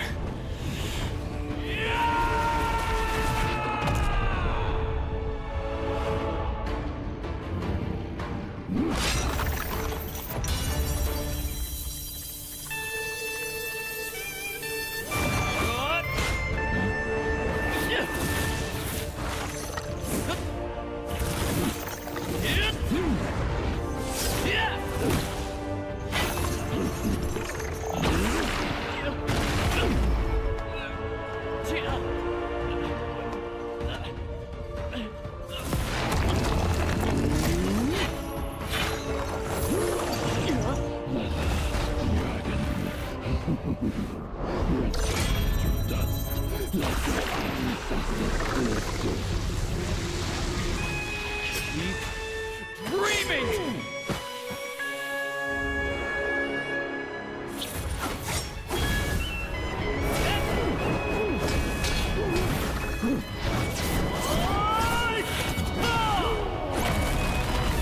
Let me show you what dragons are capable of.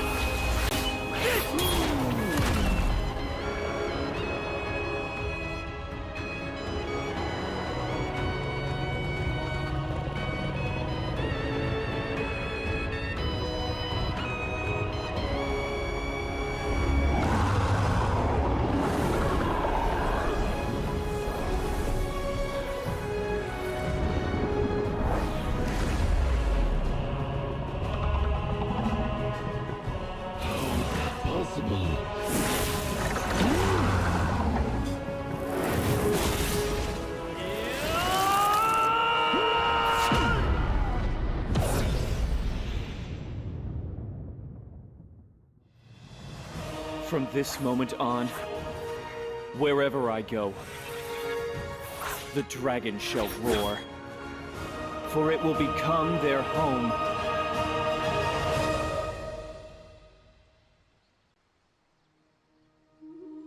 Grandpa, I will keep walking.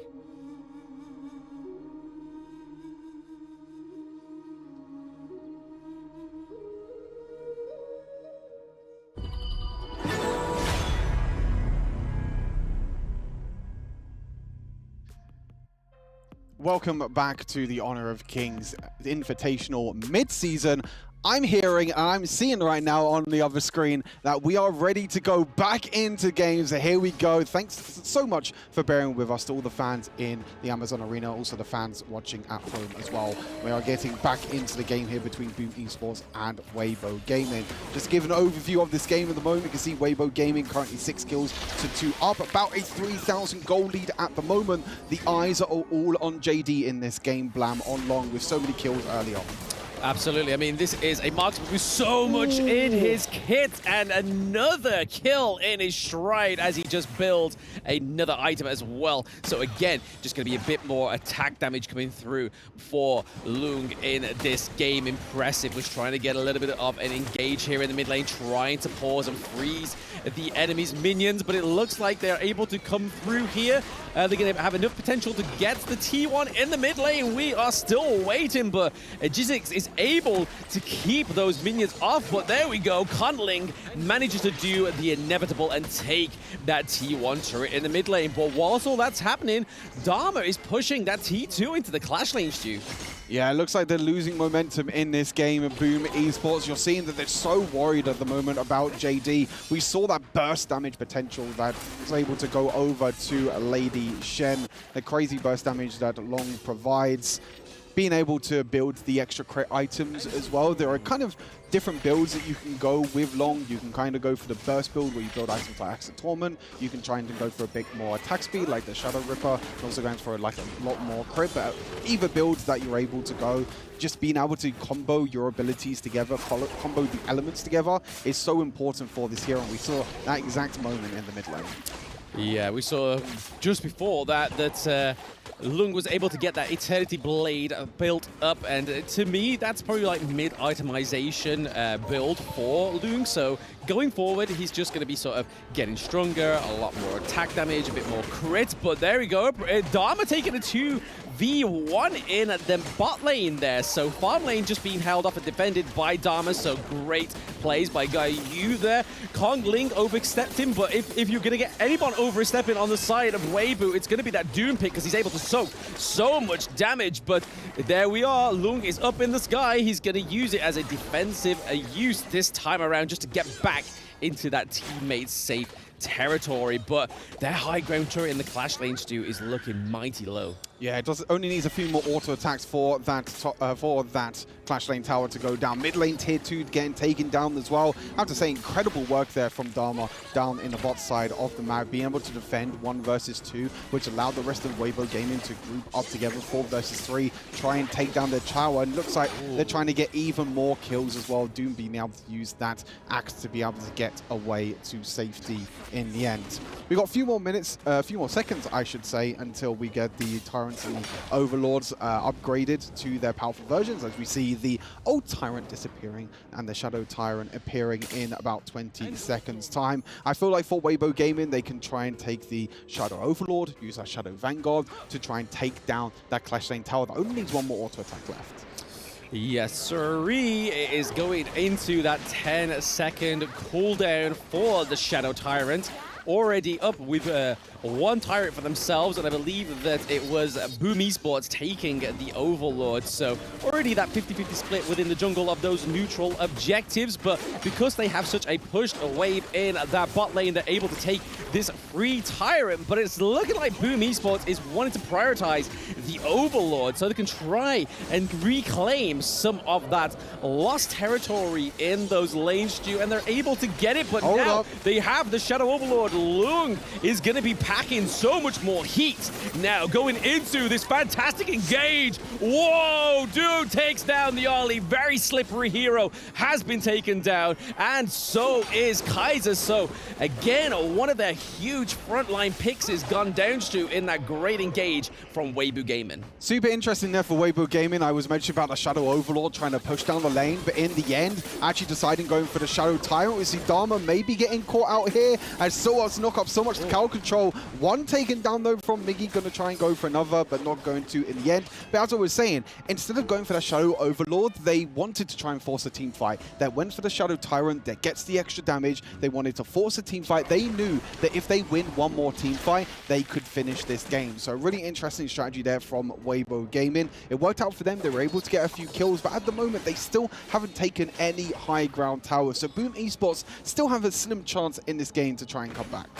Yeah, I think once one of those high ground turrets do go down, unfortunately for Boom, they just got baited there by the High Nose ultimate, recalling back to a save point. So again, yes, it does take it off cooldown, but the cooldown's not that much on High Nose ultimate. But I feel like what Weibo did there in the Boom Esports jungle was a little bit of an overstep. I think it might have been just a little bit of a misplay there, because they had looked very clean when they had that team fight up into the Clash lane, looing down into the farm lane, looking to try and clear up that T2 from the side of Boom Esports, which would then mean that they are pretty much backs against the wall as soon as that T2 falls, because they then only have the high ground turrets. For sure, we're going to be waiting and see here. Long going down into the bot side now, just waiting for the minions to crash underneath the tower, just allowing you to get 2 minion waves pushed in. You got the mid lane wave pushing in, you got the bot lane pushing in. You can see the rotations at the moment for Weibo Gaming, being able to get 2 sources of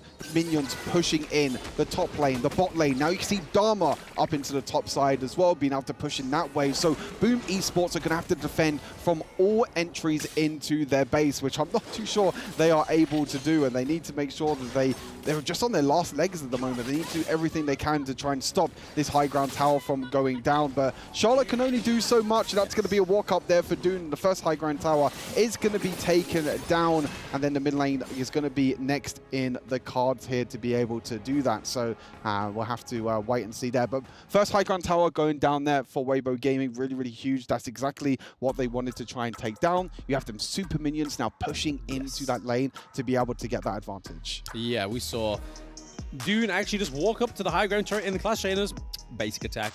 One auto attack, that's all needed. Bat, done, and it was gone.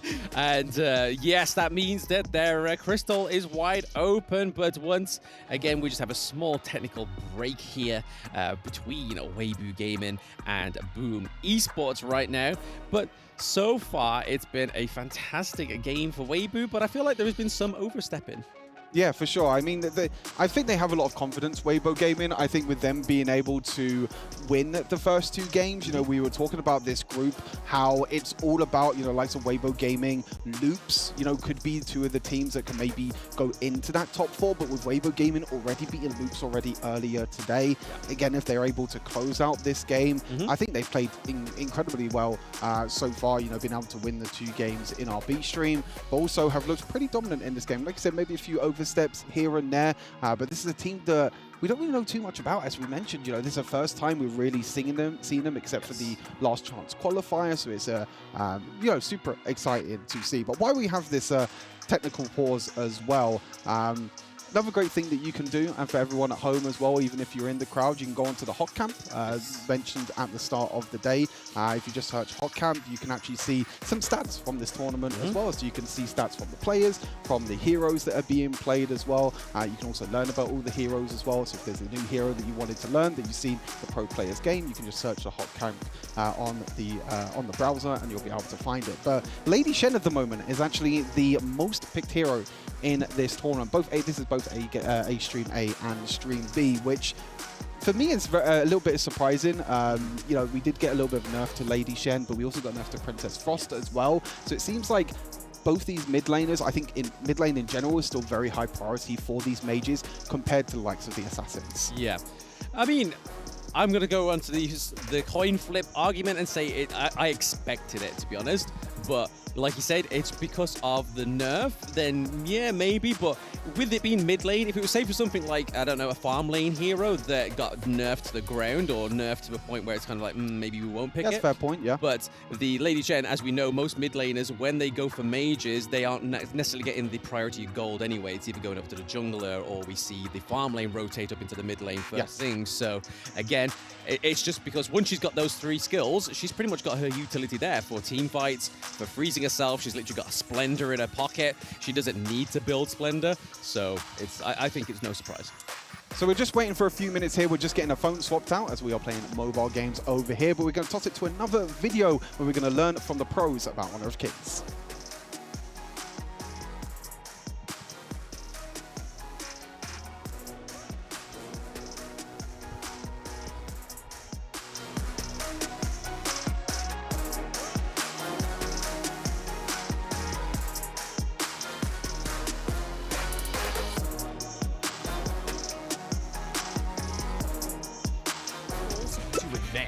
This activates extra basic attack buttons for minions and towers. Turn on Show Enemy Avatars to accurately select the enemy's avatar for the kill and better assess vision exposure. Give it a try and play as smoothly as a pro, easily crushing the enemy faction. Learn from the pro. Learn more from Honor of Kings Global Esports.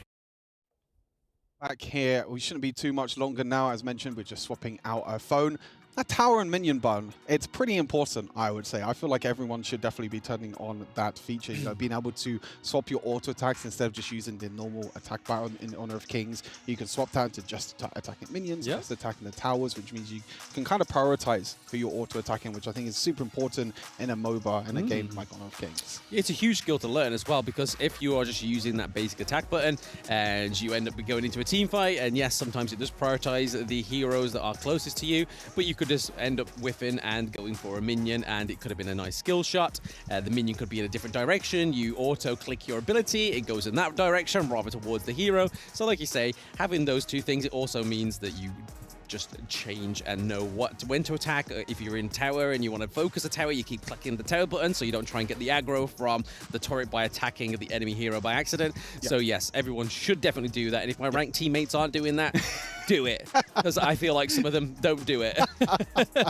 Hey, you heard it here first. If you find a Blam in your ranked games and you don't have it, then you're not going to be able to do that. But we're going to be taking a look at a high note cinematic, which I'm super excited to see. As we're waiting for, as you can see, we're waiting for the phone to be swapped out. Has anyone seen my cat?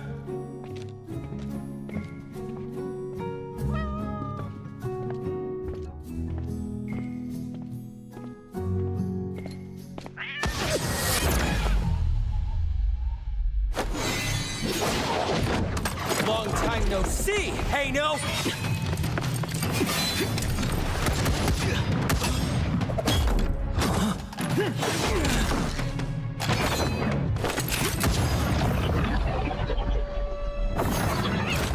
Oh no!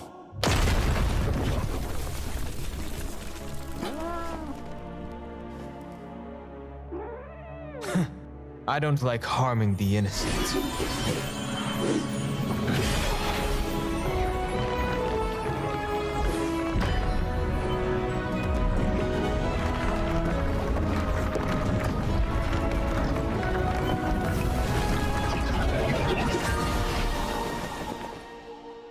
This again? Did fate give you an answer? Where the heck's my cat?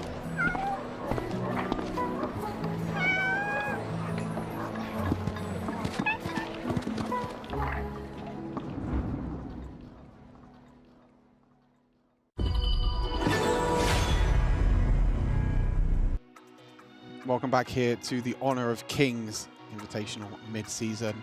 Stuart still joined by Blam as we yap a little bit more whilst we're waiting for the technical pause to get sorted. But yeah, just swapping out phone, making sure that everything is all good. Of course, we want to make sure that these players have the devices that they require and have the everything that they have required. You don't want any sort of problems, any sort of lags or anything like that, because I've been in situations where in ranked games you get a sudden drop or something in any game, you know, then it can be a little bit difficult. So making sure that is the highest priority here for our players in this tournament. I mean, they're making it looking very, very legit that it's a phone issue, but I believe it's because we're British. I think we've just cursed the cast here, Stu.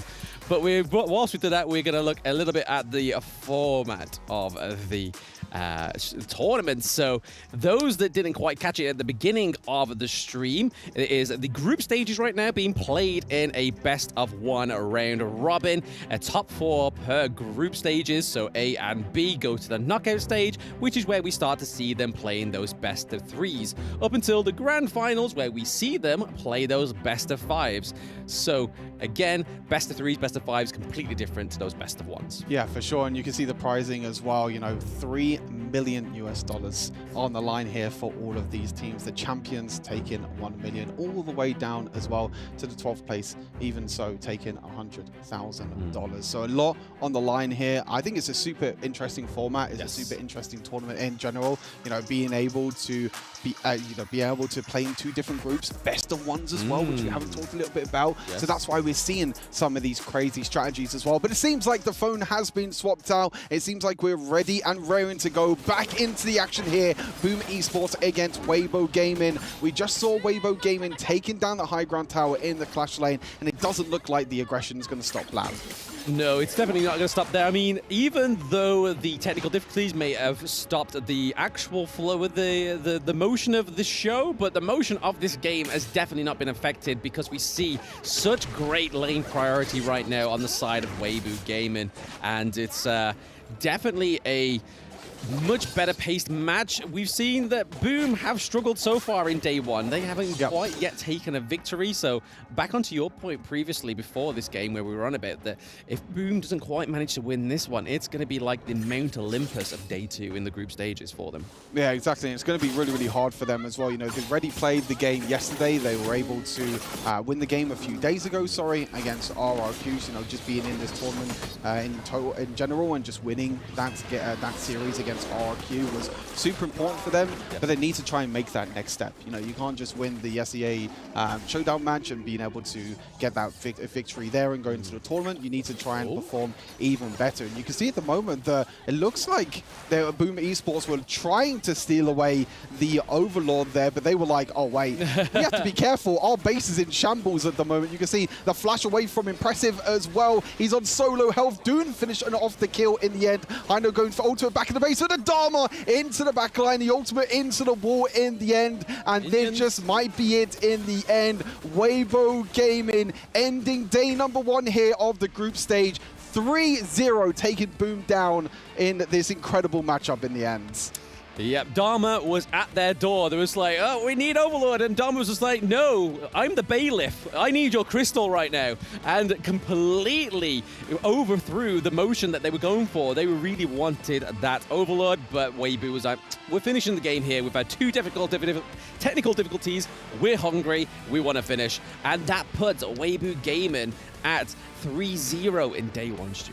Yeah, incredible performance from Weibo Gaming, a team that, as we mentioned multiple times, a team that we didn't really know what to expect about. You know, we know coming into this tournament that the Malaysian teams were looking very strong. You know, the 1st seed and the 2nd seed, LGD and Team Secret. But this is kind of like the 3rd seed coming in from Malaysia. So we were like, are Malaysia just in general just the strongest like country and like most of the world at the moment? And they're coming in, you know, incredibly strong, doing really, really well against the likes of you know, Brazil, HoK Global, for example, who are from Hong Kong, China, and now taking down Boom Esports from Philippines as well. Boom Esports, They're going to end the day 0-3, unfortunately. It's going to be really difficult for them to try and come back. Yes, like we were saying just before that, technical difficulty came out of play, that it is going to be a really hard day for them tomorrow because they do have some solid matchups as well. It's not like it's just going to be an easy day. They may be able to take one from Falcon, they may be able to take one from AG, but we're not too sure. Yeah, for sure. We're going to be heading to the Amazon Arena now to have an interview with one of the winning players from Weibo Gaming after an incredible 3-0 day.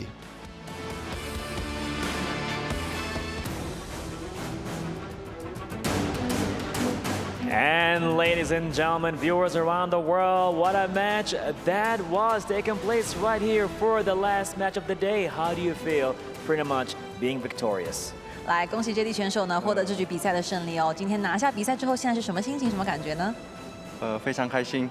Very happy, very excited.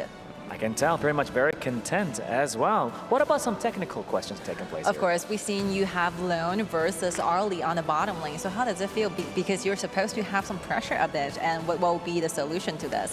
我们看到在对线期呢，其实你是熬影嘛，打对面的公孙离。前期对线会比较难呢，在对局当中是怎样去把握这个制胜的关键的呢？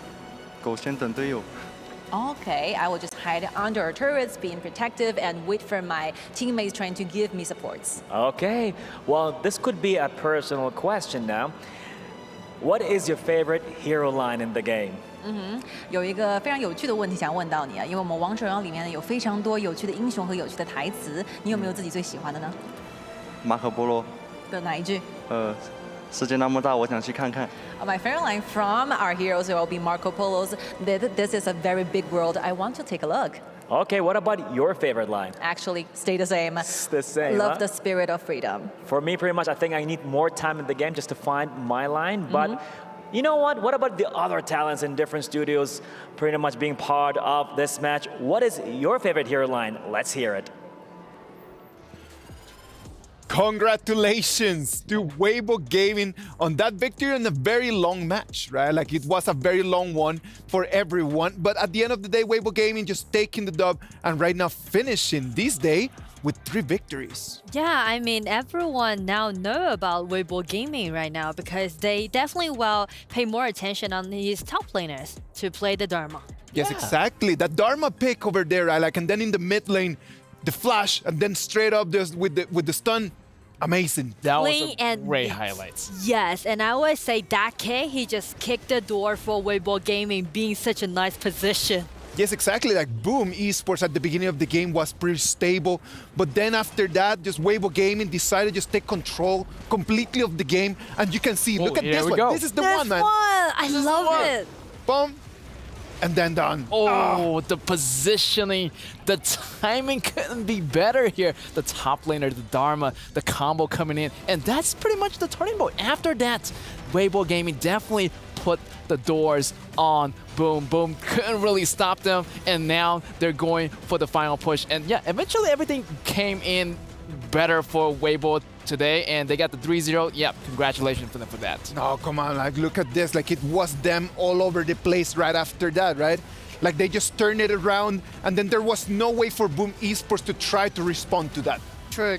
I always say I do like the drops as they did because they pick out Dun as well as this Haino. So just provide them enough vision control for Long or Dharma to farm up more. Yeah, the BP for sure was for Weibo Gaming. The same as Boom Esports. Hopefully today, as they go back to the hotel, they can start thinking about like how to change things around, how to turn things around. Like, what do you think that Boom Esports needs to do tomorrow if they still want to hold dear to that last hope to make it through to the next round? Definitely, they got to do their homework right now. They got to go back to today's match and see what happens, see what they can do a little bit better. I mean, they're a little bit hasty in the beginning, but eventually I feel like after today, they're going to go back, they're going to talk it over with their coaches, they're going to talk it over with their teams and make sure to come back a little bit stronger tomorrow. Like, the numbers today for them were not the best, that's for sure, but mathematically, they still have a chance. Yeah. Like, we can still just look at the standings in their Group A and Group B. If you talk about Group A, LGD Gaming, 3-0, and then you have a tie for second place. Team Secret, Vitality, and BKS all tied in second place. That's going to be fire for tomorrow. And Group B, on the other hand, KPL Dream Team and Weibo Gaming just over there, 3-0, still perfect performances. Loops, a 2-1, and AG Global, Team Falcons, and Boom Esports still trying to get their first dub. And clearly we can see it went very even in Group A, but there seems to be a gap in Group B. So I would say tomorrow will be the last day for these teams to compete for their points, because most of the team actually just down with 3 games today. Yeah. So they really need to hurry up and just made up their points to let them to be the top 4 out of the team, the group. This has been an amazing day full of amazing performances. What about if we move forward to our Kidia Place of the Day? Look at this one right over here. It's from Team Secret against LGD. Oh, I love this one because we mentioned about the mechanics that Joy is using by this Limpo and also the triple kill that JR got in game. There's just like everything that is happening at the same time. Yeah. Triple kill coming in. It's just not only that. Like the triple kill is just like the cherry on top of everything. Because you know the build-up for all that, it was insane. Look at this one right over here from the LGD against Kagendra as well. Oh, LGD did really well this. And there's nobody can get to JR right there. He's like waiting in the back.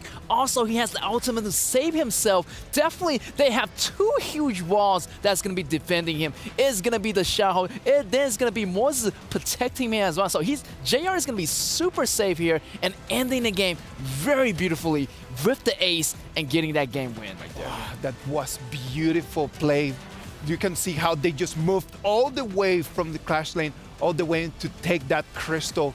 An amazing, amazing Kidia play of the day brought to us by LGD Gaming. And I mean, for this one, definitely KPL Dream Team is under the spotlight. Each game went so clean, went so fast, and also check out the egg run that Fly is playing for this game. He could actually take the quadra kill right over there, but it was just like that last ability did not actually click in there. If it would have, it would be actually not a triple, but a quadra kill. True.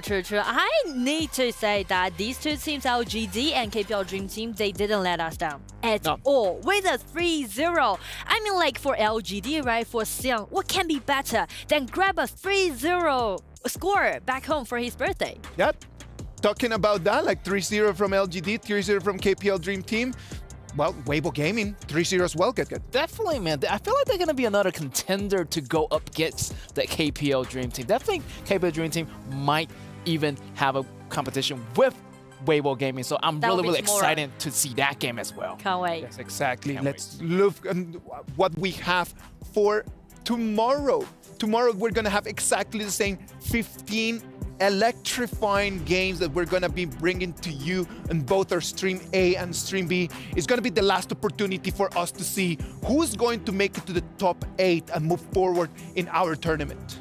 And I definitely is going to highlight the 4th game, which will be KPL Dream Team play against Weibo Gaming, since they are being the undefeated so far in the journey of EWC. The battle of the unbeatable. Yeah. It's going to be Love an it. amazing game. I cannot wait for tomorrow. That is going to be an amazing game.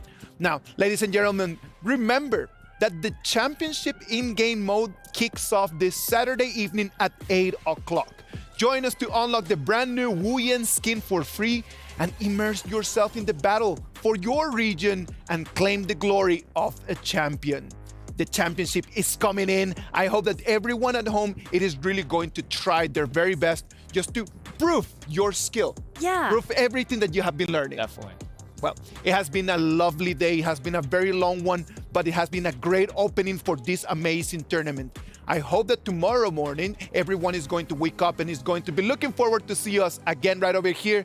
Get, Nora, Isaac Peña here, and I hope to see you tomorrow for day 2. Thank you very much. See you guys tomorrow. See you guys.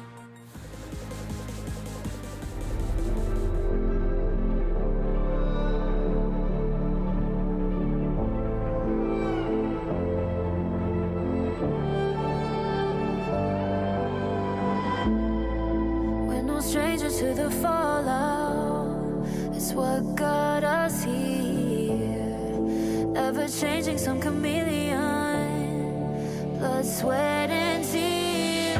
We'll never make it if we fall to everything that brings us down.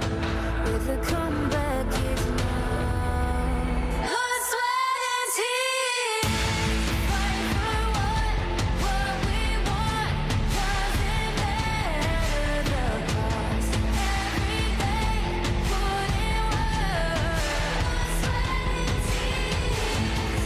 Nothing comes overnight. Taking numbers, start to line. We don't bow to fear. Blood, sweat, and tears. Blood, sweat, and tears. Blood, sweat, and tears.